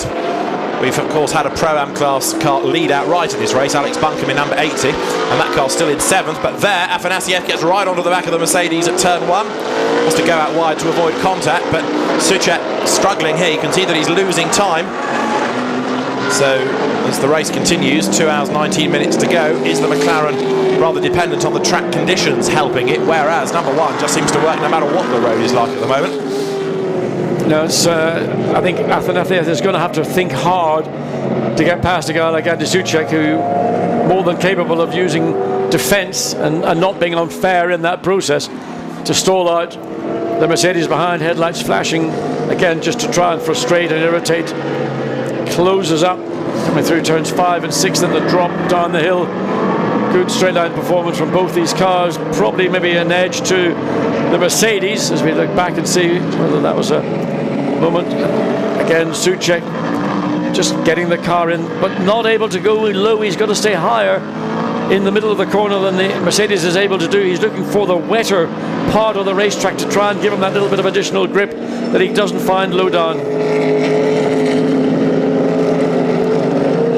So as the two of them run nose to tail out of the S's, Afanasieff gets the power down, but he finds a McLaren in the way, goes to the inside, lines up for the inside, and Afanasieff goes through up into now 4th place. And I thought Soucek might have been looking for the cut back, because he's certainly hanging up high, and then Afanasieff goes wide. His line into the corner was slightly compromised, but he's got, I think, sufficient to enable the Mercedes to stay ahead of the McLaren. And Andy Soucek deciding, I can't do an awful lot about it, and once that pass got made, even though I maybe had slight advantage in the middle of those 2 turns, that was it.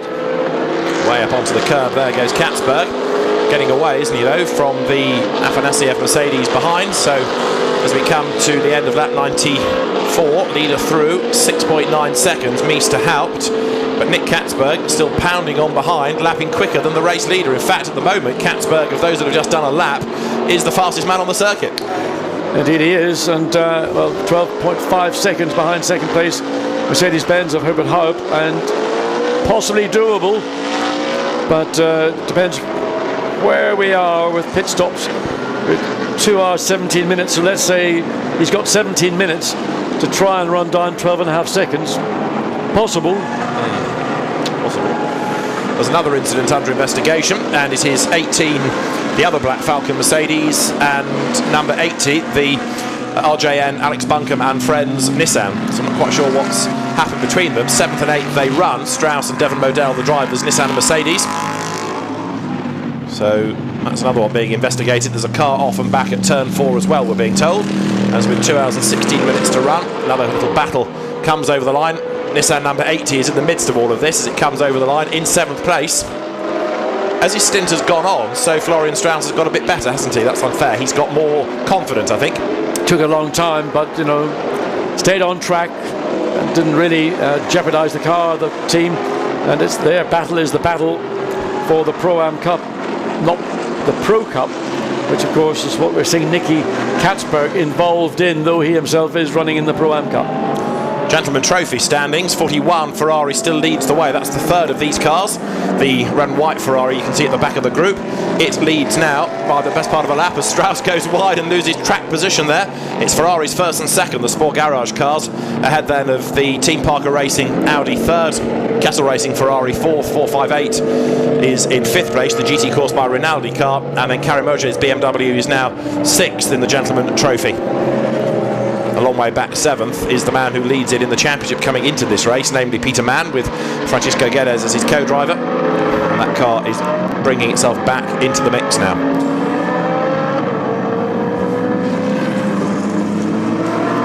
As far as that Gentleman Trophy is concerned within the championship, if you take number 458, which is currently in 5th, and then you take 51, which is currently 7th, it's still the championship for Peter Mann and Francisco Guedes.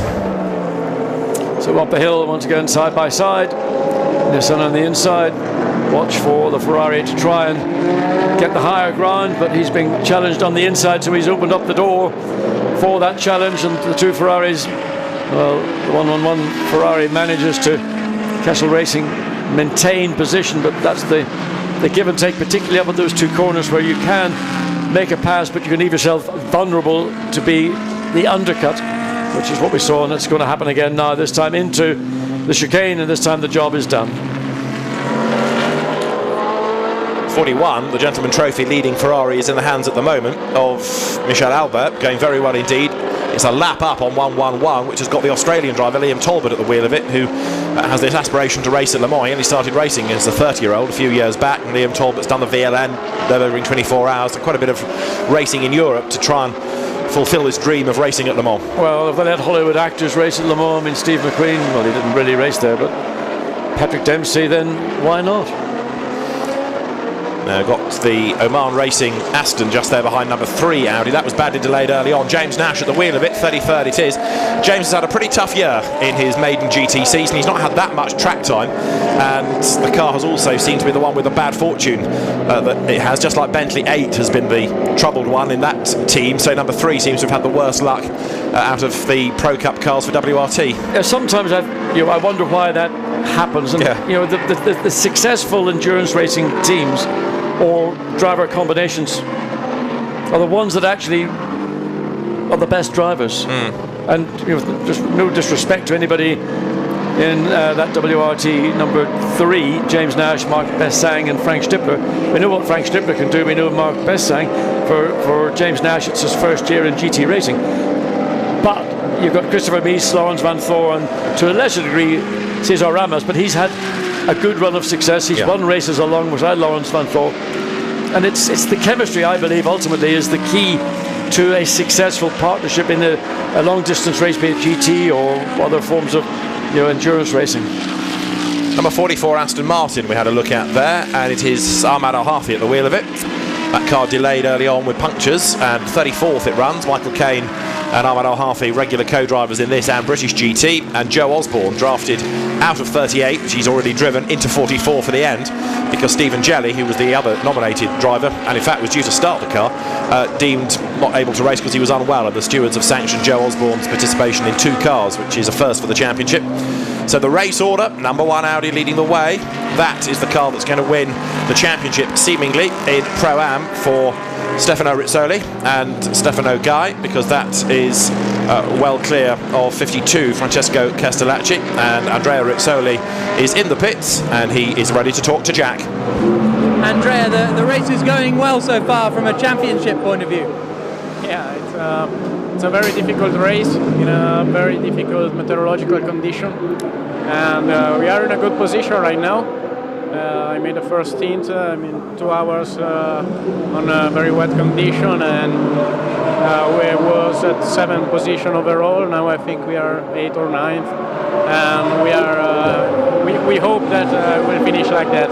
Thank you. Thank you. Well, there is that car, and still over 2 hours of the race, remaining 2 hours 11 minutes. Stefano Guy behind the wheel. An awful lot of racing can take place. Probably going to be, well, in fact, weather affected, because for the first time I think this weekend we've now actually had the wind begin to pick up. But we follow that lead. Gentleman Trophy Ferrari, or Pro-Am Cup Ferrari. And Stefano Guy with Rizzoli, Andrea Rizzoli. Don't you like racing drivers that have names that Rowley and lots of? You sound almost like a Scot when you say. And they sound fast as well, don't they? Oh, absolutely. So Andrea Rizzoli in number 90, looking good for a title. Now, how is Hubert Haupt getting on? He's 10 seconds back from the race leader, but still doing a good job. 2 hours 10 minutes remain. Interestingly, Nicky Katzberg has not managed to continue his progress. He's fallen away from the second place. So Hubert Haupt has done a strong job to consolidate second place, and the challenge from the much younger and one might say more aggressive Dutchman Nicky Katzberg in the BMW, and Sergei Afanasiev is 4.3 seconds further back in 4th place.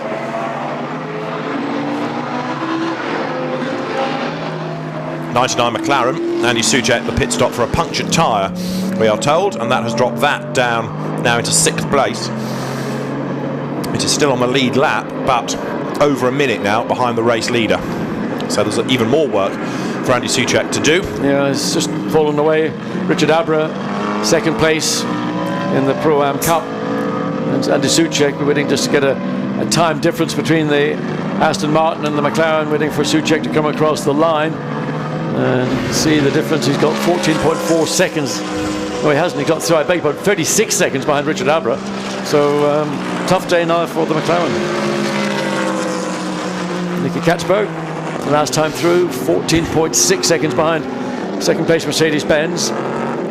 Just wonder, has he used the car quite aggressively and now, as a consequence, running out of grip? Well, he was 3/10 quicker on that last lap, so he's on a personal best lap. He's doing his best still. And Nick Katzberg then, the road is looking drier there. Certainly a dry line, at least. Yeah. Comes through the chicane. Hubert Haupt has just crossed the timing line. Now let's have a look at Richard Abra. Andy Soucek's just on the fastest first sector of anybody. On his new tyres. On his new tyres, yeah. Indeed. Well, I'm glad he did them on the new tyres. If he didn't, you'd say, well, it's a bit of a waste of space putting them on. So Andy Soucek, 1:01.8 first sector time. Richard Abra you're looking at, who runs 5th, but 2nd in Pro-Am. Now that car, mathematically, still had a chance of winning the Pro-Am Championship. So if that would have finished 2nd, it would be on 78 points. He would need Castellacci and the Rizzoli Guy car not to finish in the top 10 in class, which is very unlikely. Duncan Tappy in the Bentley chasing the Aston down the straight, and looked like he was about to try and put a pass. It'll be a pass not for position, it'll just be unlapping on the Aston. So Duncan Tappy having a half decent run in the Bentley, and they've now got all sorts of ties and stays and straps on the rear boot lid of the Bentley to keep it in position. That flaps around will have a bearing on how the rear wing would affect the handling of the car, so probably got some stability finally into the back of that Bentley. Jody Firth in, and it's going to be Alexander Sims to take over 888. That's going to be a quick car, isn't it? It's going to be a very quick car indeed. Alexander Sims did a blinding job in Spa 24, and certainly in the closing hours when he was in the car almost. I think they forgot to take him out at one stage. Yes. What do we call him? The SIM card. You just get a great tariff off him. Yes, you slot him in and he delivers. Yeah. It's good value for money when Alexander Sims for in the us. car. That's it, yeah. Well, now we'll see what the BMW factory driver can deliver here. He's got a long stint ahead of him, that is for sure, but they're going to get their money's worth. So the car out of Ian Harrison's stable blasts down the pit lane. Now, what about Andy Soucek in his recovery now to get back into the game? He's not actually sparkled in the 2nd and 3rd sectors. The trouble is he's always got traffic, hasn't he? Yeah, I mean, he did a 2:11.8, which is a good lap, but you know, first sector purple, which means he's quickest of anybody at any point in the race. 2nd and 3rd sectors were not personal best. There were good times, but not personal best.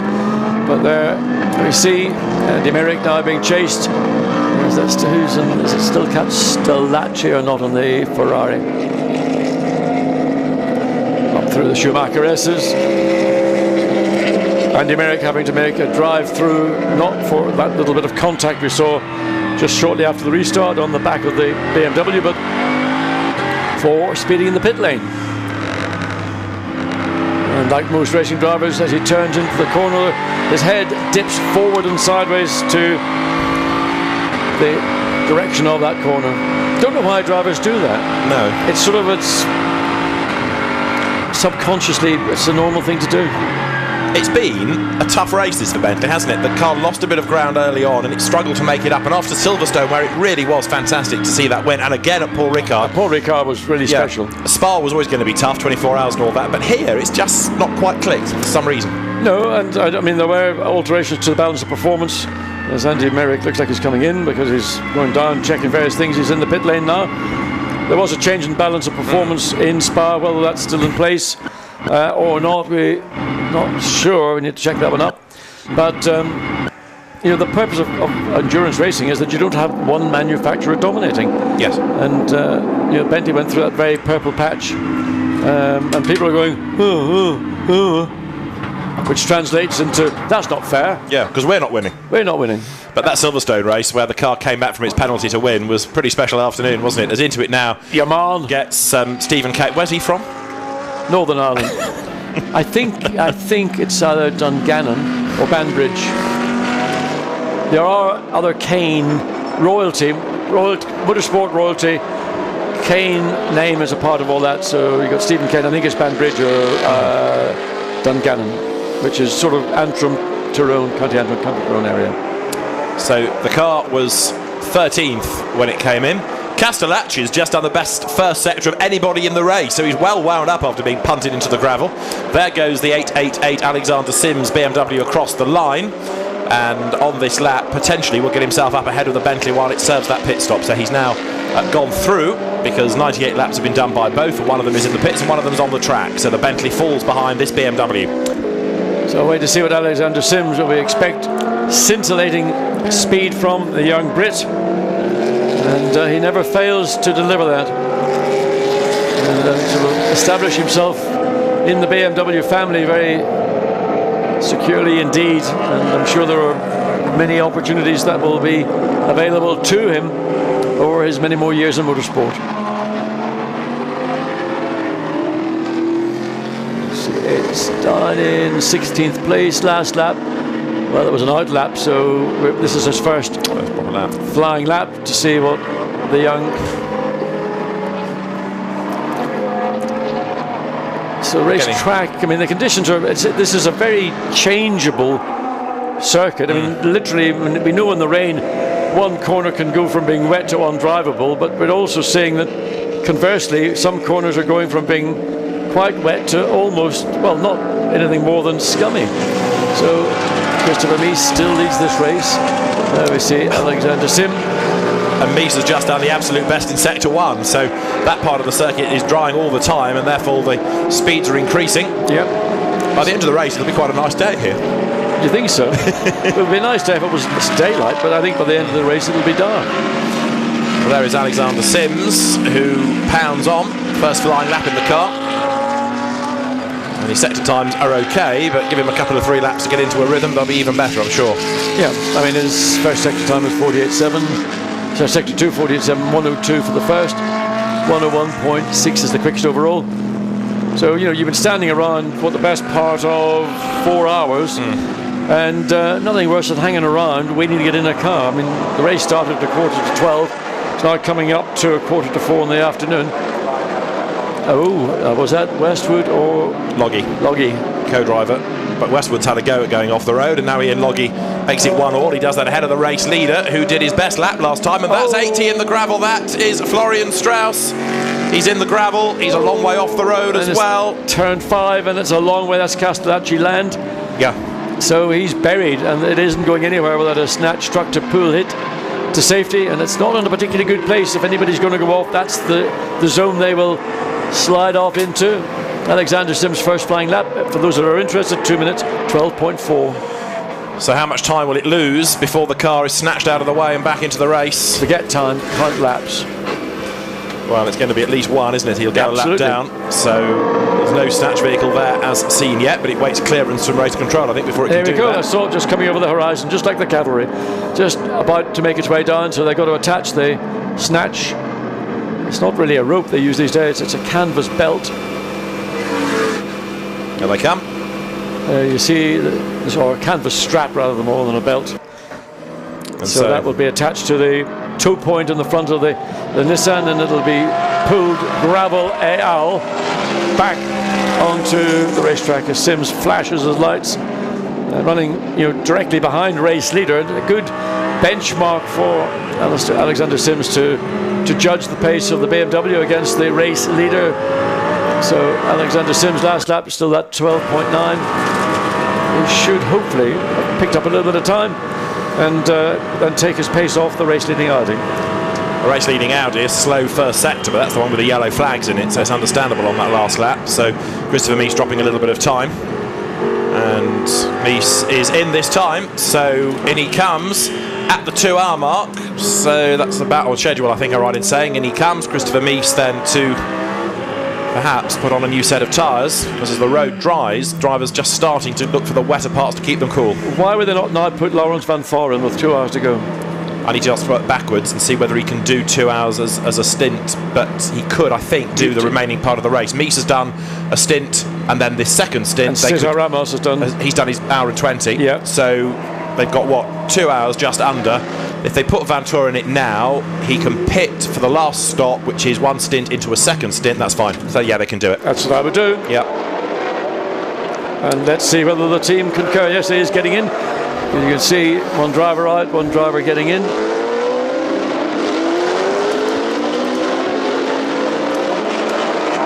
So pretty empty pit lane, just the Audi there. No, I beg your pardon, it's the Ferrari. We're looking at the Audi just ahead, number 1, the door being closed. So it is Laurens van Voor in, and I think there's Van Voor. We've had that confirmed. So Christopher Mies shut the door, then he suddenly went back, I think, to maybe to check that it was fully closed. So that puts Hubert Haupt back into the race lead, Pro Tem. Also in has come 84 once again, which is still down in 23rd place after Primat's escapades. Ooh, a bit slippy on the edge of the pit lane. Laurens van Voor just discovering that track grip slightly different to how it was when he set fastest time in the wet on Saturday evening in the 3rd of the 3 qualifying sessions. Careful, actually noticing just he's quite careful on this opening lap. Track there, you're getting then into that sort of scummy area again of wet weather track conditions. So and there we see the Aston Martin that was brought in by Richard Abra, and he still appears to be behind the wheel. Yes, I think he and Mark Poole are going to have to run this to the end, aren't they? Because they've lost Joe Osborne to 44. Yeah. Hopefully we might hear from Joe, but he's probably going to get in the car soon. He'll be speechless. Yes, he'll be worn out by the end of it, won't he? So we've got now an hour and 58. We're into the last 2 hours, the final third of the race. And as you get to the hour mark, so the pit lane is busy. Number 14 Jaguar, the Emile Frey Racing Jaguar, soldiers on. 19th it is. This is its best run. Normally the Jaguar, unfortunately, pops and bangs and sometimes doesn't even get to the race, but it's going very strongly. Jonathan Hershey is back behind the wheel of it, and there it is. It's 2 laps down, but it's in 19th place. All useful mileage to make the car more reliable, more competitive and better developed. Up front, Haupt is back into the lead after that recent stop for this car, number 1, Laurens Vantour, now at the wheel of it. And he will go for another hour, pit, they'll put fuel, possibly tyres on it, send him back, and he will do the final hour. And he's got one hand on the championship trophy, hasn't he now? So Florian Strauss out, Nick McMillan getting in behind the wheel, and he's going to be there for, I'm assuming, likewise the remaining part of this race. So Herbert Haupt, 13 seconds ahead of Nicky Katzberg, Sergei Afanasyev in the pits, and now Laurens van Voor 4th overall, but Stefano Guy, fastest first sector time, again on a fresh set of rubber, and that is in 8th place. And that is 4th in Pro-Am, and he's still ahead of the 52 recovering Castellacci Ferrari. It is recovering and getting itself up the order, but it's still got 2 laps to find. The danger is that Guy gets all carried away and goes off the road now. he overdrives. He's getting faster and faster as the road gets drier and drier. Away goes the 85 Mercedes, back down the pit road. And Nick Katzberg is up into second place now because of the pit stop for Laurens Vanthoor. So here he is, champion-elect in the Pro Cup, but it's Haupt 13 seconds ahead of Katzberg, who last lap was 4 thousandths slower than the Mercedes. They are very evenly matched. So they need to get a lap time for Laurens Vanthoor, first flying lap. We still haven't got that. We've only got the in-out lap. This is going to be his first flying lap, having been slightly tentative on the out lap just to get a sense of what the racetrack is delivering up, and sense of the grip and whether it is wet or bits of it wet or scummy and partly slick. As we watch this group of cars, and that's the 7 Bentley, we think it is that Stephen Kane, about to be challenged by, that's the other cars, the 2nd Bentley being challenged by Nicky Katzberg, and again, that's an assist. Bentley just rolls off the throttle a little bit earlier and lets Katzberg go through. Again, 2 cars in 2 different categories, so there's no point in holding up that car, and in fact Katzberg in the pit lane. From 2nd place. Yep. So a good effort, not quite as good as Alex Bunkum's to get a Pro-Am car into the lead, but a good effort by Nick Katzberg nonetheless. Number 8 Bentley that you were just talking about has got Jerome D'Ambrosio back at the wheel of it, and the car is in 21st place as down the pit road comes the TDS racing car Nick Katzberg to give Henri Hassid, H2 Henry Hassid, another stint behind the wheel. Out gets the Dutchman, in gets Henri Hassid. So you put Hassid in for 1 hour and then put Katzberg in for the final hour? Yes. Assuming that that's not a... Well, Hassid has got to do, what, an hour 20 max minimum? Minimum, so they're going to put a quick refresh, maybe a fresh set of overalls. Look at the brake smoke coming off the right front. They might want to put a bit of air onto that just to keep that cool. You hate to get brake boiling, and 42 has gone off. Can't quite see which part of the racetrack it is. That's the Sport Garage Ferrari of Howard. No, that's not Howard. That's Vanelay, Sauron and Michel Petit. Another feature of last year's equivalent race was in the last hour or so having to change discs and pads. Now, with a wet race and a long safety car period, have they had the same abuse, and can therefore the team save time towards the end by not needing to change? Race leader Hubert Haupt, 2nd is Laurens Vanthoor, up to 3rd has gone Andy Soucek, up into 4th place now Sergei Afanasiev, and so Henri Hassid will drop down, but crucially he needs to stay ahead, and I don't think he has just stayed ahead of Richard Abra, and Abra has gone by, so he's going to fall to 2nd in class as he comes blasting out of the pit lane now. So Abra is currently 6th place there. We see the interestingly painted Aston Martin, fastest first sector for, who is it? Laurens Vanthoor. First flying lap, 2:12. Now he's got the feel, now he's got the confidence, goes fastest overall of anyone, sector 1. And as that sector has been, you know, there's been about a dozen drivers who can claim all through the fields have had fastest first sector times, but not so many doing it in 2nd or 3rd sectors. So Richard Abra now into the lead of Pro-Am in this car that he shares with Mark Poole, the MP of MP Motorsport, and plunges downhill. 2nd in class, then we'll wait and see how they've all sorted themselves out after Nick Katzberg's pit stop, because we'll see how far down the order he drops as Richard Abra charges up the inside, former Silverstone 24 Hours winner. So that puts him into the lead of the class, Richard Abra, and then for 2nd, is it going to be Nick Katzberg or is it going to be Devon Modell in number 18 Mercedes? Mercedes has gone through, and there it is Nick Katzberg, so he's down to 3rd in class, but he should be able to get himself up behind Devon Modell before much longer. Devon, new to a GT3 car. I think it's Henri Hassid in the BMW. Sorry, you're quite right, yes. Katzberg is giving it over, hasn't he? Katzberg got out of the car for probably for an hour, and Henri Hassid will be behind the wheel, and he's got to go through the same process of relearning the circuit, and so it's 2:11.2 for Laurens Vanthoor currently. So this is leader of Pro-Am, but just looking at battle for 1st and 2nd.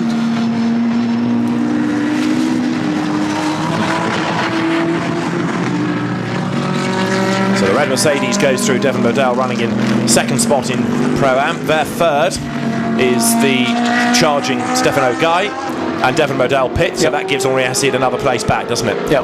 So it's just we're going through this process of in and out of the pit lane. It takes about 5 laps, maybe 7 laps in total from the very earliest pit stop to the last, to filter its way through and get a true picture. But it's clear at the minute it's the 19 Mercedes, the Black Falcon of Herbert Hoop, who's still in the lead.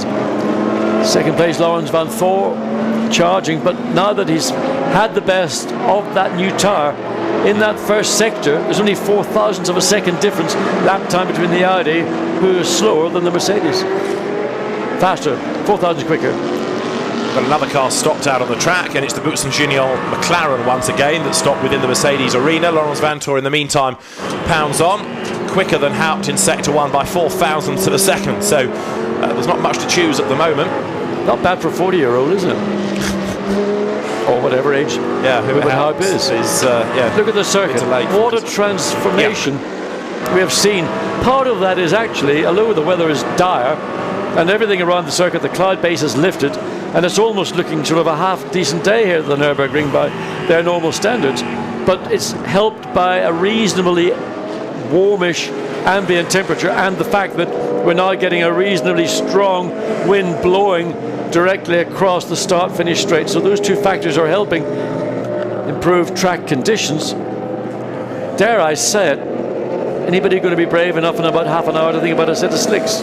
Could be, couldn't it? We're not there yet, but if it carries on like this, it's an option. Well, everybody's now running for the damp parts of the track to protect their wet weather tyres. They don't want to run on the drying bits, because all that will do is ultimately overheat the wet weather tyre, and the tread block will begin to destroy itself. It's not designed to run in dry conditions. That's why it's a wet weather tyre. Herbert Hoop up the inside. You've got little choice coming through the Schumacher S's. Took a load of curb on the inside, but shows you the level of confidence that he's got in the car to be able to do that. The whole circuit now beginning to change character from what we've seen over the first 4.25 hours or so of this race, where it was absolutely appalling, and then we had cloud base falling all around the racetrack. Currently we're seeing much more stable conditions, track beginning to effectively self-drain, and the cloud base beginning to rise, the wind picking up, ambient temperature probably around 15-16 Celsius. The answer about discs and pads is that certainly WRT not expecting to have to change because of the general pace of the race and the fact that it's been run in the wet. It's not been quite as abusive on brakes, discs or pads, for example, as it was last year. So not expecting to have to change, even though they can do it in under a minute if needs be. So race leaders then go onto lap 108. Hubert Haupt in the Mercedes at the back of the shop goes through. Just ahead of him on the road is the charging Castellacci, who's up into 18th place now as he tries to buy back into the Pro-Am championship situation. But Hubert Haupt doing this very long middle stint before they put Al Faisal in for the end. Castellacci goes around the outside of Alexander Sims there. You don't see that very often. They're on different laps, so it doesn't affect things for race position, but it's interesting to see the way that Castellacci, well wound up, is going. Former Formula 3 racer, GT3 European champion, no less. Well, almost a contemporary of Alexander Sim in many respects, because they're similar ages, both similar single-seater, junior Formula background. You never want to see somebody who you beat up, in another Formula, passing you like that. And there's the race leader bearing down on all of them as well, with now a 49-second advantage after the recent pit stop that put Van Thor into the car. Yeah, 49.2 seconds advantage that Hubert Haupt has got over Laurens van Thor, and they're lapping within half a second of each other, slightly more favourably towards the idea of Van Thor, but it's a big old gap, and I think Hubert Haupt has done an outstanding job. Yeah, I agree. In the back, I mean, you can see his confidence. He's running curbs which previously everybody was staying way clear from. So he's got that car hooked up. He's comfortable with what the car is doing. He's also due another pit stop, isn't he, before much longer, because they need to put Abdulaziz Al Faisal in that car. You see the way that number 19 Mercedes, though, is running slightly out of sequence with everybody else, not coming in on the hour mark. So Hubert Haupt pounds on. Blue sky! Where? Above us! Good Lord. Are we at the same circuit? Cloud has broken, and we may actually get a drying track. If that opens up, then we will see a drying line. It'll take less than half an hour. Yeah. And then another dimension as the Mercedes dives into the pit lane. So race leader into the pit lane, end of lap 108. And as he does that, Laurens Vanthoor has just done the absolute best in Sector 1 to prove that it's drying and getting quicker and quicker all the time. Right, let's, as we see Haupt come down the pit lane, catch up with driver Andreas Simonsen, who is with Jack. So Andreas, the teammates coming in now, and this has ended up being quite a good race for you guys. Yeah, it's been really good. I was doing the start and there was a bit of chaotic, quite a lot of rain, quite a lot of fog.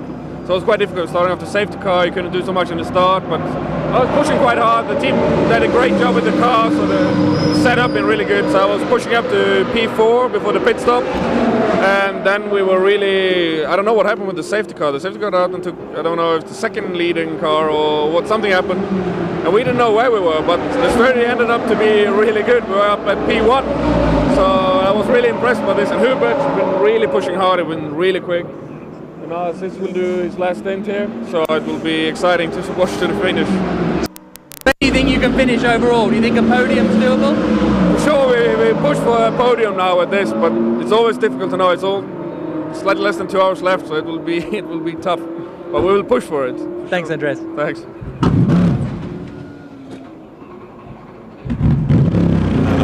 Abdulaziz Al Faisal, but he gets going now. Drive-through penalty for number 7 Bentley for a pit stop infringement we're being told about as well. So as the Mercedes heads down the pit road, the Bentley woes continue. And number 19 then back on track. So into the lead goes number 1, the Audi, and also into the pits has come 99 Andy Soucek. So that's going to help 85 Sergei Afanasiev potentially to get up into second position outright now. So the Bentley number 7 for another drive-through, this time for a pit stop infringement, and the order's going to shuffle again at the end of this lap.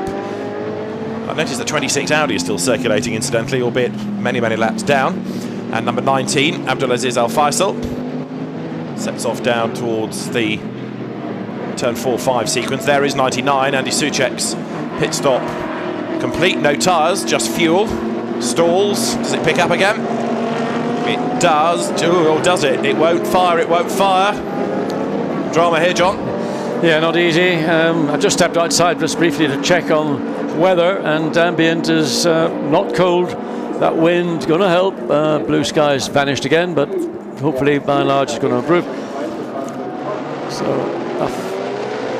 Mercedes number 19, driver change complete, still in the lead. Laurens Vanthoor 44 seconds. But that'll all change as we work our way through these late pit stop for the lead Mercedes. It's a very committed Ferrari, you can see there, number 11, which is the Brosniewski Bonaccini Frezza car, which is quite a long way down the order, 23rd, but using lots of curb. And Castellacci, look in the background, is on another charge. Castellacci is up into 17th place now. He's just got himself up one further spot at the expense of the Jerome D'Ambrosio Bentley, and also Sonvico's Ferrari, which is there coming out of turn 17. That's dropped back into 19th place. Into the pit road comes number 7. And there is a lead car. In the meantime, Stefano Guy second in Pro Am Cup, fastest first sector time. And there's your man serving his drive-through. What did he do? Pit stop infringement. Stephen Kane down the pit road. So he will rejoin in a moment. More places lost. It's not really been a happy hunting ground, the Nurburgring, for Bentley this weekend, has it, after the promise shown earlier on in the season, other rounds. More team managers being summoned to race control, one of whom is from Insight, the other is from Boutsen Gignon Racing, for cars that have had dramas throughout the course of the race. Kane is back on track. Bit of damage on the left-hand side of that car. So as the first sector dries out, Stefano Guy continues to be quick there, and a personal best in Sector 2, looking very good for them as far as the championship is concerned. And Stephen Kane, I gather, furiously gesticulating to the team as he went down the pit lane. Not a happy man. Never is. Never is when I'm getting a pit lane infringement. He probably feels he was innocent of any charge. Oh, sure. Yes, all down to the team. There is 888, the 888 BMW, Alexander Sims, whose target is the silver Mercedes that he's now on the back of. There's a car off just up the road, so yellow flag to come out so he can't overtake. That goes against Sims. The Ferrari thankfully picks itself up and gets going. That's out of the Gentleman Trophy, I think. But Alexander Sims then hunting down Marco Asma, former British Formula 3 champion. Silver Mercedes versus the BMW Z4 at the back of this little battle pack. Traffic in the mix as well. Ferrari number 11 that is in 23rd place with Broniewski at the wheel. Jody Firth, who's done his stint with Warren Hughes there, they watch the pictures and they can see that Sims for the moment is stuck behind the traffic. Asma has got through there pretty effectively, but the BMW as yet can't. Now Alexander Sims tries the outside line. And he runs off the drying bit of line onto the wet bit of line, but he's in position. But the Nissan, I was going to say, got a little squirt off the corner, but in fact thought the better of it. Let Alexander Sim take that position and sits back and, well, just doing his job. Yeah, that Nissan losing places outright as well because Asma has gone through, and so there Alexander Sims drifting the car out of turns 5 and 6. He has also gained overall position ahead of number 35, Miguel Fischer it is, at the wheel of 35. Nissan falling back down the order, and of course there also means a place has been lost outright. There is the BMW then, Alexander Sims, who is now running 5th in the Pro Cup, so that car creeping back into contention after its earlier woes, largely with lights. And up front it's Laurens Vanthoor still leading, but Sims hunting down for position. The Mercedes there, which is in the hands of Marco Asma. The next Pro Cup car it's after is Andy Soucek's McLaren, but that's quite a long way up the road. Yeah, it is. So Alexander Sims just makes his way through the field, cherry picks the opportunities where he can. Sometimes he's got to go offline. We saw that just earlier in the lap.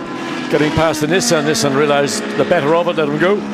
Still using parts of the wetter part of the racetrack to keep those wet weather tyres from overheating. And there is almost a semblance of a dry line at this part of the circuit where they enter the chicane, principally because there's no real option. You're just got to take one line, and that applies to the entire field.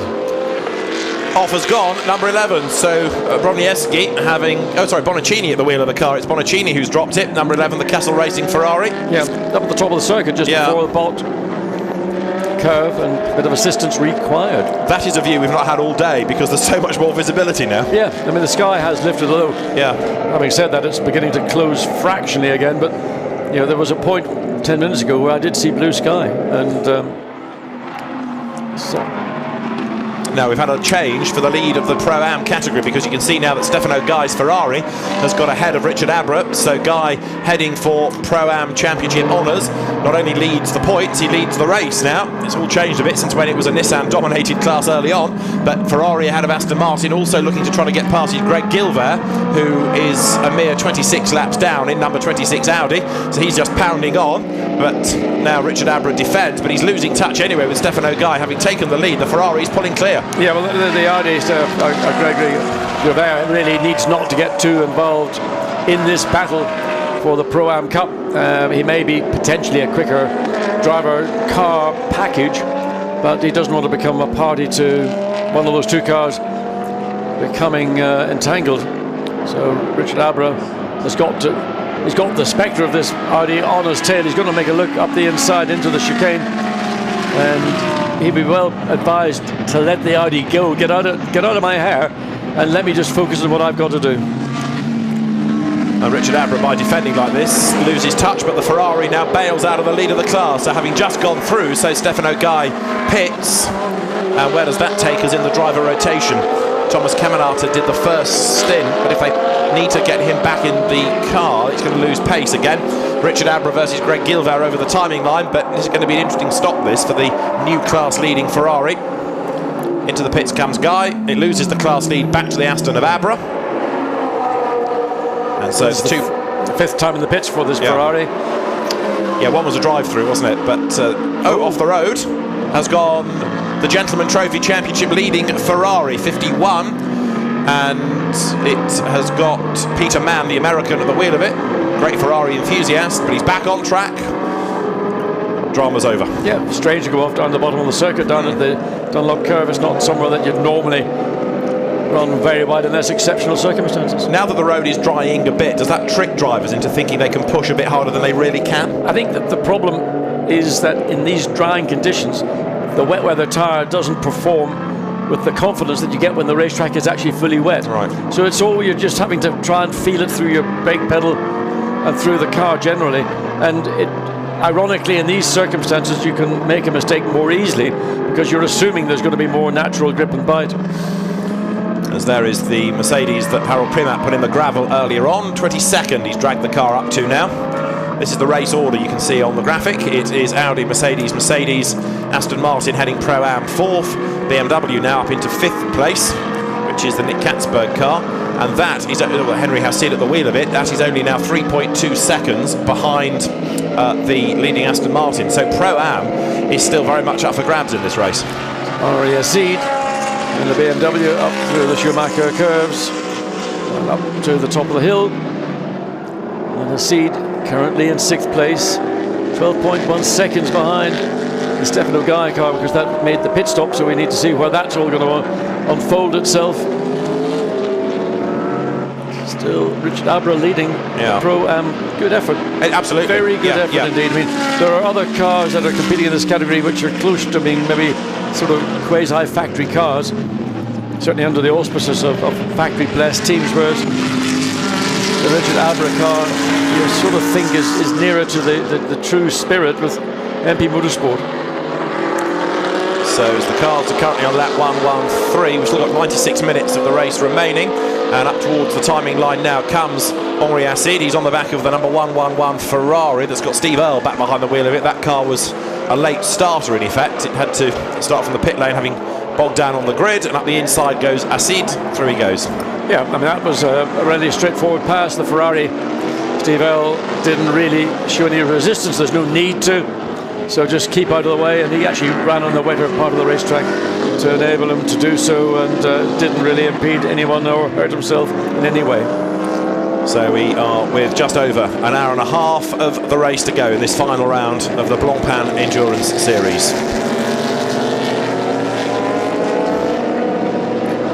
Let's just look back at what's happened in the race so far. A very wet road to begin with, and that meant that we started behind the safety car in incredibly gloomy conditions. When we went racing, Michael Caine got involved with Jerome D'Ambrosio and turned around the Bentley. Off the road went Edward Sandstrom. He was hit by Alvaro Parent, and it did damage to the two cars. Great lead battle as Christopher Mies tried to fend off Kevin Est. The two of them absolutely together as they dived down towards the first corner. The road absolutely awash, but Est was able to eventually find a way through into the lead as the Santalot mechanics were busy taping up number 26. D'Ambrosio had another spin in the battered Bentley. The car was able to rejoin but lost ground. Max Buch made a mistake and lost out to Nico Verdonk, who powered past in the sister HTP Mercedes. Alex Buncombe, though, was charging in the second part of the race and eventually worked his way through into the race lead ahead of Cesar Ramos. Ramos had a big scare arriving at turn 1 and got a bit crossed up. He survived the moment, but the Mercedes came through up on the inside. Then off the road went Ryle Frey. That put her into the gravel bed. And with that, the car was out of the race. The Bentley engineers warmed up for the next round of pit stops, and Bernd Schneider had a scare down at the first corner, slithered off the road, hooked it into first gear and powered out the other side. It wasn't long before Schneider took over the lead of the race. As out on track, Frank Stippler was working his way back into contention after earlier delays. Schneider led his stint, was doing his best to build up an advantage, as everybody else had to cope not only with the gloom but also with a slippery track. Alexander Prema fell foul of the conditions and went into the gravel, but the wet gravel compacted and he drove out the other side. Less fortunate was the Butson-Gignon McLaren that was in the gravel, and so that brought out the safety car. Schneider pitted, Harold Primat took over, and then Francesco Castellacci was biffed by Bentley 7, put into the gravel, and that seemed to have put pay to his championship hopes.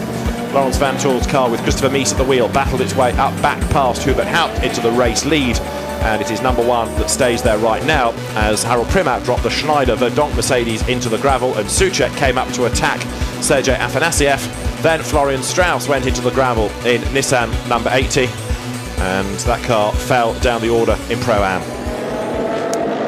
So back live, and it is number 1 that lead the way. Lawrence Van Toor up front, now having taken over with the number 19 Mercedes pit stop. It is Abdulaziz Al Faisal at the wheel of number 19, and now he is being caught by 85 Sergei Afanasiev. So we're going to have a switch around between the two Mercedes, run by two different teams, before too much longer. Yeah, but he's got a very comfortable position. There's a little mistake down there at the entry to turn 1, and just actually watching these conditions compared to the highlights that we've just had played through, what a change. Yeah. I mean, you wouldn't think it was the same circuit, the same weather pattern. Maybe a bit ambitious to think that slicks are going to be the order of the day with an hour and a half of this race remaining, but there are some parts of the racetrack where drivers will be concerned that the wet weather tyre is going to be a drawback rather than an advantage. But if you've nothing to lose and you want to roll the dice, then maybe a team will do that, but it's a pretty brave gamble. Who's going to be the first to do it? Probably somebody much further down through the field, because they've got a lot to gain and not a great deal to lose. Exactly. It's the second place Mercedes-Benz. Abdulaziz El Faizi in the car. And then look, one Mercedes but one back, not there. Here, the Lukoil car, that is Afanasiev chasing after him for second place, and the gap 3.4 seconds, so that's the one to monitor now. But Laurens Vanthoor looks as though he's driving towards a championship. Well, not only that, he just done a lap of 2 minutes 10.4. I mean, where did that come from, other than simply track conditions are improving to such a degree? 3 seconds quicker than the charging second and third place Mercedes-Benz. Now what about Andy Soucek? Because that McLaren was happier when it was fully wet. Now it's going towards dry, so the danger is that that's going to lose all its setup advantage and start to fade, isn't it? Well, he's running at the pace of second, third and fourth, and but he's not gaining. Precisely. That's the problem. He's stuck in his position in sixth place and not able to do anything. He needs, actually, for this track to suddenly and miraculously produce a drying line to take the chance that it's not going to rain in the remaining 90-odd minutes that are left, get a set of slicks on and make them work. But they're the trouble. You're coming up through the chicane, up through the S's, Schumacher S's. There's still a lot of standing water or water running across. So that would be a high-risk challenge for anybody to consider. And even if you go onto slicks and you go quickly and you have to overtake, you have to go offline to do it where it's even wetter. So you have another set of problems. Let's hear from Andy Merrick. That Bentley 7's had a busy old race. Andy, it's been a difficult race for you guys. Yeah, extra. I mean, really tough one for everyone out there, but especially us. We've had a bit of bad luck and a couple of drive-through penalties as well to add into the mix. So yeah, we're looking just to get to the end of this one, and it's interesting, but yeah, very tough race. Stephen's out in the car at the moment. Is there any talk of going on to slick tyres? I'm sure it will come before the start of the race, so before the end of the race, sorry. When exactly it's going to happen, I don't know. It's certainly drying very quickly, so yeah, I mean, we need a little bit of magic or something, or a little bit of luck or an opportunity like that to bump us up, but yeah, I mean, Stephen can be the best judge of that. He's out on track, and we can monitor it from here, but we'll just have to see. Thank you. Thank you very much. Yeah, Stephen Kane 14th, you're riding with him at the moment, so yeah, backs up what you're suggesting, John. I mean, we're getting there. absolutely. That's the perfect driver car package to do it with. The question is, what is the transition time from wets to dries, and would, in the process of going down that route, would you lose even more than you ultimately might gain? Certainly right now there's still too many places on the track where you would be caught out, and there isn't per se a dry line. What we've got is a racetrack that is infinitely less wet than we had in the opening hours of this race. Now Marco Asma has just come down the pit road, so that's going to give Alexander Sims one more place and put him up into 9th. 18 Mercedes just going through the shot there, has dropped down after its most recent pit stop, but is still going pretty strongly. That car is 7th with Alexander Lunkin at the wheel of it, but slides its way down towards the Dunlop curve. About to go a lap down against Sergei Afanasiev, but running in 7th place is Lunkin. There is 2nd, the other Black Falcon car, working its way out now of the Schumacher S. And you can see that behind Abdulaziz Al Faisal, there is Afanasiev getting closer and closer all the time, but he's still a bit stuck behind the other Black Falcon car, doing its job in a sense of keeping at bay somebody from a rival team. Indeed it is, and he's not doing anything that's incorrect. He's just using the strengths the car has got and his own skill behind the wheel. And Sergei Afanasiev is not able to be more robust, I think, maybe with the big, and sort of impress upon the second Black Falcon Mercedes that there's a quick car driver combination behind. It's not sufficiently different. Oh, there we see it again. Whereabouts on the racetrack was that? Or was that somewhere over at Cologne? He's up the inside now. Yeah. Pass is made, done relatively easily, and no comeback. But having said that, these two cars are going to be side by side as they come down pit straight, and this could be a regain of that position. Suddenly third could become second again, and it looks like it's going to be. And this frustration for the Russian driver as he tries to go the long way around, and just be careful not to run too wide. Keep in position, you might regain the position on the entry into turn 2, and that's precisely what Afanasiev worked out and succeeded with. So he goes ahead of the lapped car then, so he's got the back marker out of the way. Now he needs to set off in pursuit of the car for track position, and we get closer to slicks, and it is David Bartram's Oman Racing Team that feels it might be worth a punt. The car's quite a long way down, so for Joe Osborne behind the wheel of it, nothing to lose. No, what you do is you put a set of slick tyres out on the pit lane or in the garage, because everybody's going to go, oh, you make them react. Yeah. You make them react. Joe Osborne is at the wheel of 44. The Oman Racing Team Aston, as I say, he's making history by having driven 2 cars in the same round of the championship. Very rarely these days do endurance regulations allow you to do that. It used to be all the rage years and years and years ago, and if you had one car that broke, you just transfer your quick driver to another one, but not anymore. Listen, Luigi Canetti Sr. did almost 23 hours of Le Mans. Yeah. And his gentleman British Lord did best part of an hour, I believe. And I don't want to be derisory to anybody involved. Pierre Levey tried to do it single-handed in a Talbot in 1952 or 53, and the car finally broke in the closing hours. That's right. And he was, in many people's eyes, a hero, and others a fool for trying it. But Joe Osborne driving 2 different cars, but he's going to do a lot of laps. Heavy eyes, look at that. Yeah. Barely, and even Steph Dusseldorp sitting there going, Camera's on me, better look sharp. Right, Afanasiev comes out of the chicane, 1.9 seconds back from Hubert Haupt, and Andrea Sonvico has now done the best of anybody in the 3rd sector, continuing proof that the road is drying. Where do these times come from? Well, yeah, I mean, Sonvico has hardly sparkled all day. At one point, he was being warned to respect the blue flags because he was struggling for pace. Suddenly, I mean, I haven't mentioned him, I think, at any point, but you may have, and there he is, fastest sector in Sector 3. So clearly, 3rd sector of the lap, and that's the bit from the bit curve all the way through the flat out kink. Oh, mistake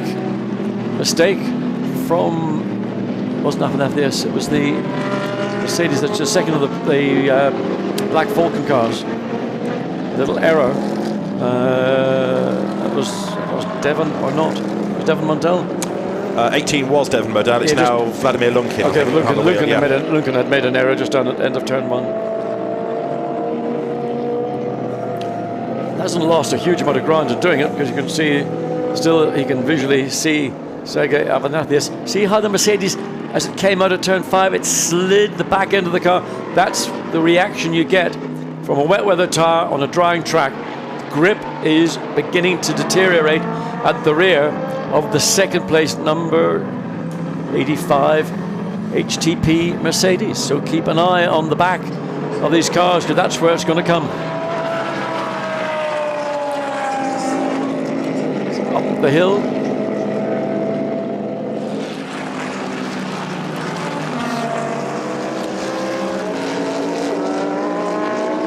Laurence Van Toor still continuing to lead, still continuing to do great sector times. There, Afanasiev closing on Al Faisal.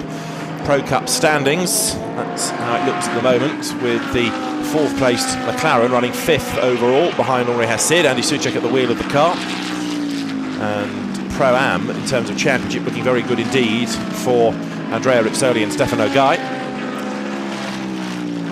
There's 458. Now this car is becoming more significant because it is now 2nd in the Gentleman Trophy within the race. 1 more position gained and they can win the championship after the dramas that are before them, Peter Mann and Francisco Guedes. So this car becoming ever more relevant. This is how it looks at the moment. Julian Westwood's Audi leads, but chasing him down is Pierre Arret in 458. And with an hour and 23 minutes to go, it is still feasible that this car could take the victory in the class. And if it gets into the lead, and if 51 stays where it is, then the championship goes the way of Schmickler and Matschel. Well, just looking at timing and scoring as you're explaining the situation, that Gentleman's Trophy, lap times and sector times are suddenly changing quite rapidly. We're seeing a lot of green sector times coming up through the field, not just at the front of the field. A couple of purples now. Van Thor went purple in sector 1 the previous lap. We've now got Castellacci fastest in sector 2. And further down, we've got 50, and so that's just literally changing as I speak. Track conditions are beginning to rapidly improve. So, now on 22 minutes to go.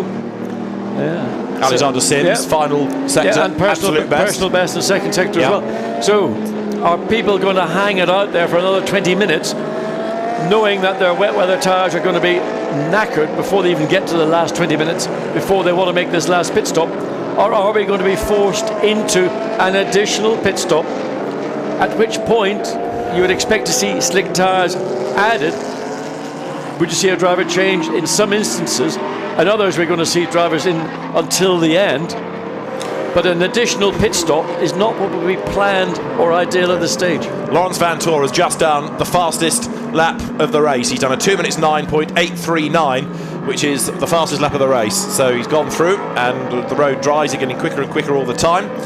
So Laurens Vanthoor, the new fastest lap after 119 laps, still wet in parts. That's the worst part of the racetrack now, through the Schumacher S's. That would be a real handful if you were on a set of slicks, even though the rest of the lap might be dry enough to generate temperature. To go through the Schumacher S's with that level of water would be tricky. Nevertheless, the rest of the circuit now getting to a semi-dry.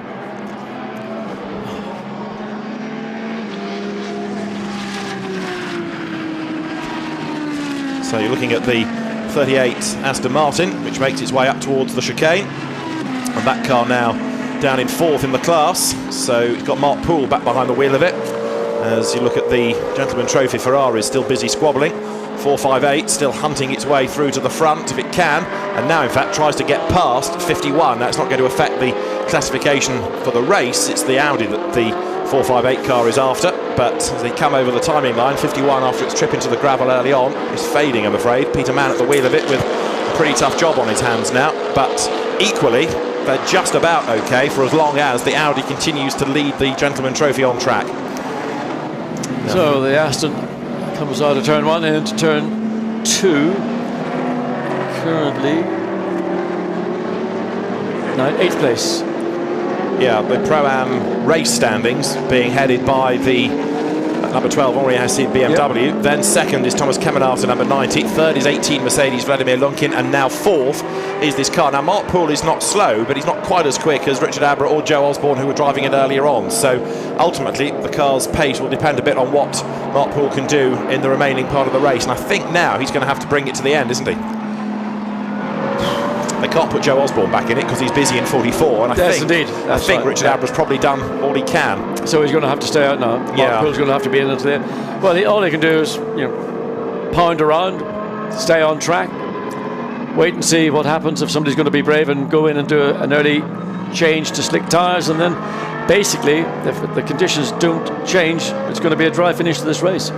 And Alexander Sims taking advantage of this because he keeps on doing personal bests in the middle and then absolute best in the last sector. And as he comes now through the Dunlop curve, this car is running in 9th place and is therefore 5th in the Pro Cup. Now, at the moment, he is on the same lap as the next, 3-4 cars ahead of him. So there is certainly potential for more ground to be gained as he slides through the Schumacher S. Yeah, he's got 21 seconds to find to make it another position. Mark Poole in 8th place. But the pace Alexander Sims running against Mark Poole on the last lap, there was 3.7 seconds advantage to Alexander Sims. That may be for other factors, traffic or whatever, but certainly the pace of the BMW right now clearly significantly quicker than that of the Aston Martin, and 21 seconds. Well, within 12 laps he ought to be on the tail, but 12 laps, time for another pit stop. And charging is Sims. Ahead of him on the roads, Julian Westwood leading the Gentleman Trophy. As way up onto the curbs comes the BMW. Now with the sector times, it was another personal best in the middle, and if tradition dictates, it'll be another absolute best, therefore the best of anybody in the race in the last sector. Does Alexander Sims continue to do that? No, not quite. Lost a little bit of ground in the last sector on that lap, but only about 0.3. Yeah, again trying to stay off the drying line, but having to go on. You can see there at the entry into turn 1, it is sufficiently dry that you could run a set of slick tyres. Here you go back into a dampish part of the track. That's all the water has run down there, so that remains in turn 1 the most treacherous part of the corner. Here you could just about sneak a set of slicks. Careful on the exit of turn 3 because there is water on the outside. That's why Sims probably staying slightly wider on the entry than he would have done ordinarily, and again going to use wherever possible the moisture to keep those wet weather tyres in condition as best as possible. Julian Westwood doing a good job still as he leads the class, and Pro Cup standings you can see on the graphic. This car is the 5th of them, 888, and Alexander Sims then accelerates off downhill He is now 15 seconds behind Mark Poole's Aston Martin for 8th place overall. That's the next target. Well, I mean, he was a lap ago, he was 21 seconds, and he's 15 seconds. I think my arithmetic is 6 seconds and what, 2 laps. It's going well, isn't it, this? Strong performance. Yep. And I mean, there again, staying on the left-hand side, only going back to the right. And again, you can just see how difficult it is up through the Schumacher S's. Actually stayed slightly more to the middle of the road to maximise as much of the water on the track as possible. He stayed off the racing line. He tried to use the wet bit to give him that little bit of extra momentary cooling. Also shows, doesn't it, these lap times, the difference between the pros and the AMs. Well, Castellacci is very much a pro. Castellacci's done a 2:10 on his last lap. Yeah. Fastest sector in sector 2 already on this flying lap. Currently down in 15th place, but way down, sadly, because of that incident where he was hit on the tail at the restart of the safety car. But as you made the point early on, professional drivers just have to keep going flat out, because that's what the team expects, and you never know what might happen to the opposition. And he did a 2:09.6, which is his best lap. It's the best of the race. It's the best of anybody. Best of anybody. Quicker than better than Van Thor. Yeah. My God, so Castellacci is a bit of a hero now. 50 lashes to Van Thor for that. Yeah, well, but if it keeps on driving, that's going to change and change and change. But Castellacci now, the fastest man in the race, never mind just on track at the moment. So he's still down in 15th place, but Castellacci going great guns. This is always a little bit of an issue, just coming through the final chicane.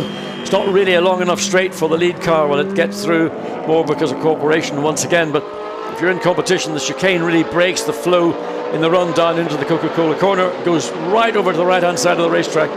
To keep those tyres, there is Castellacci, who is currently fastest man on track. And a very frustrated man as well, because he knows the pace is there, but the result won't be. Into the pits comes Andy Soucek as we get to the hour and 15 to go mark. Now, is he or isn't he? Is he? What have they got to lose? Well, he's in 5th place when he came into the pit lane.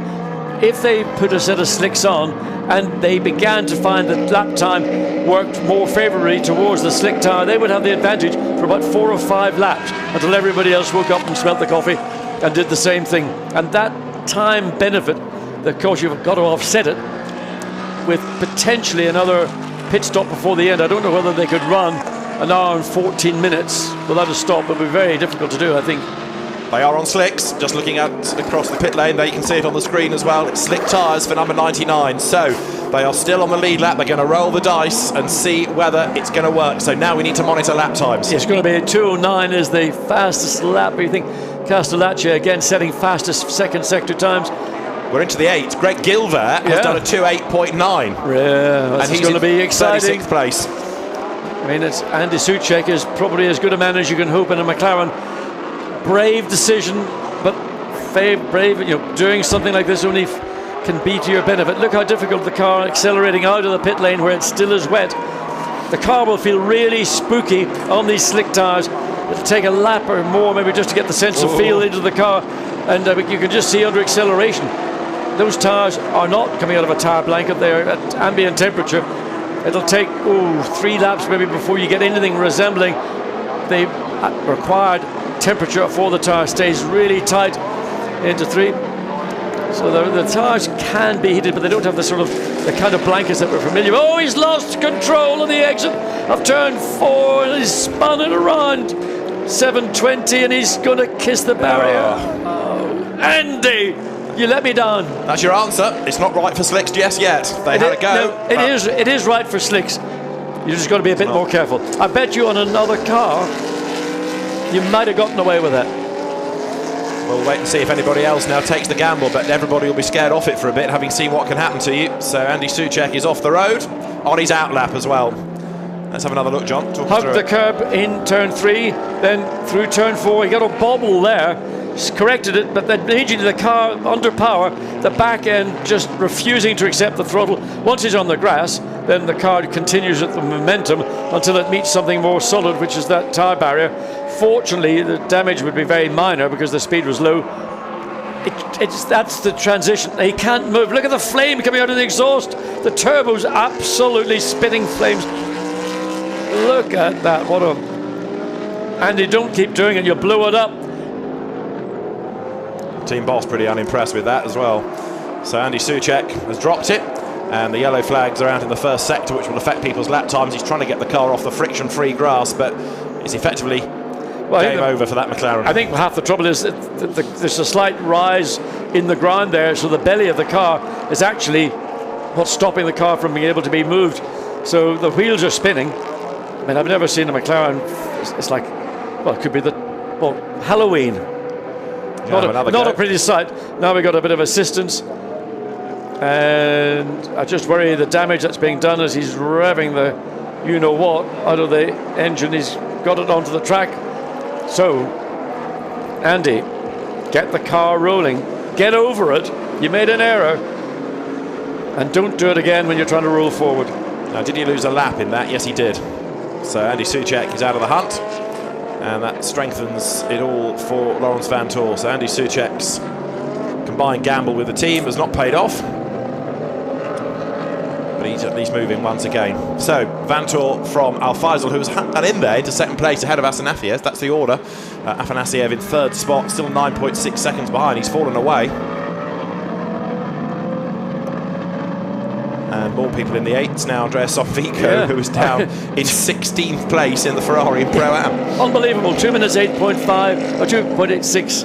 I mean, real pace. Now Soucek going through the most difficult part of the circuit. He ran the curb to keep keep the outside wheels on the dry bit of track. I mean, he did it successfully. You know, not easy to do. In reality, I think when he gets a flying lap, it will pretty much match anything that we're seeing from the front-running cars, because once these slick tyres get up to temperature, then even though there are damp parts of the racetrack, he will have so much advantage elsewhere that then we will find that the offset in terms of slick tyre times vis-a-vis those on wet tyres, and that's what the car had just, contact. Was that contact or not? Well, Sonvico's the Ferrari. Might have been, because it looks at turn one. Sonvico had just done the fastest lap of the race and has been off, and in the background, 25, which is the Audi that is in the gravel, is from the Gentleman Trophy, Claude-Yves Gosselin. That's into turn one. Yeah, that's where Ryle Frey came to grief, wasn't up against that same tyre stack, and Gosselin, former F3000 racer, is out of the car okay. And two independent spins. The sparks came from the rear of the Audi, and I wonder was that over the curb and just that was a heavy impact, much worse than we in this year, because the bodywork sort of sprung upwards, then it sprung back into place. So that was quite a big impact, and I excuse him for not closing the door or switching off the ignition to stop the wipers going. So Claude-Yves Gosselin out of the race. Yellows at turn one, therefore. 69 minutes to go.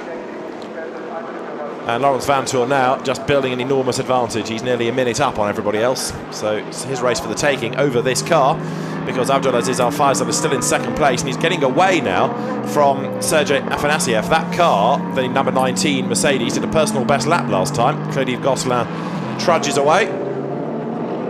Knocked his knees together a bit in that incident. The Jaguar turns its way up to the Warsteiner S, which is still going strongly. Gabriele Gardel 18th. There is Sonvico after his spin at turn one. He is in 16th place. And he's still got the fastest lap of the race of anybody, to his credit, from the lap before the one he went off on. So Sonvico pounding on. We've got Cabinastra in the McLaren, according to timing and scoring. 5 minutes 17.9. That all included the off. So did we see the driver change? We just saw the slicks, but it's got Cabinastra in. Or maybe we've been unfair to Andy Soucek. Yeah. Then. Yeah. So if it is Cabinastra at the wheel, he's the man that's dropped it. Well, that would explain it, because Cabinastra would have taken over the car, rather, because Andy Soucek would have maybe a better feel for what the racetrack was offering up. So Cabinastra, fastest first sector, 46.3, and that is by far the fastest first sector time. So sector 2. So it is very, very close to now being the time, and of course people are running as far as they can up to the point when they want to make a pit stop, so they don't have to make an additional stop. But all the damage has been Cabinastra, fastest second sector, fastest third sector. So the slicks are working. The tricky bit is getting out and not making an error on your first lap. Yeah, he's 7/10 off the absolute best lap time, so he's on the pace, but he's not quicker yet. But we'll see how many laps it takes for him to come into play, as through the traffic comes number 3 Audi, which is now James Nash back at the wheel of it, and he's 29th. Over the line, 84 Mercedes, that's to 19th place now, Harold Primat, as the traffic washes over the timing line here. Race still being led by Laurens Vanthoor. Andreas Sonvico has done another absolute best in a sector 1 this time. And let's see how Kevin Estre gets on, but he's now 2 laps down after A, the pit stop, B, the loss of time early on, and C, the spin. Apologies to Andy Soucek for calling it was his error, but it was, according to the screen, Kevin Estre behind the wheel. Right, there's Mark Poole, and he's got Julian Westwood behind him. This is the 4th placed Pro-Am car, the Aston Martin, and still the Audi is leading the Gentleman Trophy, denying Matchell and Schmickler the chance to win the championship then. Oh, here we are, Mark Poole, and 10 seconds advantage of the Ferrari behind, but Henry Assid has done a good job, running in 4th place. Lap times, well, he's been caught. Yeah, he's been caught pretty quickly by Caminata in the number 90 Ferrari. Where's the race leader? There he is in the middle of all of this traffic. Laurens Vanthoor is currently on lap 127, way clear of anybody else now. So the race is his for the taking. The title is his for the taking, really. Fastest first sector time still Castellacci and second the Ferrari, both knocking out stunning first sector times. Yeah, Estre's just done another best in the middle, hasn't he? It's strange as the first sector is the weak sector for the McLaren currently. So 209.3, so it's pretty much even Stevens. So he did a 2.9 on his first lap, a 2.11 on his second lap, Kevin Estre. There may well be traffic to factor into this, there could be a factor, and of course he's got less flexibility in which parts of the racetrack he would want to be racing on, so consequently he's got to be a little bit more patient in some of the areas, whereas in the wet weather you could pretty much drive anywhere you like as long as you had wet weather. But nobody else is gambling, nobody else is convinced it's right, and there's water starting to hit the windscreen again. Yeah, and the gamble was a good gamble at the time, because everybody would have been forced to put slicks on at this final round of pit stops, but now... So we have the rain falling once again. And from the pits, Jack has more news. Well, the Emil Frey Jaguars just come into the pits and they were all there waiting with slick tyres. And just as the car was coming in, it started raining again now in the pit lane. So they've had a massive panic. I think they're still sticking with slicks, but I think that's going to cause a little bit of all the team managers now coming out of their covered pit wall and going, uh-oh, our plan was to go onto slicks, now we're in big trouble, what are we going to do? But also, Jack, it's raining again, isn't it? Certainly on this side of the circuit. Exactly, which is joyous. Yeah. But so that's their trouble. They were all ready to go slicks for the final stint, but that might have gone up in smoke. Well, keep an eye on it, because although it started to rain, Kevin Estre has just done the absolute best first sector, 4 seconds quicker than the leader Laurens Vanthoor. So now they're starting to come into their own, just as we get to the point where the rain starts to fall. The question is how much rain is going to fall and how heavy will it be when it falls. What we're seeing right now is not helpful, but it's not a disaster. No. If it stopped, slick would be the right decision, but looking at it, so it's coming in on this pit lane, I think it's going to be here for a little bit longer than a couple of minutes, and consequently Kevin Estre will find himself marginalised on slicks. Fastest first sector, fastest second sector, not quite fastest overall, purple. But it is the fastest lap of the race. 2:05. Down in the last sector, but fastest lap of the race just done by Kevin Estre. So we're into the 2-minute 5s now. But if the road's going to get wet, that might well stand as the best lap of the race. And he might, of course, have to come back in and go onto wet tyres, which will cost them even more time. Or do you nurse them? Do you stay out and hope that the road comes back to you? He'll do it until his next pit stop, or if he hasn't got the next pit stop, he'll have to come in and put on wets, if that's the case. So 63 more minutes of the race to go. At the hour mark, we can anticipate the next round of stops to get you to the finish. And the drivers now will be hoping that whatever the weather does, either pass through or take hold, happens before or at the time they need to pit. Otherwise, they're going to be in a bit of a quandary. I'm going to gamble and say it's going to pass through. Having said that, bits of the paddock that look dry are looking extremely wet again. So here comes Vanthoor. If the team can, they'll keep him out for the full 65 minutes. That's the maximum for one stint, so they get an idea of what the weather might be doing. They'll be looking at their own forecasts. This is how the Pro Cup looks, not the situation overall, but the Pro Cup standings, Audi, Mercedes, then the BMW from 888 up into 4th in the class now, and the Bentley 5th, Bentley 6th behind Kevin Est. It's his car that's dropped down, that's promoted Alexander Sims up the order within the class. There is Kevin Est, and on this lap, sector 1, oh dear, is a couple of seconds, never mind tenths, but a couple of seconds down on what he did last time, and therefore the advantage has gone away for the moment. Coming up to the end of the middle sector as he hustles on behind Greg Gilvaire, and let's just see what this pans out at. No, he's now 6 tenths down in the middle sector, so and he's off the road, over the curb, kissed the gravel, sorts himself out, but it's getting wetter, almost too wet now for slicks again. Well, just trying to see what it was doing. I mean, a lap ago, clearly raining on pit straight. Either my eyes have deteriorated, or it's not quite as heavy if it is raining at all. So stay out, Kev. Stay out there, Kev. You're doing a good job. That lap was 4 seconds, give or take, slower than the previous one. And if he can carry on, and the road comes back to him, then he saved himself a pit stop. What's imperative is he's got to keep as much temperature in the slick tyres as possible. Even if the road is damp in places, as long as you've got tyre temperature, it makes such a big difference. Difficulty here through turns 3, just to make sure that you get your apex, as we see Stephen Kane driving down the pit lane. Is this a driver change, or is Stephen in for the rest of the afternoon? I suspect he's staying in a big suddenly Steph Dusseldorf runs to get into the Mercedes-Benz.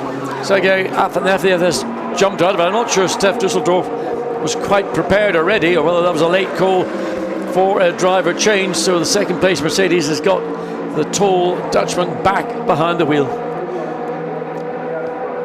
What do they do for tyres? Because that's going to be the second part of the pit stop. Number 7 Bentley, Stephen Kane in as well. Yeah, he's sitting in the car, he ain't going anywhere.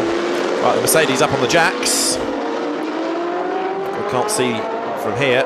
They're going to go on to slicks. Okay. I think it stopped raining in the pit lane. What did the Bentley go on to? Although it's too far back really to threaten. It's 3 laps down. I think they've got to take the chances. They've got to do it once. It's clear that the slick tyre has got the advantage even in these conditions. The gamble is, how much more will the rain have a bearing? Looking behind, there is the cloud is going higher above the circuit. There is still the odd little sort of haze of blue as the Ferrari makes its way out. And I just wonder, was that on slicks or was that on another set of wet tyres? We didn't get to see the Ferrari pit stop. Apparently, Ferrari may have gone back out on a set of wets. And not clear about what the Audi did. Is Stephen Kane making his way back out, and we think that's on a set of slicks. So the Ulsterman will find the bite much more enjoyable than slithering around on a set of knackered wet weather Pirelli tyres. The car down in 14th place and 3 laps down on the leaders. So how far up the order can it climb by the very end? Well, just to put it into perspective, what the slick tyre is doing is Kevin Estre, again, fastest overall second sector, 2:06. Not as quick as his best lap, but we're just recovering from a damp track, and he is substantially the quickest car on the track, probably by about 5 seconds of anyone else. Wait to see what happens now. Those that have opted to go onto slicks, we hope that Steph Dusseldorf has done it. We think he did. We think that the Bentley went onto slicks. Stephen Kane staying behind the wheel. As we go back to the lead car, Laurens van Voor, and when his pit stop comes, he ain't going back on wets, is he? No way. Henry Hassid then, Henry Hassid up into 3rd in the BMW after the stop for 85. Steph Dusseldorf then in the Mercedes. Here comes the race leader, who will do another lap, and the pit straight now looking a heck of a lot better than it has done all day. Yeah, interestingly, he's not really bothering finding damp patches. He stays slightly to the right now, just to pick up the water that's there. But I would imagine those wet weather tyres are probably nearer to a slick than they are a treaded wet weather tyre. Lapping in the 2.9s, whereas Kevin Est did a 2.6 last time, so he's losing pace. Yeah. Oh yeah, all over the place. But the question is whether he will lose much time to Afanasiev, who is the other driver who could still be in contention. But Steph Dusseldorf's behind the wheel now. Indeed. So you'd like to think that Dusseldorf might be able to do a little bit more. We're looking this is car 1, and we've got a bit of a break-up on the picture. We couldn't quite pick out whether those are slicks, but if it's anything other than slicks, I'll have a word with Vincent Voss afterwards and say, what are you doing? So slicks ready for the race leader, and Abdulaziz Al Faisal still running in second spot. That car will get the lead, I think, on the next round of pit stops, but I don't think Al Faisal can go to the end. He's got another one due before the end as well. Interestingly, Laurent Vanthoor right now fastest first and second. Well, it was on the previous lap. Now we're just saying it wasn't.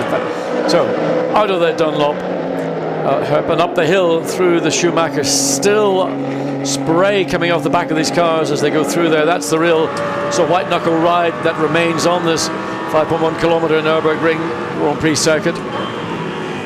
Then into this sort of nondescript left-hand corner. Really, it's all about preparation to go through the bit curve to get onto the straight and then charge down into the S's. Ben Schneider ready to get back into 84, albeit that car is in 18th place and 4 laps down, so give him a set of slicks and might be blue touch paper and stand back, but he won't be a threat for overall honours, but he might gain a couple of places before the very end. How much longer before the number 1 car comes in this time? And it is coming now, so the race leader is in at the end of lap 131, and this will be, all being well, his last pit stop. Kevin Estre, fastest first sector, 58.4, that's 3.5 seconds quicker than we saw the last first sector time for this race leader coming in to the pits. There is the car driving down the pit lane, right at the very bottom of the pit lane, and then once he gets those... Pit lane is not dry, actually it's quite tricky. Anybody coming in as slicks needs to be aware of the difficulties. Harold Premat getting out of the car and letting Maestro Bernd Schneider take over. So here comes champion-elect Laurens Vanthoor. Set of slicks and a tank of fuel, please. And the refuelling nearly done for Bernd Schneider. There is the number 1 Audi. Fuel goes in. Laurens Vanthoor stays behind the wheel, of course, so he's done 1 stint. He can do 1 more. That will get him to the end of the race and to win this year's Blancpain Endurance Series Pro Cup. And just looking around the circuit, more and more crowd break up. So anybody who's on a set of wet weather tyres needs to determine to get into the pits as quickly as possible. Kevin Estre's last lap 2:04. Best lap of the race. So that's the benchmark now for the slick shod cars. It's just a shame, isn't it, that Est has lost a couple of laps against the race leader, because he can't really fight for the overall honours. He might claim a position or 2 back, but it's not a threat for race honours anymore as Laurens Vanthoor fires it up. Off he goes. And just be careful, because you come onto the track and you'll discover that parts of the track are still quite slippery. You've just got to get those dry weather slick tyres, bring them in carefully, slightly cautious on the entry into turn 1, stay on the dry bit of racetrack, don't let yourself drift onto the damper bits. That's what caught out Kevin Estre when he went out initially. Or was Kevin Estre, it was, yes. He got caught just coming through this part of the racetrack. Circuit and conditions are much better than they were 20 minutes ago when Estre took the chance to go onto the dry weather tyre. There you get a view of Laurens Vanthoor, so stay on the lighter coloured bits of tarmac, and suddenly you'll find this Audi is flying. Which is the position now the McLaren is in of Kevin Est, up into 8th place overall. Another absolute best in the first sector, so there's another best lap of the race coming up for him now, traffic allowing. There's the leader, Laurens Vanthoor. But on track ahead of him has become the number 19 Mercedes, but that's due another pit stop, so it'll switch back again. The real race leader is number 1. You're riding with him to a much drier Dunlop curve. Just gets through the corner neat and tidily, and this the big test is going to come now as he turns into the Schumacher SS. All of a sudden that wet weather, stay as close to the curb, ride the curb on the inside if you need to, but gets through it and hard on the throttle up the hill under the pedestrian bridge and then back onto the brakes. He'll be loving it, because suddenly there's levels of grip, and Kevin Estre, I heard that, yeah. 2 minutes 2 now, so those slicks well up to temperature, despite the fact they had that little lap or 2 of rain. A 2 minutes 2.283 now for Kevin Est. That is what Laurens Vanthoor has to aim for. Absolutely, and so will everybody else when they get back out onto track, having put on a set of slicks. And again, up through the S is still tricky on the outside. Best of anybody, sector 3, Stephen Kane. My man. So the Bentley is going strongly now on the right tyres. Well, I think Bentley, we know, is a very well balanced chassis. And in these conditions on the slick tyre, he can do some good work. Sadly, they're all the way down in 14th position, so all it's going to be is, do the best we can, and you'll get out of the car feeling I did a good job for my team. There's a whole host of team managers being summoned to race control. It doesn't affect the lead cars, but across the classes, including Castellacci and Ecuria Kos and one or two others, WRT number 3, the Nash car, they're all being summoned, those team managers, up to race control. It's a bit like going to your headmaster, isn't it? Yeah. Do you go in as a group, or do you go in individually? Get it over and done with as quick as possible. Absolutely. Right, into the pits there, Alexander Sims, who will stay behind the wheel and go onto slick tyres. Kevin S has done another absolute best in Sector 1. Gosh, what a surprise. Yeah, he's just going to nail it every lap now. He did the best lap, didn't he, in qualifying on the Nordschleife here, the fastest ever lap around there in qualifying in the McLaren a few months ago, and now turns his attention to doing quick laps around the Nordschleife. Abdulaziz Al Faisal here in the Mercedes, I think he's done a very impressive job, because he's managed to hang on ahead of the rival Mercedes, and although he's going to lose the lead on the next round of stops to Lawrence Vanthoor once again, it's been a pretty impressive effort, this, from he's done a good job. Radical GT racer. He's been a race winner in GT3 in the past, of course, but he's done a very solid job, looking to cool the tyres now. Yeah, I mean, his last lap, 2:09 on wet weather tyres that are probably absolutely worn out. Stef Dusseldorp on slicks, 2:06, 3 seconds advantage. That's a good effort from Abdulaziz Al Faisal in the Mercedes, and stays out further lap. So who are you going to put into this car? You're going to put in Herbert Hoop, or are you going to put in Andreas Simonsen? I'd like to put Simonsen in if I've got enough time left in my allowance to use him. That's going to be the question. But I think Simonsen would be the man to have. Estre didn't have the fastest sector time, Sector 3, for the first time in the last 5 laps, but he had a personal best. That's gone to my friend, countryman Stephen Kane. Still holds that fastest third sector. But the best lap of the race is to Kevin Est at 2 minutes 1.1. It won't be long before we're into the 159s. Very shortly we're going to have the first sub 2 minute lap of the race. Now who's going to get that? Kevin Est or Lawrence Vanthoor? It should be Est, shouldn't it? Because he's ahead on the cycle of the tyre He should run. be, but remember, Lawrence Vanthoor has got the fresher tyre, so you would like to think he might benefit from that. But this car, Kevin Estre, is in a groove. He's found the quick way around this. Got the tyre up to temperature. It doesn't matter, although he has to run a lot of the curb on the inside of the Michael Schumacher S's to give him that, maintain that speed up the hill. Last lap for Vanthoor was a 2:06 against a 2:01. Vanthoor hasn't found that sweet spot with the tyre yet. But it's only his second flying lap that he's on, isn't it? Now there is Lunkin in the pits for a set of slicks, out of 6th overall. And the team goes to work. Wets off. Vanthoor personal best in Sector 1, but he is about 6/10 off an Est first sector pace. He's not that far off him, is he? No, and again it comes as Lawrence Vanthoor comes through, gets past Henri Acide, and up through he wanted to make sure that Henri Acide saw him coming, because he didn't want to be in the wrong position, wrong part of the track as they went through the Schumacher S's. So looking at personal best, he's got personal best certainly first sector, that is 57.5 as against 56.9 for the McLaren. So he's closing in terms of narrowing the gap between what Kevin Estre is doing and what the Audi is on the course, and bearing in mind that the tyres on the Audi are going to be fresher all the way through this final stint. But it's all irrelevant, because it's just going to be about bragging rights. Who's going to be the quickest guy when the flag falls? Al Faisal has pitted, so he has given up the race lead. It goes back to Lawrence Vanthoor then, with Stef Dusseldorp perhaps to inherit second place. We'll see which Mercedes comes into turn 1 first, whether it's this one after its pit stop, or Stef Dusseldorp, who's already made his next stop. Kevin Estre goes over the timing line at 2 minutes 1.129. Vanthoor at 2 minutes 4.419.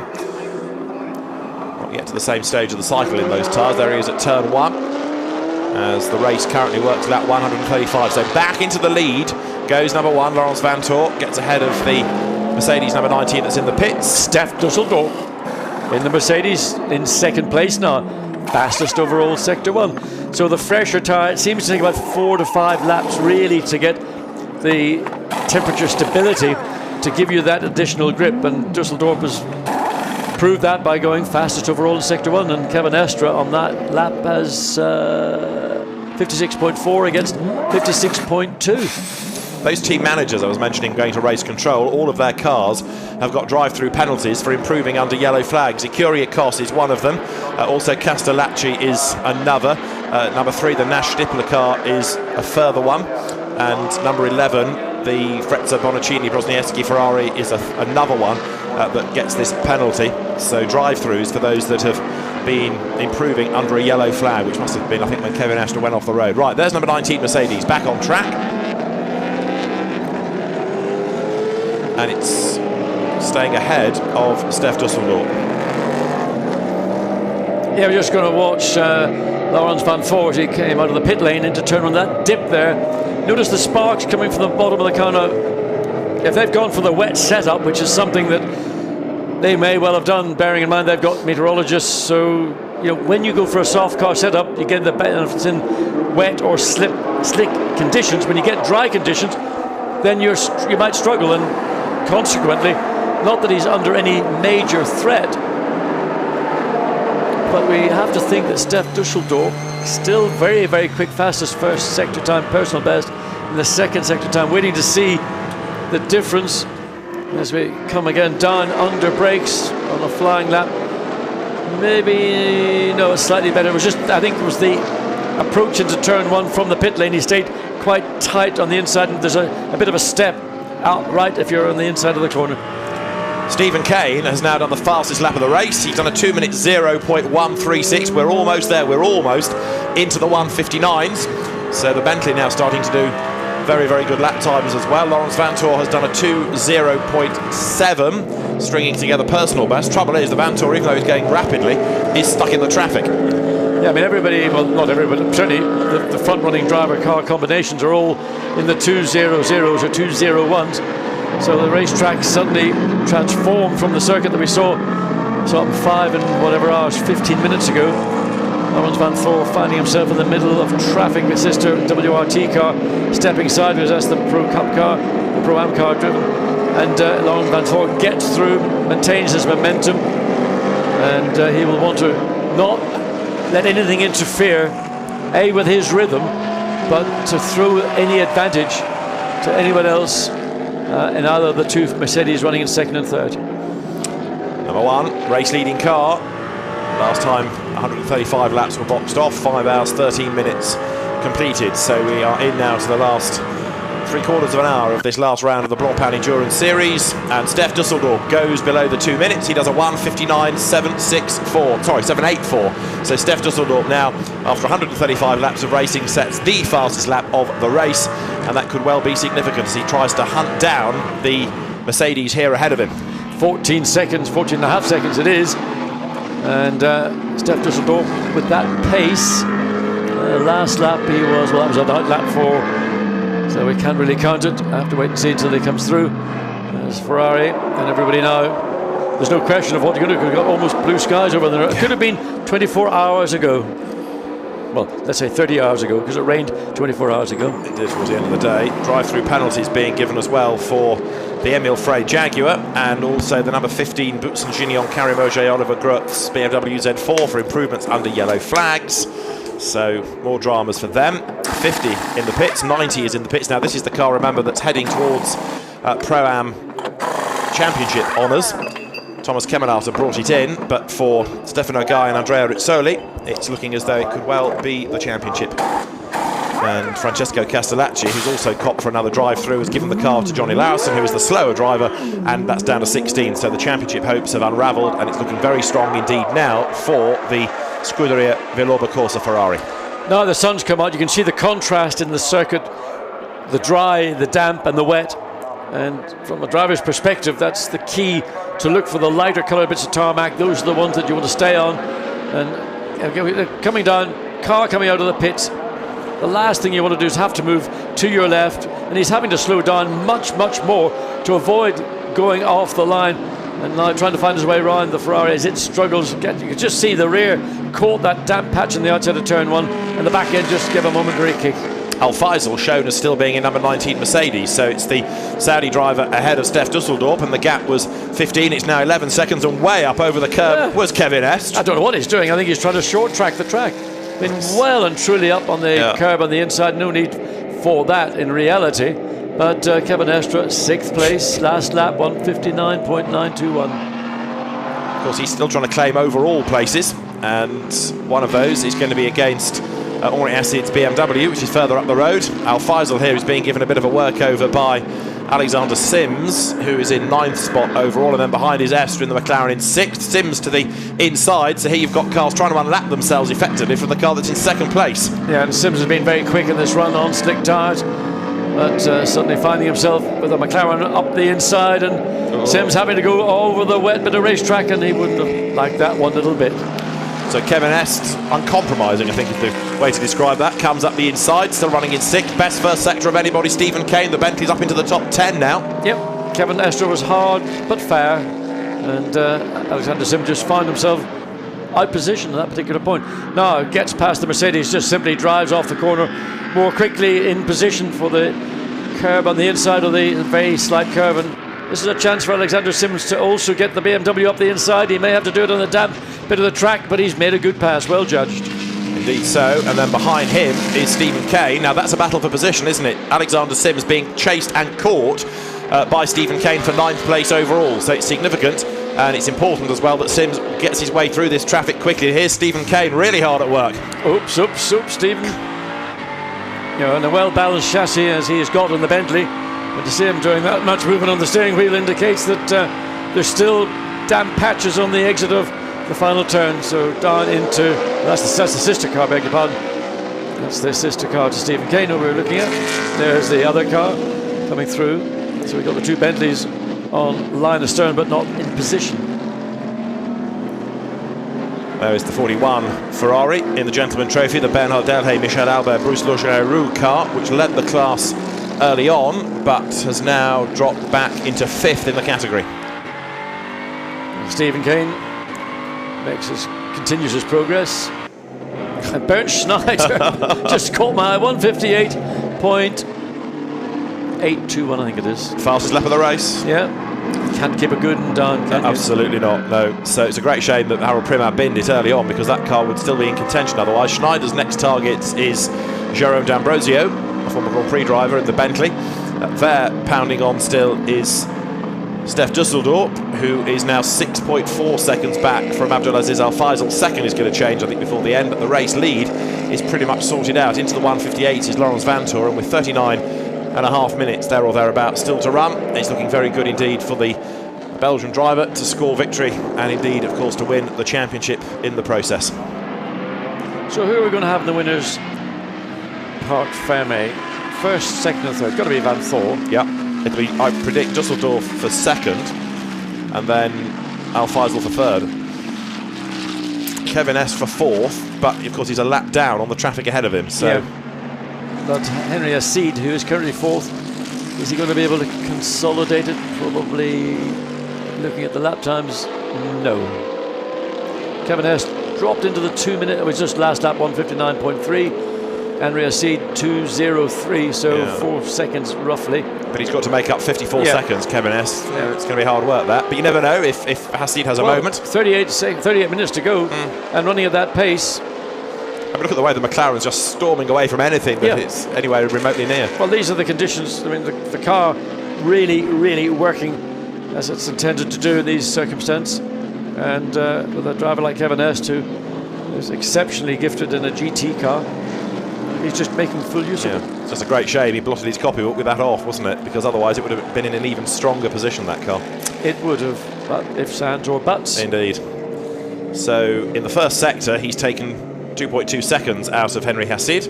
Either Stephen Kane's just overtaken Jérôme D'Ambrosio, or the other way around, D'Ambrosio is running down Stephen Kane. I think it might be the former rather than the latter. They're on different laps as well, aren't they? A lap apart, those two. 9th is Stephen Kane and 15th is D'Ambrosio. There's the car that's still second overall, the Mercedes of Al Faisal, being monstered by Jérôme D'Ambrosio, who clips him and gives him a bit of a workover. I mean, I tell you, this is the most energised I've seen Jérôme in a Bentley all season.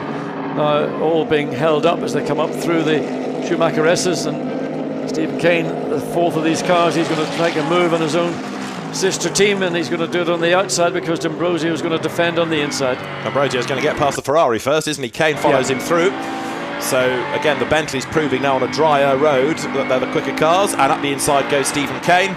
So through he has gone. And that was teamwork.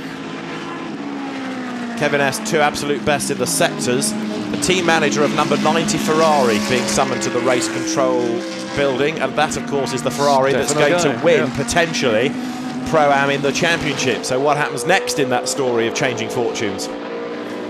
Right, Kevin S goes and does a 1:58.263, fastest lap of the race. Alexander Sims has just done the absolute best in the last sector. The road getting drier and faster, lap by lap, not surprisingly now. So Kevin S, 46 seconds down on Henry Assid, and that would be for 4th place. Yeah. It would oppose the leading Pro-Am Cup BMW, but I don't think Henry Assid is going to be too worried about that. His principal challenger is directly behind Kevin Estre. That would be his concern, that he would fall into the grasp. Yeah, the challenge to Henri Hassid is the number 90 Ferrari, but that, as we've just been saying, has got the team manager heading to race control, so you never know what might pan out of that. And then the number 18 Black Falcon Mercedes, Vladimir Lunkin at the wheel, is running 3rd in the class, and they're all on the same lap, so it's not decided yet, the Pro-Am category. Right, the Bentleys have another go at Al Faisal here, don't they, heading downhill? Yeah, but Stephen's going to make short work of it in my... Well, maybe he's down there. The trouble is not the Mercedes, it's the Ferrari just ahead. What was it going to do? That was unpredictable. Well, Stephen Kane took the decision to make the move on the Mercedes and then worry about the Ferrari when he got closer to it. So he's got past the Mercedes, and Jerome D'Ambrosio is going to try and do much the same. And the Bentley's got good squirt up the hill, but can he get it? He has got alongside. So alongside the Ferrari, that at one stage was the quickest car. Pro-Am Cup when Castellacci was behind the wheel. Certainly not quite so quick now. No, Johnny Lawson is at the wheel of it. Ben Schneider has just done absolute best sector 1. Alexander Sims absolute best sector 2. So if you get a clear run, of course the traffic does have a part to play in all of these lap times, but if you get a clear run, then you can still get faster and faster and faster. Oh, absolutely. And there's Steph Dusseldorp right on the tail of the 2nd place Mercedes, and he's just waiting for the opportunity as Jerome D'Ambrosio slides through on the inside into the final turn, and Dusseldorp needs to be a little bit more patient, not try and force the issue, because he's got the momentum. He's just got to choose the spot, and Al Faisal is not going to make it that easy. This is a battle for the 2nd position on the podium. So Al Faisal defends. Dusseldorp goes to the outside. Can he duck up the inside coming out of turn 1? Limited amount of dry line there, but it is widening, so he has a look to the inside at turn 2. But Abdulaziz Al Faisal in the green and black Falcon Mercedes hangs on to 2nd place. Up the inside goes Dusseldorp. Is the job done? It is. Al Faisal can't stand his ground on the outside and attack at turn 4, so we've had the change.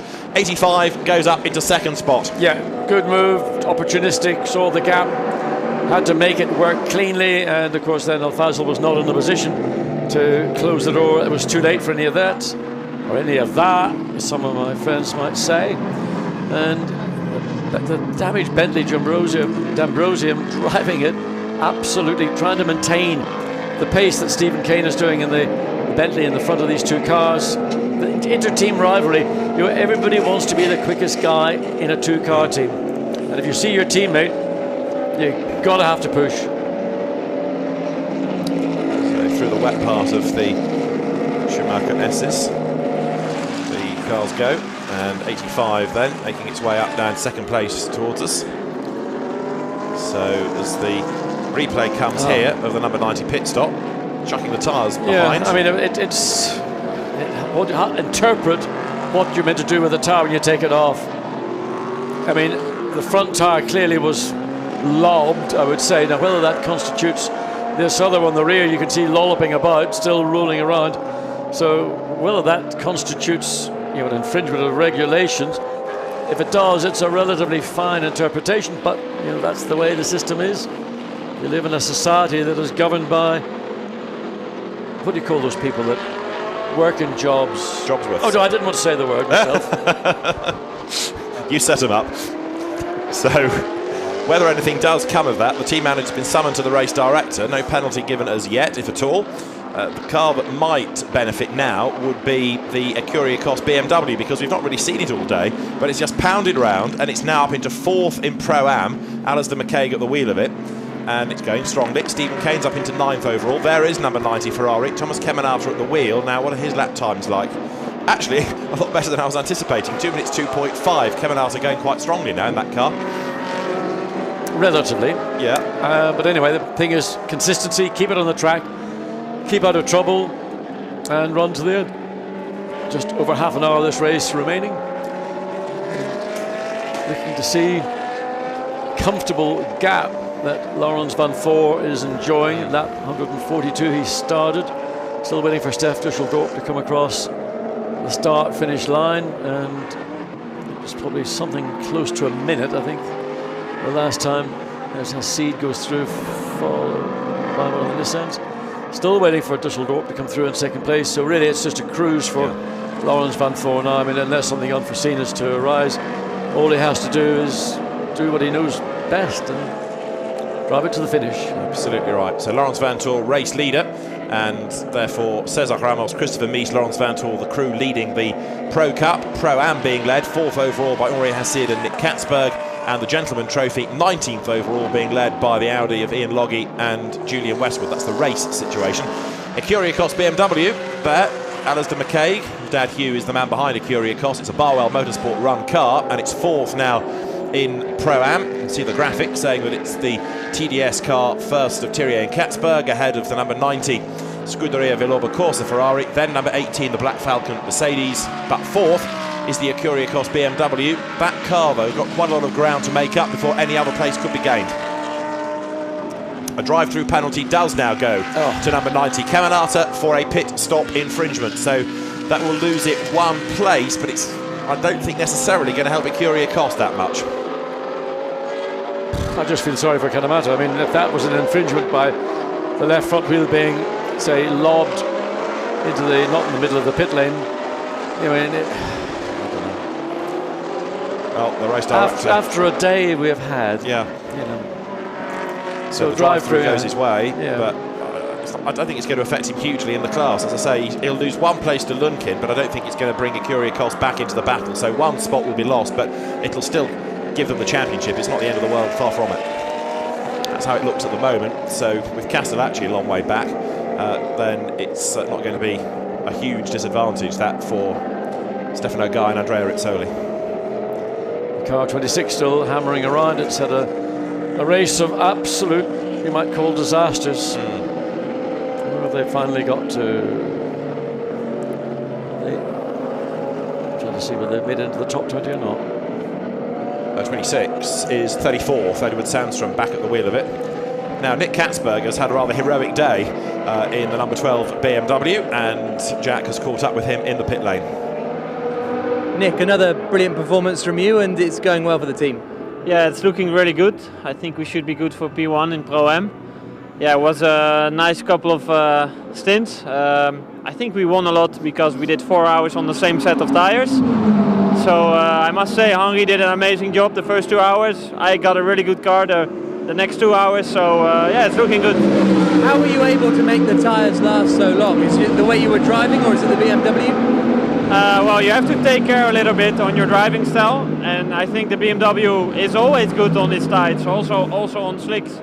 So yeah, we had to manage a bit the lap time, but because of the rain, we could do 4 hours. Yeah. Thank you.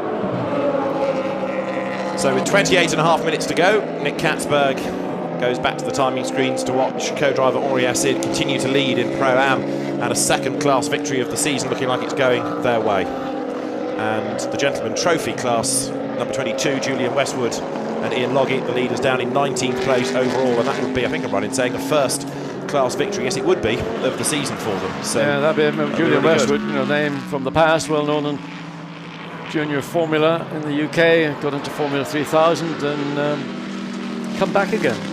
Yeah, he's worked with Stuart Parker's team as sort of driver coach for a long time, and now brought back as a driver, and he's not lost it, that's for sure. So as you look at what's going on here on track, 35 is Miguel Feischert, tried to prove the pace of the car, even if this is a forlorn effort to overtake, because he's not going to gain him track position. And he's had a little snap oversteer there just in the middle of the corner, which dropped him back. And I told you that Kevin Astor had done the best lap at a 1:58.115 at a spin. That's Mark Poole off into the wall. Oh dear, oh dear. 12th he was. He'd already had one spin, in fairness. We'd been told on the timing screen about it, and this is another. Mark Poole is off the road. Yeah, down at turn 1 on the inside. He spun around, and once you get that grass, then it appears not to want to slow down. And also we've got the same problem we saw from Kevin Astor. He'll have very little traction to try and reverse the car back. Well, there we just see the tail end of the exit of turn 1. May well have been trying to defend his track position, but he's actually done very well to get the car into some sort of shape to get back onto the racetrack, and probably not with any damage of any consequence, because the tire barrier, you can see, deflected quite sufficiently for it to take the impact and not impact upon the front of the car. So he's back and running again. He was trying to fend off the challenge of Alexei Vasiliev, and in so doing got a bit carried away and lost the back of the car. 26.5 minutes to go of this 6-hour/1,000 kilometre race, and as the leaders then turn their way for the 145th time towards the end of the lap, it is still Laurens Vanthoor who is way clear up front. A perfect job done really by the entire team here. Yeah, I mean, that's a good call from arguably one of the top teams in the pit lane.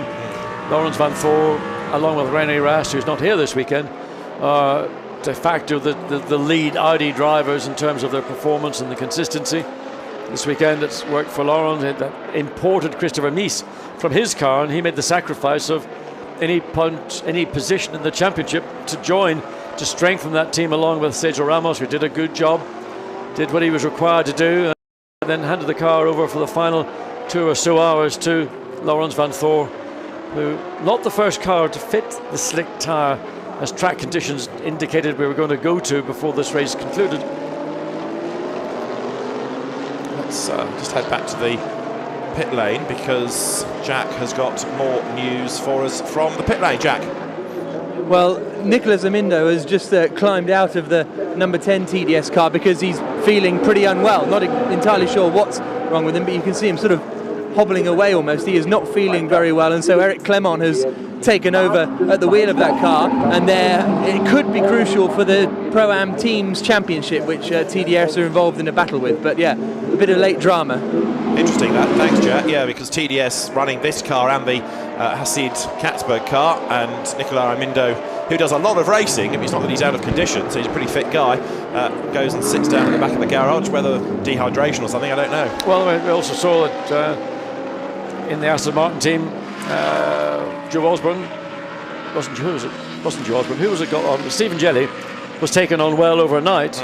Now, quite often drivers eat in similar restaurants, and you could have had the same bad prawn, I suppose. So Nicolas Amindo hopefully will be able to recover in a few moments' time, but if he has been feeling a bit grotty, he's not done a bad job at all getting the car to 17th place overall. But anyway, let us wish him well. The Pro Cup standings are changing very little at the moment. We have had Kevin Astor up into 4th at the expense of the number 888 BMW. The only other thing that's changed, I think, of note of late, is that Stephen Kane has gained another spot within the class in the Bentley. So the race leader on lap 147 continues absolutely on his own. No battle at all here for Laurens Vanthoor. He's got the road to himself, and therefore he would be champion on 107 points from Stephen Kane, Andy Merrick and Guy Smith on 68, Greg Gilbert, Stefan Ortelli and of course Edward Sandstrom on 67, if things stay as they are. That's the prediction given where the cars are at the moment within the Pro Cup. And behind them, Cesar Ramos on 64 points, equal, although it's from a different team, with Max Buch from the Mercedes HTP squad. So the race leaders, lap 147. Laurens Vanthoor making his way up to the timing line in a moment or two. Sun shining, the road virtually dry now, and there goes Bentley number 7. Sorry, Bentley number 8, I heard you a lie. down to turn 1. Jerome D'Ambrosio at the wheel, and a number of the drivers now regularly lapping below the 2-minute mark. Still number 90 Ferrari heading for Pro-Am Championship success, and the race for the Gentleman Trophy being led by this car, 22, which is the Julian Westwood driven Audi R8 LMS Ultra of Team Parker Racing. Behind it is 458 Frank Schmickler, and then third in class is the 111 Ferrari Steve Earle at the wheel of it, all of which is still, I think I'm right in saying, helping Peter Mann and Francisco Guedes to the title, because 458 needs to be in the lead of the class in order for them to score victory. So with the Audi up front, what that does confirm is that Guedes and Mann in 51 Ferrari are set to be the champions by just 4 points from Alexander Matschel and Frank Schmickler, and Ian Loggie and Julian Westwood here set for third in the championship. So that's how they run at the moment, as the cars work their way through Mercedes Arena, and we have now got 21.5 minutes still to go. And who would have thought, a gorgeous evening. Exactly. Everything looks at its best. Nurburgring shines in the sun. That's the beauty of the place. Yes, a few hours ago we were talking about whether we'd have any light left at the end of the day, because at 2:30 it was so gloomy. I thought at one stage with the cloud base so low we were going to see the race being red flagged, and then the rain fell. And then at what point do you think it's, do you continue under the safety car even though it's undrivable behind a safety car, which is not unknown when rain falls as heavily as it does? Is that damage to the back of the Ferrari? It was just the shape of the rear wing, the angle we caught it on camera. That's 458, which is second in the class. Frank Schmickler at the wheel of it, and they've done everything they can do. They just need that Audi to be a bit slower, because they are a lap down on that car, and therefore, unless they can win the class, they can't win the championship. So frustration. It's going to be second in the race and second in the championship as well for Schmickler and Matschel. I think it puts it into perspective the job that Ian Loggie and Julian Westwood have done. Just two drivers in a 6-hour race. And these are meant to be gentlemen. Julian is a professional driver, albeit he doesn't race as such these days. And Ian Loggie, but a 6-hour race doing roughly 3-hour stints, maybe a bit less in the case of Ian Loggie, is very tough. These are physically difficult cars in demanding conditions. Concentration levels really have been extreme levels to deal with the weather and the vision, lack of vision in some cases. So I think great credit to Westwood and Loggie for their drive this afternoon. And also I think for the team as well, Stuart Parker's team, Team Parker Racing, that's new to racing at this level this year, very successful in Carrera Cup in the UK and in Caterham Racing, and stepping up to this championship for this year, and got better and better at long distance racing as the year has gone on. There is the 51 Ferrari then, still heading towards championship success. The car running at the moment in 7th in the class, and as long as the Audi is on target for victory, then it prevents Matschel and Schmickler from taking Gentleman Trophy race honours and championship honours. So even though 51 is quite a long way back, Mann and Guedes are still heading for the championship.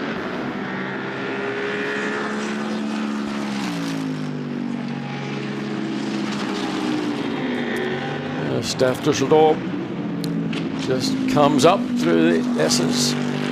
This is the 148th time he's done so. Just keeping an eye on the gap between the leading Audi of Van Thor and Dusseldorp in second place. One of the better drivers, I think, for Steph Dusseldorp this season. Comes across start-finish line. Just waiting for the time difference. So Steph Dusseldorp in the groove as he needs to be, just not really under attack from third place Al-Faisal. Oh, and there we go, off. Oh, a little bit of an issue. Oh, and eventually the grass catches out. You can hear the thing on the limiter puffing away. So Alexei Vasiliev rushing around to get back onto the circuit. He's going to loop it again. Yeah, makes the mistake. You're too anxious to get back. You can't on the grass. The grass has got zero grip. No point giving it full throttle. Even traction control won't deal with it. He's going to try again, though. I think this time he's got it sorted out. He lost that coming out of the Schumacher chicane. I'd love to see the beginning of that incident, because probably it was, I think, but the only time we've seen a car actually go off at that part of track. So in the sunshine, up to the end of the lap, there's number 90, which is being monstered by the Emil Frey Jaguar. That's a rare sight. Well, it is. I mean, It's got a bit of a go in it, hasn't it? Fair play to that team. They've got it in 20th place after 144 laps. Okay, 5 laps down on the race leader, but it's still going, and it's going strongly. And normally this car has such rotten luck. This is great to see. I mean, I can't remember actually seeing it at this point in a race. No, I mean, often we talk about it being a non-starter because it's had dramas in qualifying. I think it was at Spa, wasn't it, this year? But it's just good to see. And so the Jaguar, we need more Jaguars in this championship, going strongly. 20th it is. Now there is the Pro-Am champion-elect car of Stefano Gai and Andrea Rizzoli, because it is ahead of all of its class championship opposition. So by, at the moment, running 3rd in class in the race. That's enough because it's outscoring all of its rivals, and so Gai and Rizzoli are set to be Pro-Am champions. The car is running in 7th place overall at the moment. We've got just over a quarter of an hour still to go, and in a sense it's a shame that we haven't got an outright battle for race honours, but we've had certainly a lot to talk about in what's been a very interesting final round of the championship. I mean, 6-hour races, you think about it going into it, it's a bit of a stretch really, but because of the circumstances of the day, the safety car intervention just to bring things back in control. It was out of control when the safety car didn't pick up the lead car, but that's all forgotten about now as well. And in this final hour we've had sunshine break through, and it's a glorious evening here, coming up to almost 5:30 in the evening. And just 16 minutes to this race remaining. You wouldn't think that at the start of the day, at about 8:30, the first race that should have happened for single-seaters was fogged off. It was so bad, and now here we are in the sunshine, and basking in sunshine and soon to be basking in glory is Laurens Vanthoor, who turns his way out of turn 1. Absolute best in the first sector of the previous lap. 2 and 3 weren't quite so strong, but it doesn't really matter. It's not about qualifying this for him. He just needs to bring it home, not make any mistakes, because a championship is his. Indeed, and it's, he's just driving now. Well, he's driving for his team, obviously, but he's enjoying it purely for himself. He's not doing anything with the car that's risking the car. He's not overdriving it, not using the brakes aggressively, not aggressive in any of the inputs into the steering or anything else in the car. Just got the flow and the momentum. Oh, 17 Ferrari, again, is off at the last corner. That's the Anderson Jensen car that's been up and down the order all afternoon. Dennis Anderson back at the wheel, and it's 23rd, and with 15 minutes to go there are still things to happen in the race. Car off into the gravel, yellow flag at the last corner, so that's going to cost it time. Vanthoor has just done an absolute best sector 1 time as he works his way now up towards the Schumacher crest. That's still wet, there's still quite a bit of water on the road there. There are places where you can get caught out. Yeah, indeed so, but Vanthoor, as he comes up behind the BMW here, just will bide his time, easily find a way past what I think is the Eric Clement car once again, having relieved the unwell Nicolas Armindo. It goes off to rue that dodgy prawn, and the car's in 18th place overall.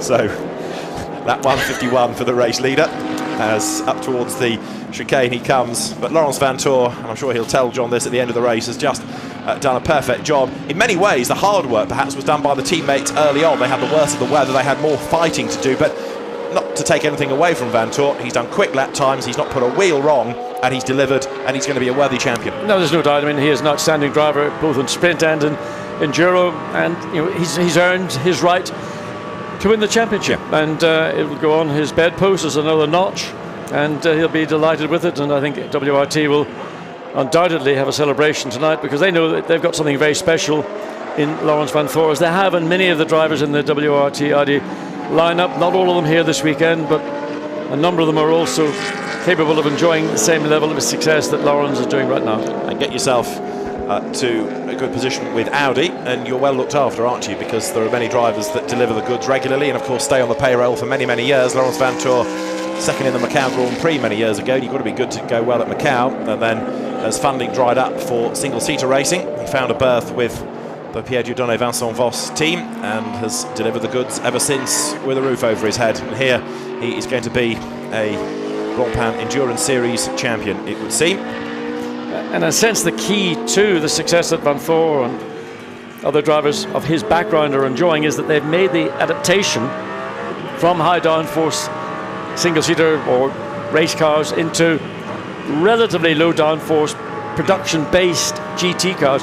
Not everybody can go down in downforce. It's much easier in many respects to go to a higher level of downforce, but the trip back can sometimes catch you out. But Vanthoor has made it and his career within the Audi family is undoubtedly secure for as long as he chooses to go on racing. And Audi have got so many variations and options with DTM, WEC, GT racing, and heaven knows whatever else.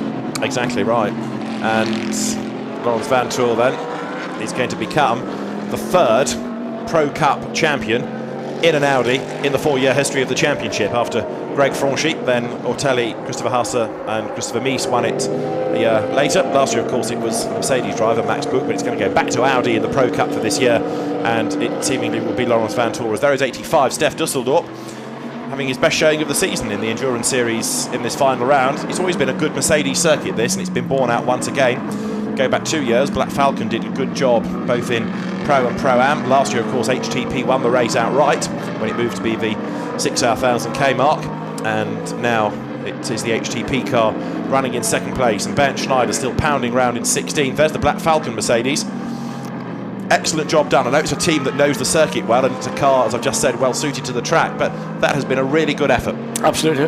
I think they've been outstanding drives. Abdulaziz Al Fazil has done a good job for the team, maybe the 3rd driver in that driver lineup, and he has, I think, acquitted himself extremely well and will be undoubtedly pleased to join on the podium, top 3, 2 Mercedes, 1 Audi. But the strength and depth in the 85 Mercedes, maybe just that little bit greater, but not a huge amount. Hubert Hump, he managed to do stunning laps during his stint. Kevin Est has just pitted once more, and it may be for a splash of fuel. Tell you what it is, fastest lap, fresh set of slicks, go out, nail it. Not changed tyres, just hasn't out of the changed window. tyres. They've kept it on the same set, so it's really a splash of fuel and send him out. Because of course he came in a bit early, didn't he, to go onto the slicks relative to everybody else. So top up of fuel, and 82 also coming in, which is the Vasiliev Mercedes after its spin. So 1 or 2 late pit stops for a top up of fuel. So 10.5 minutes remain, and in the glorious sunshine, is anybody else going to have to make a splash and dash? If they've got the calculations right, they shouldn't. Imagine this is number 3 Audi, imagine the number 1 Audi, 5 minutes to go, the most distant part of the racetrack from the pit lane entrance. Imagine the panic. Oh, exactly. But I can't imagine WRT getting that wrong. There's plenty of fuel to spare. Yes. It's just a question of when you made your pit stops, and if you made your last stop early, then you're going to be very tight on fuel. But because track conditions have changed and everybody's going that much more quickly, I mean, basically they just fill the tank up and they send you. Yeah. Interesting that Kevin Est on that in lap did the absolute best in the middle sector, so he was still pounding on even before the fuel light came on, or perhaps because the fuel light came on. Stephen Kane up into 8th overall, and he's got half a minute to try and find against Kemenata's Ferrari. That's not going to happen, is it? It's unlikely. I mean, you can see that even the Bentley on the slicks on the dry part of the racetrack, it's on the ragged edge. And Stephen Kane's trying to rag it. Henri Acide in the BMW looking to make a move. I mean, I think Henri Acide's drive is one of the high points in a 2-driver car, along with the Ian Loggy and Julian Westwood. Audi, the 2-driver car setups were a real struggle in terms of concentration, distance, and that's a hard work. Especially in the conditions that we have had, just to add to the problem. Yeah, you're right. The hot cars, GT cars, and Henri Acide then is staying ahead of number 18 Mercedes, so he can afford to let 1 or 2 people by as long as he stays ahead of the class opposition. 8 3/4 minutes is going to be what, 4, maybe 5 more laps.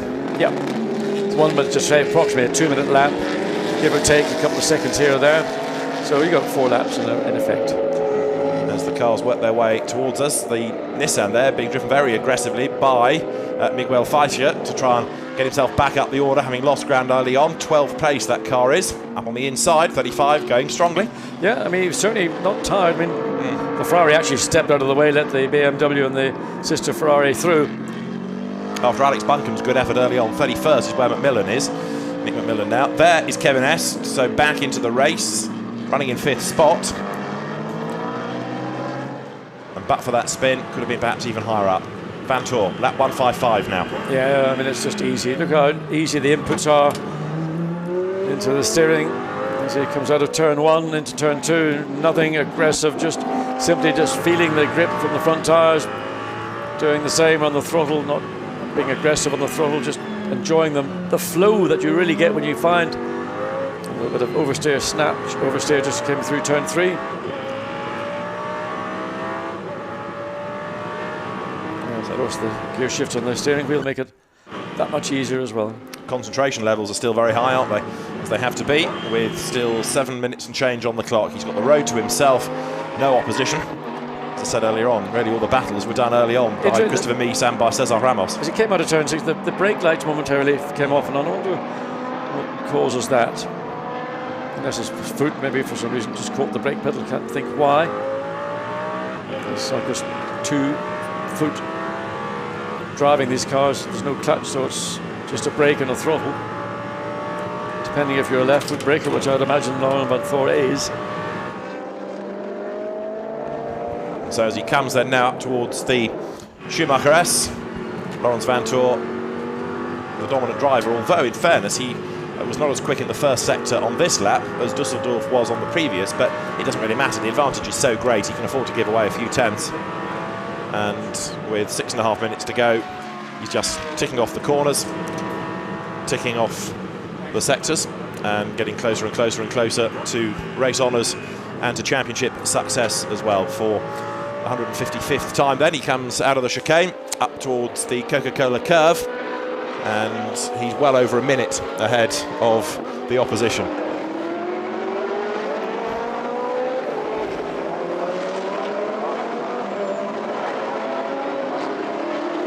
Over the timing line then he goes, and we've got, what, just under 6 minutes of the race to go. So as the leaders then, WRT's Audi, Laurens Vanthoor at the wheel, swings its way around turn 1, accelerates now up through the Mercedes arena, all looking very good indeed for not just Laurens Vanthoor, but of course the Belgian Audi Club team WRT. It's the other reason why they need number 3 to be strong, which is the car that Marc Basseng has got back into in order to try to help them in the team's championship.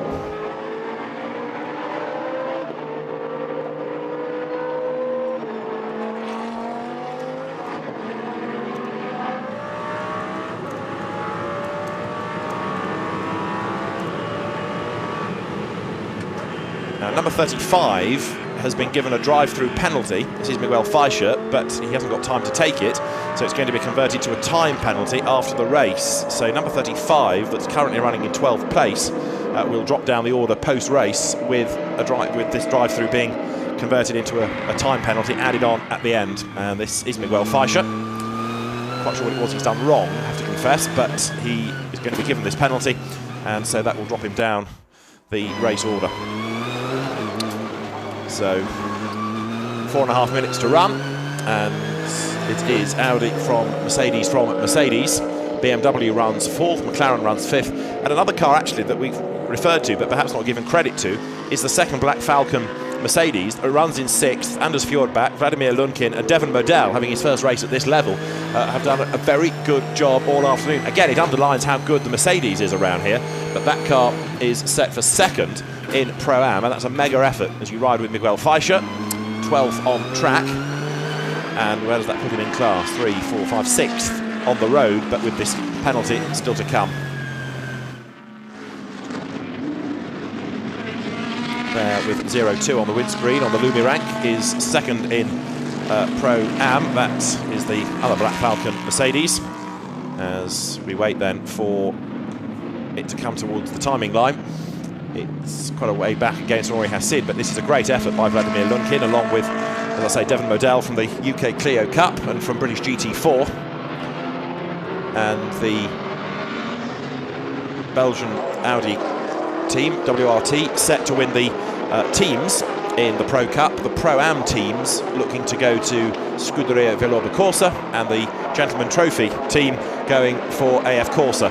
And yet again, number 17 Ferrari is in strife. It is 27th, and Dennis Anderson is at the wheel of it. He's going to be dizzy. He's had that many spins in this race, poor chap, but hopefully the car can be dragged to the end. And the end is just under 3 minutes away.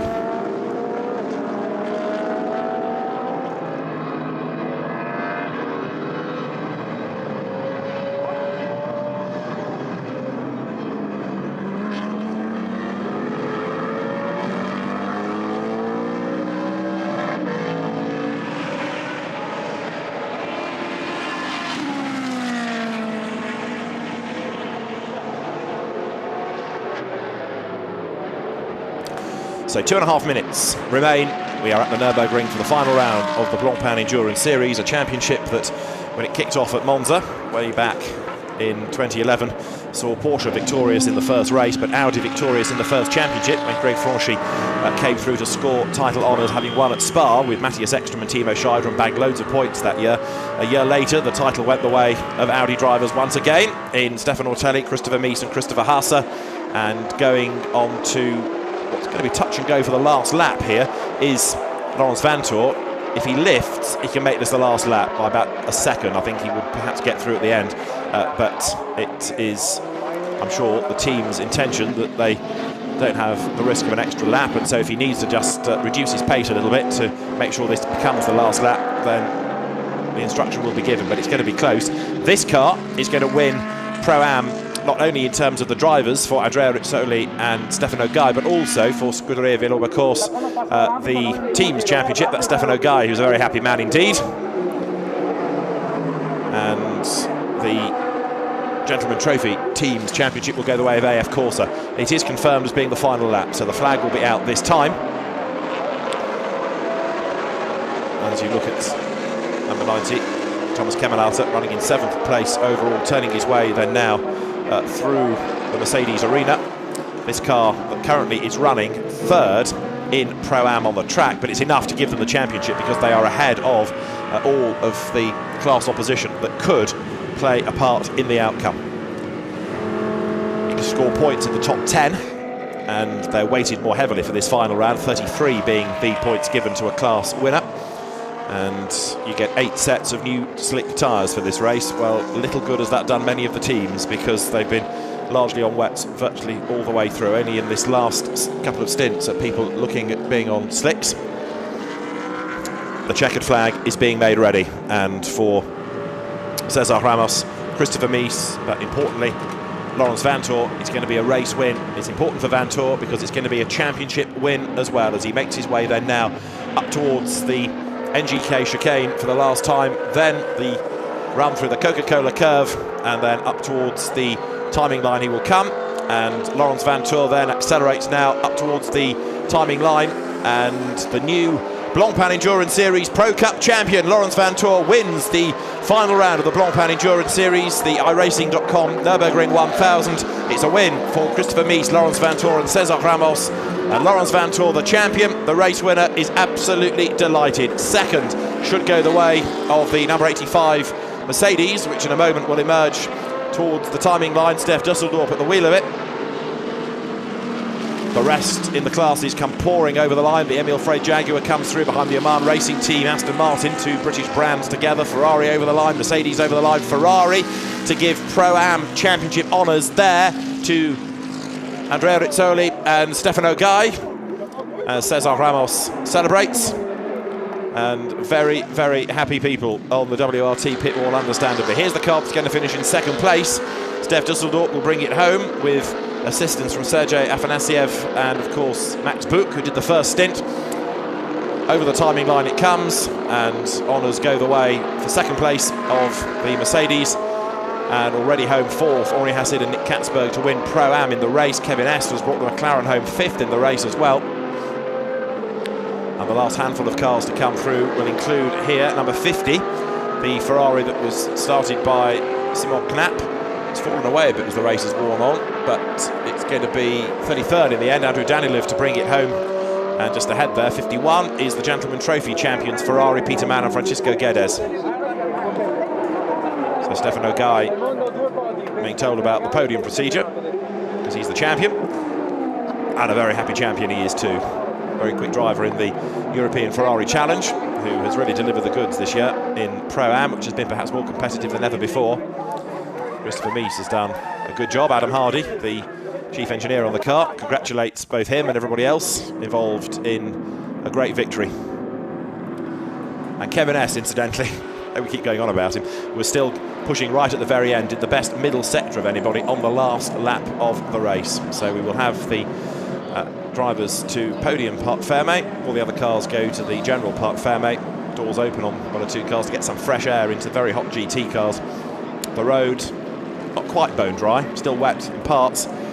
and that little water splash that's never gone away, with I think the water draining off the top of the hill there and across the track. It's never gone away, that little rivulet across the road, but the bulk of the track is dry. The podium won't be for much longer because the champagne will be sprayed, guarantee it, pretty soon. 3 class podiums, and then of course there will be the champions podium in each case as well. So we'll confirm race results as best we can, bearing in mind there is the time penalty to be added on to Miguel Feicher, who came across the line in 12th place, but that is not going to be necessarily how it stays. So Laurens Vanthoor won at Spa, he wins at the Nurburgring as well, with help from Christopher Mies and Cesar Ramos taking his first Blancpain Endurance Series victory of the season. He was a winner at Monza last year when he was a Ferrari driver. In Pro-Am, Stefano Gai along with Andrea Rizzoli and then Thomas Kemenata, the class winners. And Gentleman Trophy, a great effort this, Julian Westwood and Ian Loggie, their first success. And it's the first non-Ferrari win in the Gentleman Trophy all season. And in fact, no, we have had an Audi victory in Gentleman Trophy before, yes, when Jan Brunstedt's team took part a couple of years ago, but pretty hard to break the Ferrari monopoly at the moment, so bravo to Team Parker Racing for that. Very, very good effort indeed. So down the pit road comes Laurens Vanthoor, and he very shortly will go to celebrate with the team. So down to Parc Fermé he comes. The car will come to a halt, and a very happy man, the Belgian driver Laurens Vanthoor. There he is, arrives next to the Pro-Am winners. Henri Hessid and Nick Katzberg celebrate. Just the 2 drivers to do that, and 1, it says, Laurens Vanthoor, P1 in the race, P1 in the championship. Cesar Ramos arrives to hand over a very important Audi flag. And so there he is, the race winner, the champion as well, as I've been saying, the double whammy really in that. Laurens Vanthoor will head to the podium, and the delighted man goes there to be congratulated by the team. Excellent job by all concerned. So Laurens Vanthoor in a moment will take off the crash helmet, and we can hopefully grab a word with Laurens, because down there in Parc Fermé to talk to him is John Watson. Laurens Vanthoor, can you sum up your emotions? Special day for you. Not yet. It's the same like last year in Baku. Takes a bit of time for the emotions to come up, but it's just perfect. Last year winning the Sprint Series, this year winning the Endurance Series in Spa is couldn't dream better. Sammy, you went out on slicks. The track was not anywhere near dry. How difficult was that? It was the most difficult stint of my life, just because it takes so long. You know, you want it to be over after 2 laps already because you're scared to make a mistake, and you just have to bring it home safely. But in the end, everything worked out. But I'm pretty tired, and it's just from the stress. So I'm happy we've done it, and it's over. Well, in a way, you had the easy stint in the afternoon because fundamentally it was mostly dry. Christopher Mies and Cesar Ramos had the wet stints. They were appalling. Yeah, they did a great job. I couldn't have won the championship without them. It's really thanks to Chris and to Cesar, and also to Marcus, Winkelhock, René Rast, and Mark Basseng, and many drivers who helped me with it, and of course especially WRT. So it's a teamwork. It's not only me. Well, let's try and speak to Christopher Mies and Cesar Ramos. Christopher, difficult conditions, particularly at the start and halfway through. Yeah, it was quite tricky on the start. At some stage, Kevin came from behind. He was much quicker in the beginning, and then we had a little contact turn 1. I haven't seen him on the inside, and then after that we had a great fight. My second stint was good as well. I fought back to the lead. The car was just fantastic today. Both guys did a fantastic job. I think our strategy was the best one. We just changed tires twice, so I think that this shows how good the team is. Well done, Christopher. Thank you. Cesar, very difficult conditions, thrown on the deep end. You couldn't have liked that at all.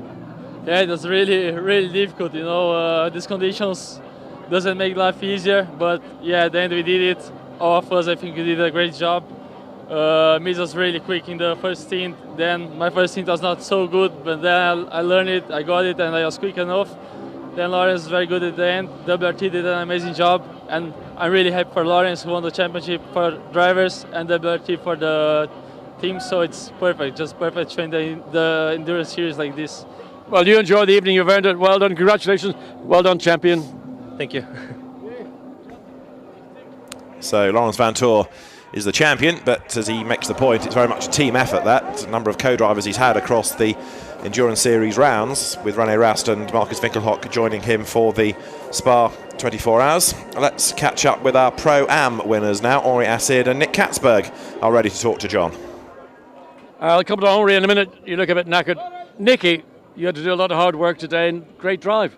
Yeah, we had a great day today. I think we won a lot of time because we did 4 stints on a single set of tires, and Henri did the first 2 stints perfectly. I got the tires as they were new tires, and car was really good. I think when it started to become a bit drier, it was more difficult, but in the end we are P4 in general and P1 in Pro-Am, so we are really, really happy. Henri, Nicky said you did a great job. I think you did better than that. Yes, it was a great job, but for me it was too much. 3 hours and 40 minutes. For me, it's really too much. What age are you, Henri? 55. Still a young man, lots of mileage left in the tank, surely? In my mind, I have always 20, but I feel in my body I am 55, and it was incredible in the end. I was really at the limit. Take a rest. You've done a fantastic job. Congratulations. Congratulations, Nicky. Thank you. Thank you. Great job done by Henri Acid then. You can see exactly how worn out he is, trying to catch his breath and in need of a drink, I think. So the last thing he wants to do is have to sprint up the steps to the podium, but he will do that. I think that'll be the last burst of adrenaline in order to go to the podium. Audi celebrations, not only, of course, in Pro, but Gentleman Trophy as well, because Julian Westwood and Ian Loggy take a first victory of the season. They're now with John. Julian, congratulations. Long time since I've seen you. Probably in a nightclub somewhere, causing trouble. Oh, all those days are gone by now. The memories haven't? No, the memories are still there, but older and more sensible, probably. Excellent. Ian, what do you think? I mean, as 2 drivers, 6-hour race, difficult conditions. Very difficult conditions. That's probably the most difficult conditions I've ever driven in, but Julian done a great job. Absolutely fantastic, and he did the biggest share of it, and yeah, it was amazing. Well, Julian, one of the things they say, a good racing driver never loses it. You maybe get old, but you never lose it. Yeah, I hope that's true. It's taken a bit longer to come back, though. It's taken us all year to get a win out of it. The championship's fantastic, very difficult championship. Our first year as a team, Team Parker in it, and as drivers. So to end the season with a second at Spa and a win here, you know, hopefully next year we'll come back and win the gentleman's full stop. Impressive performance, gentlemen. Well done. Thank you. So 2 happy drivers with a first victory, breaking this Ferrari stranglehold on the championship. Of course, it was a Audi victory, but Mercedes in second spot, thanks to the team at HTP Motorsport, Sergei Afanasiev, Steph Dusseldorp and Max Buch, second in this last round of the championship. What are you looking so happy about? You didn't win the race. No, but second feels very good after the lot of bad luck we had. It's like a small victory, and I think Audi was a different class this weekend. But no, very well done to all the team, and happy to be on the podium. Be careful about to have the extinguisher. I don't know who's on fire. You were on fire, Maxi. Yeah, at the beginning I was a bit surprised to be that kind of quick. It was okay, but normally I'm not that fast in the rain. But I was surprised, and everything went well at the beginning. Yeah. Is that it? Yeah, that's it. Okay, Sergey. Tough race, tough conditions. Yeah, that was amazing. It's a lovely weather conditions, up and down. You know, you're just having fun. You're enjoying it. You're fighting against your rivals. It's just amazing. It's a pity that car number 1 was a little bit out of our pack, but anyway, it was a good race for the second position. Well, gentlemen, great season, great race. Good to see you all up on the podium. And next year, well, you've been up on the podium. You've won this thing. Steph, your chance maybe? Hopefully. Yeah, that's for sure. Hopefully. Excellent. What do you want to say, Sergey? Go on, tell us. Actually, it's just amazing. Enjoy it. Go away. Thank you. So happy Mercedes drivers with second place in the Pro Cup, and a good circuit this for Mercedes, with, of course, finishing third overall, Hubert Haupt, Andreas Simonsen and Abdulaziz Al Faisal. Herbert, we were singing your praises. Brilliant drive in difficult conditions. Thanks. Yeah, when I came into the car, it was heavily raining and the conditions were very bad. But after restart, when we were in the lead, we were quick and gave the car to Aziz on second place, and now third. It's a great finish for the season, so we're very happy. You showed a level of confidence driving the car. I could see it look really good. Yeah, I had a great fight with Christopher Mies for many laps, but finally he passed me. But I'm still happy with the result, and in the rain we were really quick today. Abdulaziz, I mean, I can't say rain's a big part of your background, but today you got a real dousing. Yeah, that's a surprise. I mean, the car was really good until it dried up, completely dried up. The tires and the performance from the car was really good. And the team was telling me to last as long as we can on these tires. And I was looking different lines to find the patches of water. But yeah, I mean, I think it pulled off with a really good strategy. I mean, I think we started 19th and we finished third. So I think it was good. Andreas, your contribution pretty much as always big. Yeah, thanks for that. Yeah, it was a bit tricky now, starting with safety car, and you couldn't see where you were going. It was really difficult. So, but it was a lot of fun. We started, like I said, with P19. I took the car up to P4 after 2 stints. So it was a lot of fun, a lot of overtaking. So it's good fun. Well, you gentlemen enjoyed as well. It's been a tough weekend for everybody. I'm sure it'll be a party tonight. And as the Mercedes drivers make their way off to the podium, let's confirm the results. We did 158 laps in the end, and it was the win for number 1 Audi. You've heard from the drivers, Laurens Vanthoor, the new champion, Christopher Mies and Cesar Ramos, ahead of Steph Dusseldorp, Sergio Afanasiev and Max Buch's Mercedes, and then Hubert Haupt, Abdulaziz Al Faisal and Andreas Simonsen's Mercedes. Fourth, and the Pro-Am winners, you've heard from them, Ori Assid and Nick Katzberg, ahead of Andy Soucek, Kevin Koulios and Kevin Est, clear of Devon Modell, good outing for him, from Anders Fordbach and Vladimir Lunkin. They were second in Pro-Am, ahead of Thomas Kemenata, with the new Pro-Am champions, Stefano Guy and Andrea Rizzoli. Then Stephen Kane, Andy Merrick and Guy Smith's Bentley, ahead of Jody Firth, Warren Hughes and Alexander Sims. 10th, another car that rather flew under the radar, that was the Aston Martin, Michael Meadows, Stuart Leonard and Paul Wilson, ahead of the Acuria Cos BMW.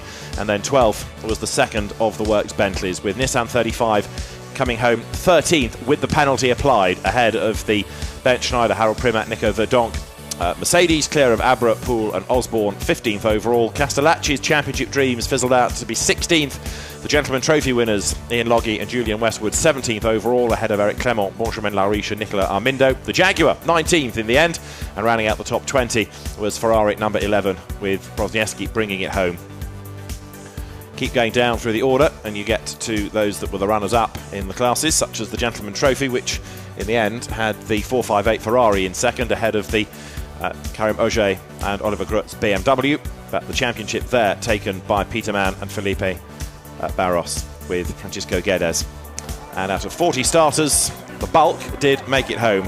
A few walking wounded, a few parked by the side of the road, but the majority of the cars did get to the end. And so now the drivers make their way out for the Gentleman Trophy podium, with a very happy Stuart Parker making his way out for the team's representative. He goes to the top step of the podium to join Ian Loggie and Julian Westwood as we have the national anthem.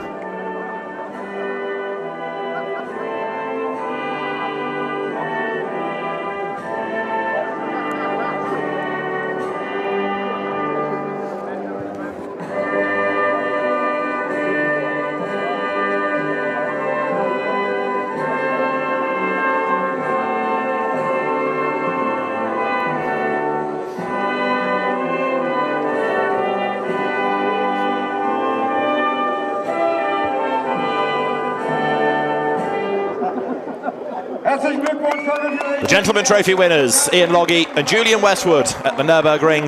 But first, the trophies presented to the third place drivers in the Castle Racing Ferrari, Steve Earle, Freddie Kramer, and the Australian driver, Liam Talbot, new to Blancpain Endurance, and he's on the podium first time out, as Stuart Parker leaps away from the top step to go and stand where the team's representative is meant to be. The trophies now for the second placed drivers go to Alexander Matschel and Frank Schmittler. No Pierre Eret there for the 458 team. And Hugo da Silva from Blancpain brings out the trophies now to Julian Westwood and Ian Logie as the class winners. Team Parker Racing is victorious. The team's trophy to Stuart Parker, the patron. Victory at the Nurburgring to Ian Logie and Julian Westwood in the Gentleman Trophy. The champagne is sprayed, and now, with photographs taken, the drivers can behave unlike gentlemen and drench one another at the end of 6 gruelling hours around the Nurburgring Grand Prix circuit.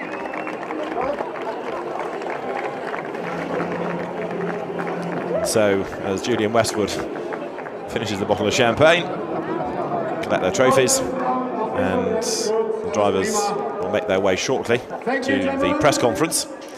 We may, of course, also have a champions podium, because we need now Peter Mann and Francisco Guedes as the winners of the Gentleman's Trophy in the championship. This is how the point situation looks post-race. Guedes and Mann victorious, Matschel and Schmickler coming home next, with Ian Logie and Julian Westwood behind them. Then Pierre Eret, who skipped one round of the championship, ahead of Cedric Mézard, Felipe Barreiros, ahead of Jean-Marc Bachelier, then Howard Blanc and Yannick Malagol to round out the leading scorers over the year in the Gentleman's Trophy.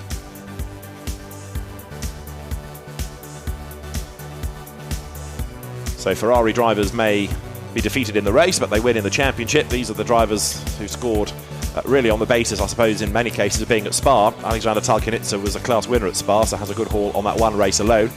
Bernard Delhay was a good visitor to the championship.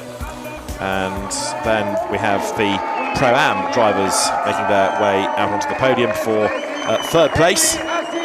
Thomas Kemenata, along with Stefano Gai and the new champion Andrea Rizzoli. For second place onto the podium, the Mercedes drivers Vladimir Lunkin, Devin Modell and Anders Fordbach, and the class winners Nick Katzberg and Henri Esside.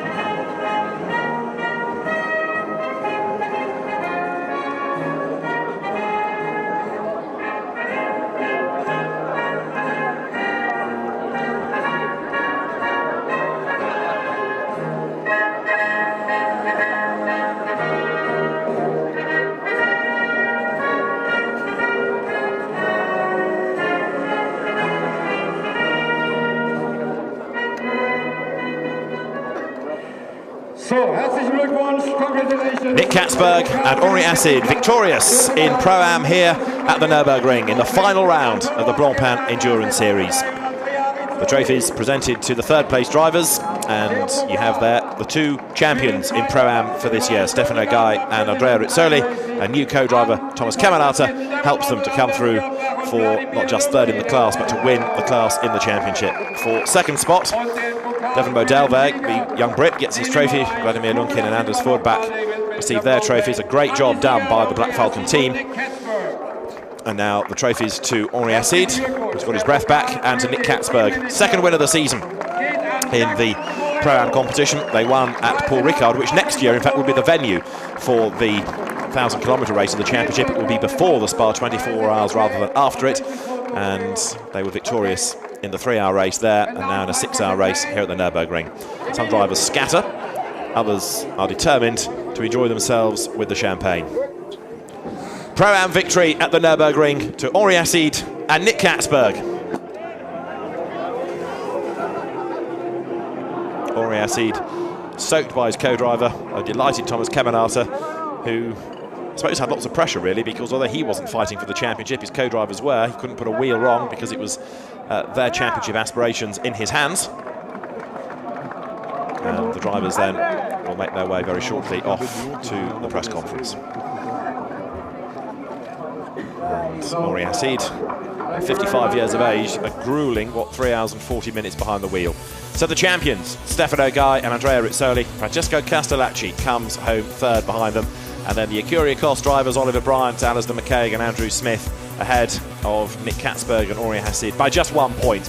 Then Richard Abra, Joe Osborne and Mark Poole, 10 points up on Eugenio Amos, who, having skipped a good result this weekend, sadly, with the troublesome BMW, which retired early on, the Royal Motorsport car, is condemned to stay on 41 points, along with his teammate Stefano Comodini, Alex Buncombe and Nick McMillan and Florian Strauss next, ahead of Alexander Sims, then Andrea Montermini, Andrea Bertolini, absent this weekend, as also Marco Ciocci, Nick Homerson, Louis Mackiels, but Andrew Danilov and Simon Knapp, with Andrea Sonvico next, ahead of Stefano Colombo, Craig Lowndes after his Spa visit, and Andrea Piccini. And so now out come the drivers for the overall podium and also for the Pro Cup, where third, Hubert Haupt, Andreas Simonsen and Abdulaziz Al Faisal have arrived. Then for second, Sergio Afanasiev, Max Buch and Steph Dusseldorp. But the top step goes to Cesar Ramos, Christopher Mies and the new Pro Cup champion, Laurens Vanthoor.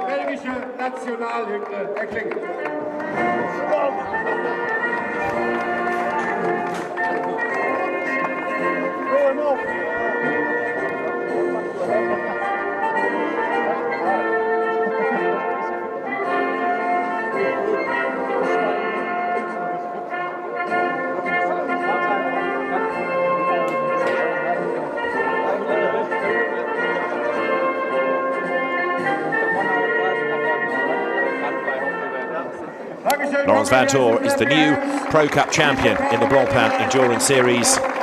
Race winners at the Nurburgring, Cesar Ramos, Christopher Mies and Laurens Vanthoor. The trophies go to Hubert Haupt, Andreas Simonsen and Abdulaziz Al Faisal for third place, their best Blancpain Endurance Series result. Then for second spot, trophies to Afanasiev, to Buch, to Dusseldorp. Steph Dusseldorp receives his trophy. Now the reigning, the outgoing champion, Max Buch, receives his trophy, and Sergio Afanasiev on a Blancpain Endurance Series podium for the first time. And then the final set of trophies will go to the WRT Audi drivers. The winners of the Nurburgring 1000, Cesar Ramos, Christopher Mies and Laurens Vanthoor. Trophies in the air, 3 delighted race winners, 1 delighted champion, and a very happy team at the foot of the podium.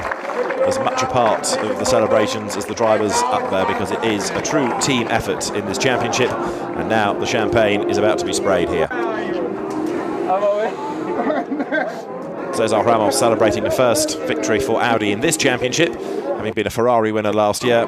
Christopher Mies sets about Laurens Vanthoor, who struggles with a bottle, but he's there now and can celebrate his race and championship success.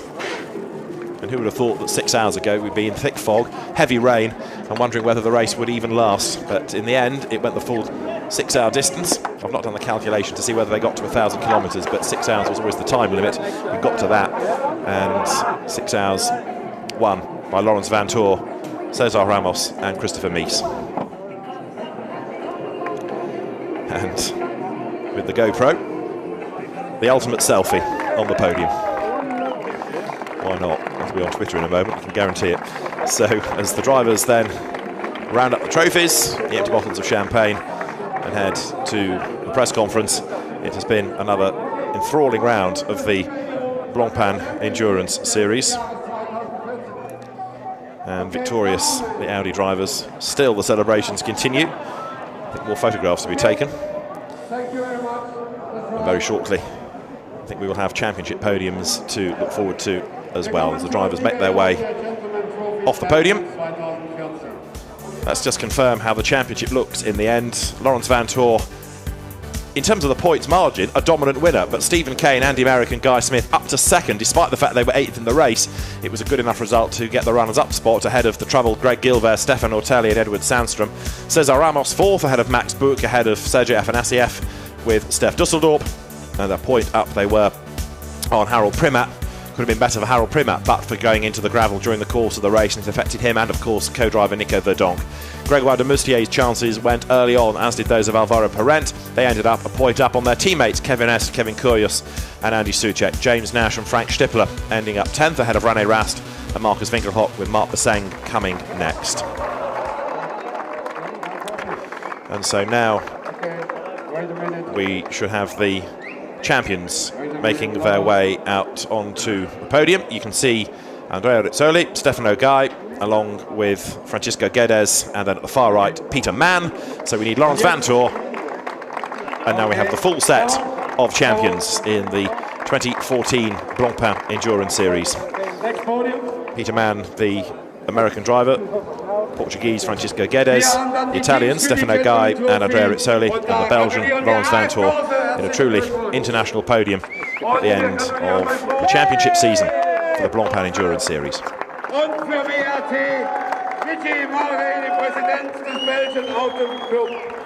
Team representatives getting on the act as well, but after a hard season, a very hard race as well, who can blame them?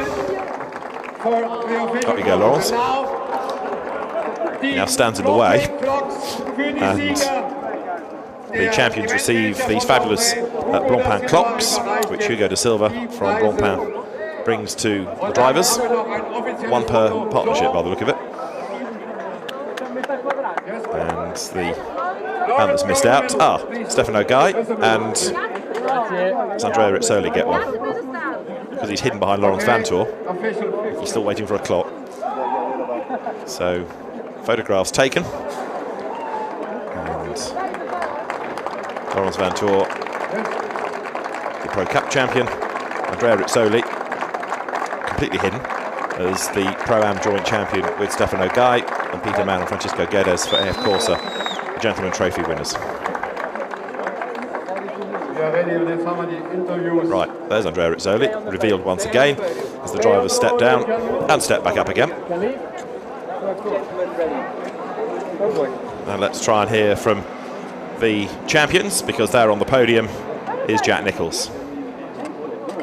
So, well, we'll start with you, Peter, shall we? You said it would be a dream to be the champion, and you are. Well, dreams are made to come true, right? But I want to thank everybody out there, from AF Corsa to the 458 car that put up a great race, to the Audi number 22 with Julian and Ian. It was a wonderful season, a great championship, and thanks to SRO, and I'm very proud to be here. And congratulations to you as well, Felipe. Francisco, yeah, thank you very much. But Felipe too. Felipe deserves this victory as we do, because he fight a lot with us. Unfortunately, he didn't go to 24 hours, so he's not here with us, but this victory is his too. Excellent. Well, congratulations to all of you. Let's move now to the AF Corsa guys, and we'll start off with you, Andrea, Valourba Corsa. Very sorry about that. I'm going to be in trouble for that one, aren't I? But you came through in the end despite a drive-through penalty. Well, it was very difficult race and championship, and we are very happy as a dream come true, winning the championship with so much difficulty. It was a tough race out there, Stefano. Yes, everybody tried to stop our fight, but me, Andrea and Raimondo with Scuderia Villorba, we do a fantastic job, and we won finally this championship. Excellent. Well, congratulations, our Pro-Am winners. And it looks as though Laurens Vanthoor has made a break for it.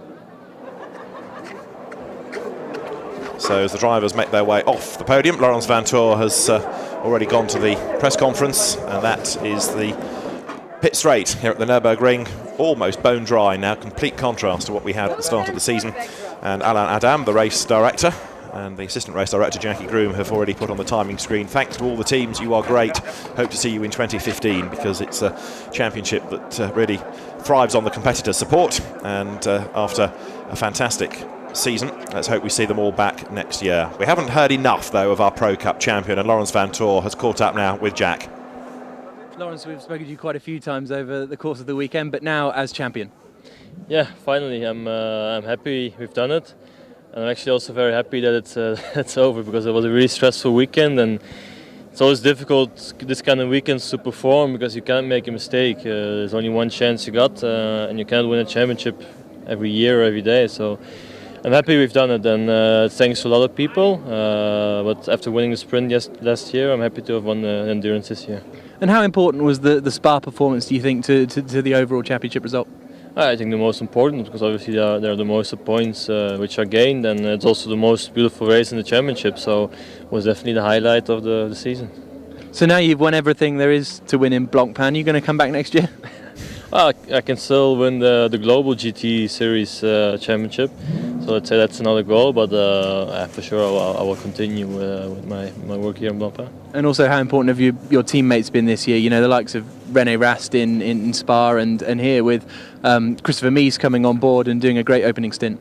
Yeah, I have to thank a lot of co-drivers actually, Cesar Ramos, Christopher Mies, Marc Bassin, René Rast, Marcus Wincock.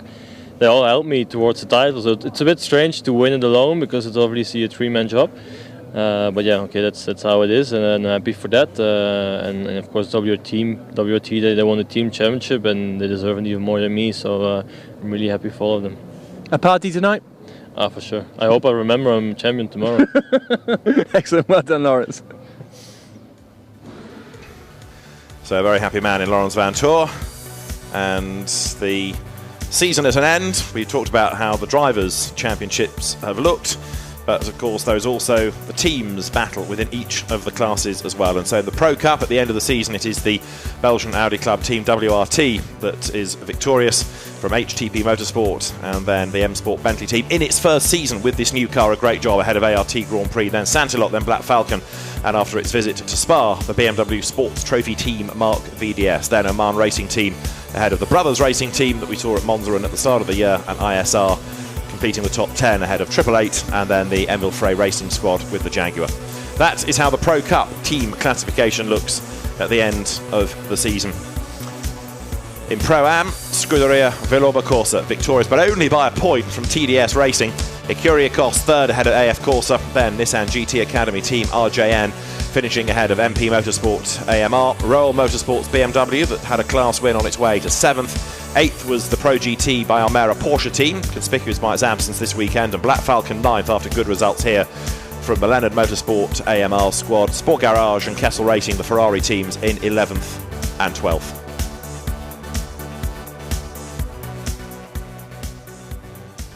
As far as the gentleman trophies points situation looks, AF Corsa 5 points up on GT Course by Rinaldi, and then Team Parker Racing third, helped with the victory that the team recorded today. 4th, Sport Garage ahead of Kessel Racing, then Gilles Duquesne's team ahead of Santilok, Delahaye Racing with GDL, WRT, Villorba Corsa and Boots and Gignon. A real spread of teams, a real spread of points throughout the Gentleman's Trophy, although the last two tied on 15 apiece. And so, at the end of the final round of the Blancpain Endurance Series, the Sprint Series is still to be decided, more races in that still to come. But for the Endurance Series, it has been a very hectic season indeed. And let's have a look back at how the 2014 season looked. It all began at Monza back in early April. It's all ended here at the Nurburgring in very trying conditions. 2014 has been one heck of a season. Monza got underway with McLaren on pole position and drama right at the first corner as cars had to scatter their way through the chicane. But in the bright sunshine, battles raged on.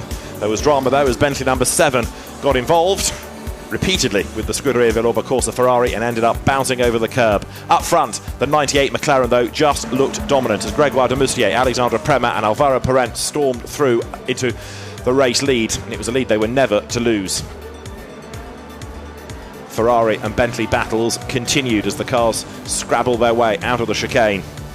Lower down the order, the second McLaren was trying to gain places as well, but in the opening stint as Andy Merrick's tyres started to go off, he was losing places against the Pro Cup opposition, including the 99 McLaren with Andy Soucek on board. Phil Quaife came to grief down at the first chicane, and there was further drama as the number 99 McLaren with Andy Soucek, Kevin Est and Kevin Koulias got caught up with the errant Ferrari heading into the second of the chicanes.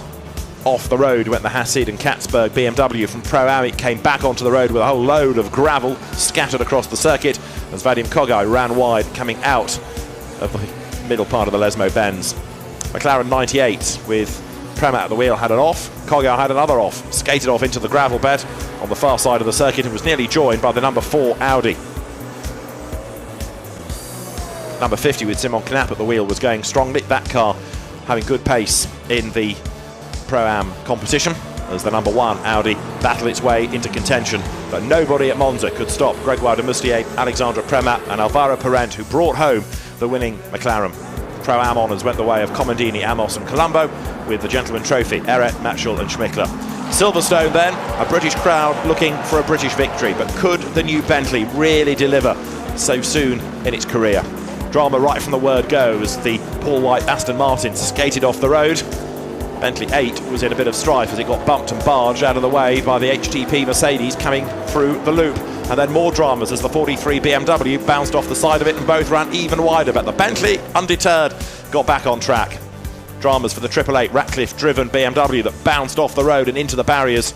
A lot of damage and a rather shaken driver. But on track, it was developing into a fight between the number 99 McLaren and the number 7 Bentley. That then got a drive-through, and it looked as though the pendulum had swung back in favour of McLaren as the 2 ART Grand Prix cars duelled for the race lead. But people hadn't bargained for the pace of a charging Stephen Kane, who dragged the car into contention. Andy Merrick's middle stint, in fairness as well, was a very good one, and that got the car ideally placed to challenge in that last stint, and Andy Merrick dived through to grab the advantage as the cars worked their way into Brooklands. Off the road again went the white Aston, oh so nearly coming to blows, not just with the wall but also the parked Jaguar. Safety car came out, and as the race got back underway, it was all eyes on Bentley, and this was the battle. Andy Merrick had got the car into contention. Stephen Kane had got the car into the lead as they came out of Woodcote, and it looked as though the British car would win on home soil. It was a fantastic effort as the car rounded Copse Corner. The Bentley team absolutely elated. It was a different mood at ART as Alan Adam, the race director, waved the checkered flag as the race win went the way of Guy Smith, Andy Merrick and Stephen Kane.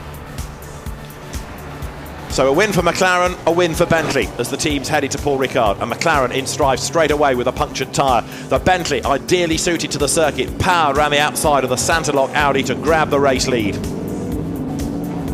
The 84 Verdonk Primat Schneider Mercedes was busy squabbling as well with the traffic as it tried to work its way up the order, but it really was a duel between the Bentley, the McLaren and indeed Mercedes up front. It was a race on a Saturday evening that would go into the darkness, and so it wasn't just about strategy, it was also about using your more experienced long-distance racer, perhaps more used to the night shift, to bring the car home. The Bentley hunted down the ART Grand Prix. McLaren dived up the inside and made the move stick. As the clock counted down, so darkness descended, the light faded, the perfect precursor to the Spa 24 Hours that would be the next round of the championship, as AF Corsa Ferrari and MP Motorsport Aston came to grief. Final round of pit stops. Would Bentley or McLaren go back on track ahead? It was the McLaren, but the Bentley powered through to snatch back the race advantage, and as Malcolm Wilson and Andy Merrick looked on, darkness descended, and a fine sight the cars made as they pounded up towards the checkered flag. It was victory for the second race in a row for Guy Smith, Andy Merrick and Stephen Kane. And then we went to Spa for the 24 Hours, and what a race that turned out to be as well. It was crucial in setting up Laurens Vanthoor for the championship, and inevitably people had woes right from the start. Punctured tyres, but great battles raged on all the way through the field. Early problems for Nissan. Then off went the SMP Ferrari at the top of Radion. Cars scattered left and right. Carimoge had an off as well, as the McLaren on cold tyres ended up in the barriers, and Carimoge lucky to walk away from a big wreck. Under the safety car, further fun and games as Jürg Müller for VDS clanged into the back of traffic. It did the BMW great damage, and it really scuppered the chances for the team to win. Then Andrew Danilov had a spin, was hit by Andrew Howard, and in the melee, cars just had nowhere to go. It was another huge impact, an awful lot of wreckage strewn around the circuit. Another safety car period followed. Then an accident that took out 2 Ferraris, a red flag, cars stationary on the circuit. Some, though, taking the advantage to work in the garage, but then have a drive-through penalty as the penalty for so doing. WRT took advantage of that, and as the race went into the night, it was shaping up to be a battle between the Mark VDS Belgian Run BMW team and Team WRT, the Belgian Run Audi squad. Both teams eager for victory on home ground. The battle went through the night, and in the early hours of the morning, the two teams were still hard at it as the Audi took the advantage. But as each car pitted, so the lead went the way of the other team. Lucas Law was conscious that they had a small problem, but then they had a godsend. Into the pit bunker for a disc and pad change went the Audi, and that enabled the BMW not only to get back into the lead, but also with a greater margin. But it was on a used set of tyres, and so the Audi attacked once again. Vanthoor, with Marcus Winkelhock and René Rast, came through to snatch the race lead and to take the race win. And with points awarded at 6, 12 and 24 hours, it was no wonder that Laurens Vanthoor was set nicely for the championship.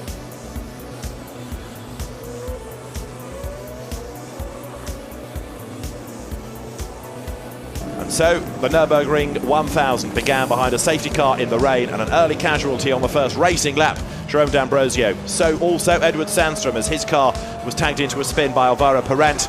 Great battle for the lead early on as Christopher Mies squabbled with the McLaren of Kevin S. S made his move up on the inside as they worked their way around the first corner, and eventually he got through into the lead as D'Ambrosio had a big lose and cost himself even more time. A rare mistake made by Maxi Buch as well, as he slithered out wide and enabled his teammate to go through and snatch a position away. But Alex Buncombe was the real hero of the first couple of hours as he worked his way not only into the lead of Pro-Am, but into the lead of the race outright. Cesar Ramos had a bit of a drama heading down towards turn number 1. He ran out wide and allowed Nico Verdonk to go through and snatch a position. Then off into the gravel went Rahel Frey. The Audi ended up against the tyre barrier, and Bernd Schneider, when he got on board 84 Mercedes, had a small slide as well. Not as bad as Harold Primat, who put the car in the gravel and cost them a chance of a result, however, as the battles continued up and down the field. But number 1 Audi was looking strong. 84 Mercedes with Schneider at the wheel was doing good lap times, but then when we had the Boots and Gignon McLaren in the gravel and out came the safety car, it was decided to change drivers and Primat went off, as near namesake Premat went off as well, Alexandre Premat putting his car off the road. This was what brought out the safety car. This was the driver change that put Premat in for Schneider. In the background, Afanasiev took over. Castellacci out of Pro-Am lost the chance of winning the championship when he made contact with the Bentley and went off the road, and Hubert Haupt battled with Christopher Mies for the race lead. Mies eventually got ahead, and that set nicely Laurens Vanthoor to take the title. Primat in the gravel put paid to any chance HTP had of winning the race for the 84 car. 80 ended up in the gravel bed as well. Big frustration for the Nissan team, as number 99 Kevin Est was the first to go onto slicks, but they didn't quite work soon enough, and he had this big spin, and getting onto the friction-free grass cost him a lot of time as he tried to recover. Off the road spectacularly, Claude-Yves Gosselin into the wall at the first corner. A spin for Mark Poole's Aston Martin. But while all that was going on, Alexei Vasiliev also, as he tried to gain ground, had a drama coming out of the Schumacher S's and spun the Mercedes.